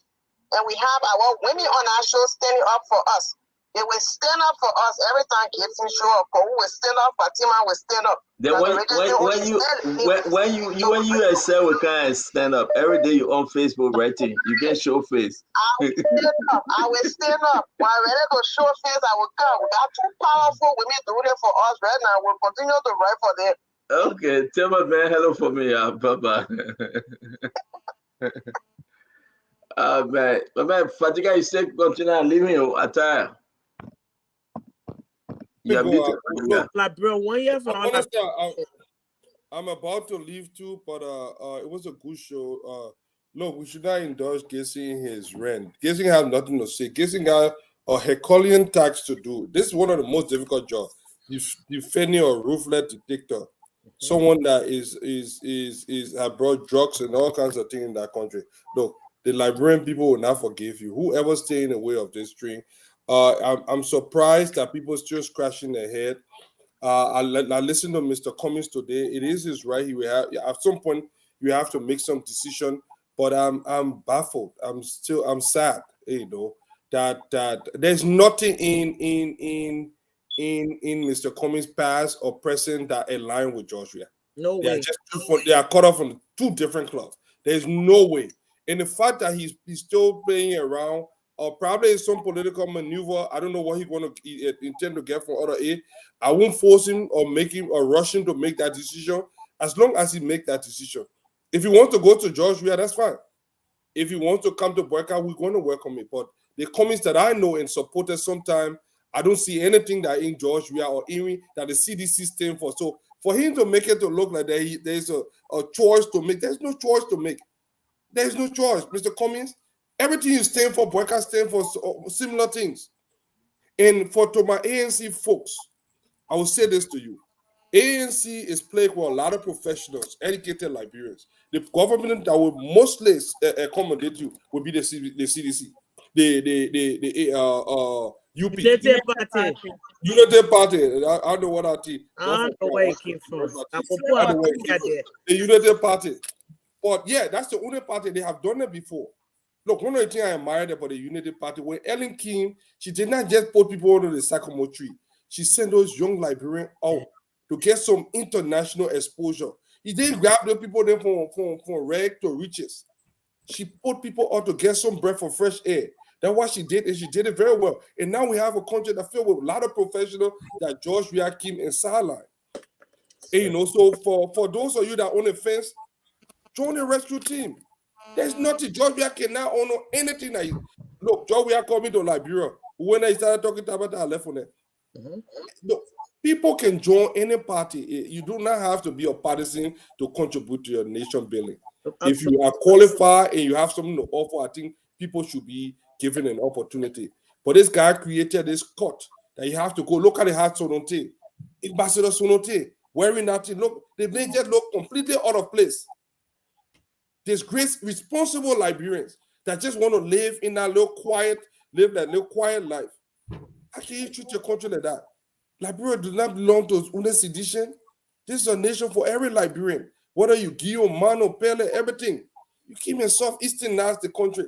Now some of our poor people in the Southeast there are being attacked now because of your business. Not that they contribute, not that they're benefiting. Your own family not even benefiting from your government. People close to you not even benefiting for you. You know, but I want to say that I hope most of those people make decisions. To those of you, my good friend Edwin Jones. I fought Edwin Jones for almost that long. Very good close friend. Edwin Jones, thank you for joining the rescue team. I respect you better. Senator Segwe, thank you so much. To all of you guys that joined the rescue team, we need the coalition of the willing. People that have realized that we have to rescue this country. Thank you. Mommy, you go eat. Leave me. I'm going to eat too. So Nelson, can I just give one little quick shout out before I leave too? Don't hold on now. Don't go back. When I see you, because you've been keeping me backstage all day today. After you now corrupt my mind, tell me, say, I'm No, happy you are he said hold Fatima on. will wait for you. Fatima Yeah, will I wait. said he might wait for you and you make he you make locked plan me with me out. about Kofa. I'm gonna wait for you for us to hear you. I'm talking for you. Okay, No, because for real, you that's are today. general. Oh, See, Fatima, 2 seconds, I forgot to say the thing. We come and start giving people rank in the rescue army. The new army to rescue Liberia. You are Major General, but power vested in me. I now compare the general rank. You are Major General in the rescue army. It's a fake rank. Yeah, That no rank is fake not. rank, That rank CEO. is not from. That That no rank is fake not. rank. The rank is not from JMB. The fake. The man is nobody. Now your business. All I know, I'm Major General. Everybody will have rank in the army. All right. Oh my God. My sister called, you know how I admire you. I love and respect you. But I gotta tell our Liberian people something quick. And y'all please allow me today to speak VAR. The people say the 14 and I announced the date so I can speak VAR to my Liberian people. I beg you. My people, first of all, these elections are about good and evil. There is no way around that one. Good and evil. If you've been living your life for the last 6 years and you are in a better position, you have, because they're not brainwash our people to think that suffering is good for them. Suffering is not good for any human being. If you've been living where in the morning you got to choose between making breakfast for your child or cooking for your household for your child to go to school, that's not life. If you're uncomfortable, that's not life. We don't want a leader who just want people under the sycamore tree chanting for him, hailing him, calling him, you know, that he the best person since 1847. My people, you can't hear it. You listen to the thing. A good leader will listen to CEO them shoot him and still say, take one lesson from that shooting and say the man, that particular thing he said are true. And what they call constructive criticism. When you take constructive criticism and you put it to your life, you can learn more. But it requires knowledge for somebody to have good idea to say the thing are doing it wrong. That the kind of leader we want. A leader who can listen to the Liberian people and say people are wrong. Things are wrong. But a leader who always tell you he right, and not good leader, my people. Now, mono, na me afowoye. Okone he, campi sisi emeloke. Ano mu ifoti ekena. Round 2, round fela, American. Kaikwe, ben nyangma mu akan, kuma ke mubo. Ajafe kan mubo. Amwa nu to. Amwa we bebe mo hospital no wako. Na mono, wo kone he, we lo fe. Jo we amani we akwa. Kakwa me, abeta na ito be malo. Abeta na ito piale no pao. Abeta na ito pemi. Abeta na ito konyama no ma. Awalo ay soke mo abwe ke kambena ke mo gbunu mu faisa. Wo kone na mono we makama akwa. Le kama le me abena na abwela hospital no wako. Abena na abeticha no be pa na mo kwa no abetake care bi na no la. Wo mala waye. Wo poka jori akoya amani wa kwa. Na be afona we ye. Amani wa kwa. Mu bala na na 40 seconds wa mana wa mistake mu makema. Wo ma bo balo. Wo kone we makaba akwa. Wo boka buka tensa menola. Ade no be na tomokia. Amen lo tomo baba ikia. Mu mawala we. Wo kone mu mawala. So la brand people, as I just told my far people, like no, nobody hate George Weah. I love George Weah. I actually do that, my brother. But I happen to love Liberia more. Now, all I can tell people, I can go everywhere. I can travel everywhere. If I go to that country, my heart can say far. I just been finding a reason just to go back. When you say second round, I say me, I go in.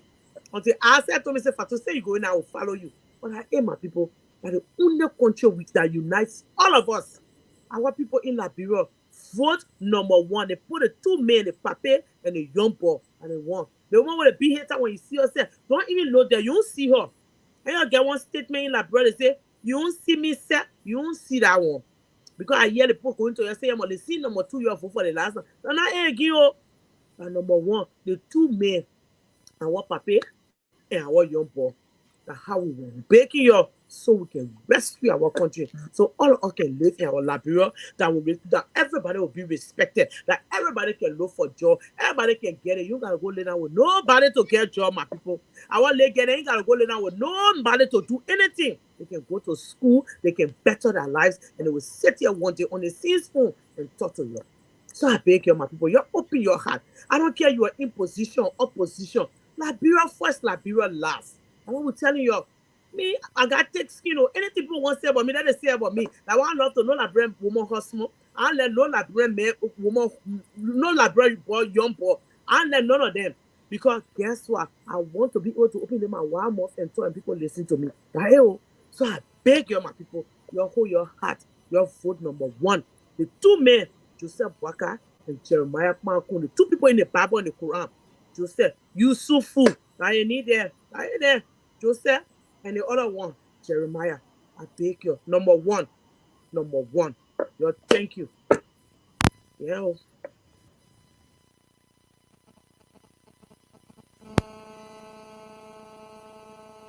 I leave it with you now, Comrade. General Fatima, every time private Gibson Jaru Kanye will send for you to arrest Just him. stand for me, oh. I don't want no the men are private. In fact, That you know, some people say me I better master sergeant and I in the army. No, you in a rescue army. We gotta rescue our country. We're not taking no for no answer. And about tomorrow. Tomorrow you get sent on uno title after you join. Come and call anybody that said I would say this to you. Who call me the man John tomorrow? He support all tomorrow. The ring will get. The man come and choose the Labrador. I know that man. He will choose the Labrador people. And I think that the kind of fighting will fight over here in that easy. The secret, the inside secret, I'll put it outside tomorrow. Yeah, you come and choose the Labrador. Y'all just listen to me tomorrow. I know you will keep me in the back. Yeah. But the secret that you hear, I'll put it outside.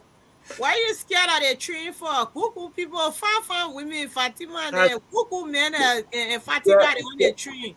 Why you scared of the tree? Scared of the tree? They're not snacking on the tree tomorrow. The man go and say that to the tree. People. The thing you guys got to understand is that if you know Joseph Yema Boakai, like some of us, for the past time, we have got to know him. He's a good man. He's a quiet man. He been there, he done that. Let me ask every one of you. Will Joseph Yema Boakai buy a 500,000 bulletproof satellite? Never. Abomination. Will Joseph Yema Boakai travel in a private jet through all the 6 years? Okay. Let me ask a question about Josh Manawea. I'm close now. I try to baking you. You trying to decide today? Okay. No, my mind has not made up since the beginning of this election. Do you think President Weah will change? No. No, I'm not asking you guys now because I know you guys support Joseph Boakai. I'm asking the Liberian people out there. Do you think President Weah will reshare for his government? Do you think President Weah will seek the Liberian people's interest? Do you think President Weah will forsake all others, believing that he just got this for his legacy? Do you think he will build a hospital? Do you think he will bring investors? Do you think President Weah will walk down on Broad Street and see the young men and women dying of kush and say, damn, we got to do something about this? Will President Weah build that rehab center? With this President Weah, everything that you know, that I know, that the Liberian people know, bring the new style of leadership for Liberia? No, sir. I'm preparing these questions because it is important for us to take a side and take a side now. If anybody said they are not taking a side, it benefits President George Manawea. Exactly. If anyone say, well, I want to be neutral. I just want to be me. I don't want to, get in conflict with the Liberian people or with CDC or Unity Party. I will leave it with my people. Let it decide. Then you are benefiting and you are helping George Manawia. So it's so unique. For you to look at George Manawia and say, I don't want you, I will support Bwaka. Or you look at Bwaka and say, I don't want you, I will support George Manawia. It's no problem. You will get anywhere either which way, but you will move on. The Liberian people depend on some of us. They listen to us every evening. They cry. They say, hey, help me. What do you think my decision in this election should be? Now we're in the second round. It's not 20 individuals anymore. It's only 2. Plus the Liberian people make it 3. We have to decide. So please don't hate me for the position I'm going to take tomorrow. I must take the position. I must live with that position. I have friends on either side. I respect the view. I respect the position. But I believe amongst them 2 or 3, it's a noble, responsible, professional, family-oriented, country first individual in this race. Experience. Everything plus more. That willing to just do that one thing before, one single thing to bring and put Liberia back on the map. On the map of good governance, on the map of better healthcare system, on the map of clean drinking water, good environment, electricity, perfect infrastructure, on the map of better education, to put Liberia that when you leave the country, you say, man, I got to go back home. Have any of you guys experienced if you leave America, you must come back, you want to come back? What brings you back? You got your job. You got your home that is electricity 24/7. You got clean drinking water. If you don't want to drink the tap water, you get bottled water, Fiji water, any water coming your way. You got family, you got peace, you got security. You can pick up the phone and dial 111. Police will be in your place in the next 5-10 minutes. You smell good living. Television, any channel you can watch it. You're able to pay your bills and still get some change to save and say, I have my bank account. Can we say that about our brothers and sisters in Liberia? Do you have a bank account? Do you have susu? How much in your bank account? Can you go 1 week without working? I mean, we must decide tomorrow, folks. And we will. By God's grace. If everything is constant, I must take a side tomorrow. And I hope you respect my position. This is the best we can do for our country. And after I have taken a side tomorrow, I will position myself on the show like you have never seen before. You might with Gibson Jerry, or you might with Fadika. I will position myself, and that's how I will take my Liberian people. If anybody attack that side, I will attack you. If anybody go on that side, I will go after you. I will do it till the election is over, and after November 14th, then we'll be friends again. I mean, I think we forgot something though. We forgot it 2 days now. I want to say to all of you out there, it's a battle in the cloud. It's time to fight. It's time to fight. You cannot stand by. You cannot sit by. You cannot say, oh, I will just leave it for another time. No. Tomorrow is not promising. All that thing you say, oh, I want to stay home, you cannot stay home no more. Tomorrow is not promising at all. Support Bwaka or support Jowea. Let's call this thing. Let's put it to an end. Let's make that decision. And you fight for your decision. And I will fight for my decision I'm going to take tomorrow. Because my children, my wife, my family, my brothers, my sisters, my mother, the Liberian people, my friends, my colleagues, everybody's life depends on this. And we will. It's either JMB or GMW. It's either Unity Party or CDC. May the Lord watch between me and thee while we asking one from another. Amen. You have Amen, Mary. Irving, We close. forgot to say something. We forgot to say something. Irving, close. Go ahead. Cole, 1 second. Cole, 1 second. I won't take your time yet.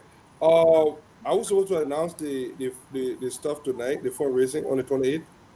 You said we're going to have a meeting tonight. I don't know. Yeah. We're waiting for Mo Ali or Joe Malu. I don't know. Yeah. Tonight. All right. Yeah, but we can say, I mean, they are collecting that's it because that's the 28th, right? And on Saturday. This Saturday will begin the fundraising to protect our votes again. It will be coming on Saturday and moving forward. So I just wanted to bring it, but we still got another meeting tonight to finalize everything. But it will be Saturday, so get ready. $1 gets you a rank in the rescue army. $1. $1. That's a cheap. Nobody more call for $1. They call the rescue team right now. $1 can solve it. I mean, you make Kev hitting on you. Kev say you will support. Look at him. Let me close before you start cheese. Let me close before you start cheese. Go ahead. Let the CEO say, another great mind said, it is not so much of the action of those that are bad, but sometimes it's the silence of the so-called good people. Sometimes our silence enables situation. That why we who from the Catholic faith, we say the Lord should forgive us for what we done and what we failed to do, because in action in itself enables things. So these are the times that test the character and resolve of people. We need to take side. We encourage everyone to do so. And I salute the CEO for taking his side tomorrow so that we can know. And that he will defend that side by everything, with everything. That's a good thing. To our people out there, I just received message from one of my friends, a professional. She stays in Monrovia. I can't send it to you. She's now going to River G. She's going to River G, my people, to be a pool washer because she's concerned about the Southeast.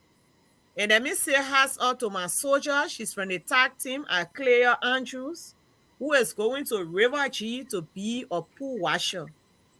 This is why we are preaching every day that educated professional people should self-conscript for pool washing. Because when you know better, you will do better. And when you see something, you will do something. My sister Fatima was pool washer. Who will see Fatima over there and try to get balance and ask him? She will deal with you more than she dealt with Gibson. So this is why we are asking people who understand, who are mature, who are professionals, to come and guide the vote. And let our people who are professionals, some of them go all the time. It's just one day. Take it as a duty and service to country. Because the decision for that one day will change the future of your children. We want to thank all of those who've come on board. Our own colleague on this show, Abdullah Mambe, who endorsed the rescue mission along with the LPP. We want to thank the LPP. I've long been hearing about the progressives. I've never underestimated them. When I see the likes of Dr. H. Boyman family, all those guys who have told us what they brought to the table politically, the sweat, the blood, the likes of, Stewart, the likes of Flomoyan, the likes of Wolokoli, Tewon Gonglo, they've proven it again. These guys are true revolutionaries. They said we are going to stand by the opposition. And sometimes I tell my brother Fatika that, he should tune down. But sometimes I understand where he comes from. There's no time to be equivocating, putting people on the same pedestal. When you are in the opposition, these two people that are in the final. Then now you start asking them questions that you question them. You don't know what the people stand for. You don't know why you oppose this government all along. It said now that we have to give help to the opposition and we start to quiz. But it's okay. In the interest of the country, we will do what it takes. If it means, incorporating those things you want, we will, because they are fine ideas. But the Liberian people are waiting. The Liberian people are eager for this change. So we encourage every one of you to talk to your relatives to vote number 1. As our sister said, it's no more number 2. You see the farm rescue papi and farm rescue young guy on the ballot. You either check it, you exit all, or you just put your thumb there. Remain in the ballot. You don't do it 2 times. Whatever you do it 1 time for number 1. And that will bring us victory. Let us encourage everybody. If you need help, carry somebody with you. Don't depend on the election worker. If you know somebody in your community that 2 of you won't vote for the same person, go along with that person if that person can help you. So that at the end of the day, you are not robbed of your vote. So we just want to tell our people, thank you. We will continue to do our best. We know we are almost there.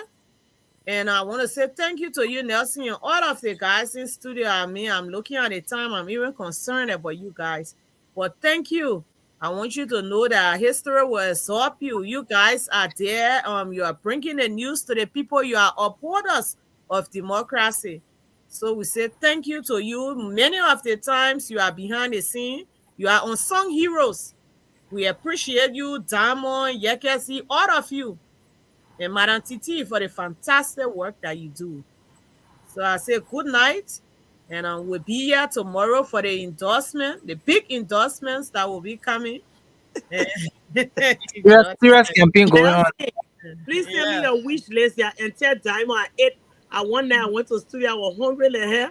Diamond gave me his cookies, so I bring him one cookie. Cookies, yeah. They're nice, so they always got water and stuff. They always got stuff there. Yeah. Great guys, great guys. All you're doing for our Liberian people, go, and like she said, history will really, really treat you guys kindly. Thank you. Thanks. Your inbox, whether you like it or not. Yeah, and we're going, we will be there. All right, my people, love you guys. Thank you. Thank you. Yeah. Bye-bye. Okay. Thank you for that. Okay. Bye-bye.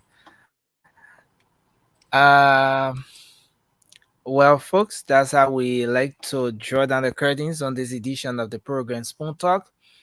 Thanks a lot to all of you out there for following. Thanks to those of you who called in, making your contribution via the phone lines. Thanks to those of you who tried but didn't make it through the lines. Usually the lines are very busy. So if you didn't make it through, just kindly try tomorrow. It's not intentional. Yes, but that's the situation. And thanks to those of you who just listen to your radio, watch your TV. We appreciate all of you for always making up time to be here with us on Spoon Talk. I'm Nelson Colette. We are closing it up on Spoon Talk right now, but we'll be back very shortly with the late night show. Of course, it's coming up just in about a minute or 2 from now. We're going to bring you the late night show right here on this very platform. So thanks again, and have a good night. Let's remember to keep the peace, because Liberia is all, and I mean all we have. Bye-bye for now.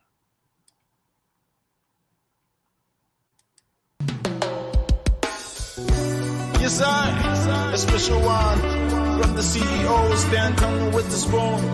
And your boy, Friday the Southern Band. Charges on the beat. To the spoon to get your information.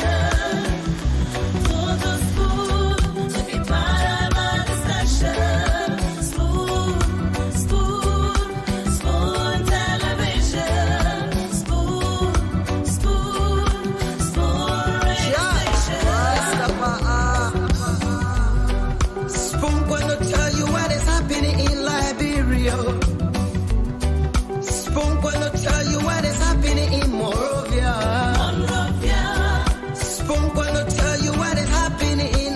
Africa. Africa. Just to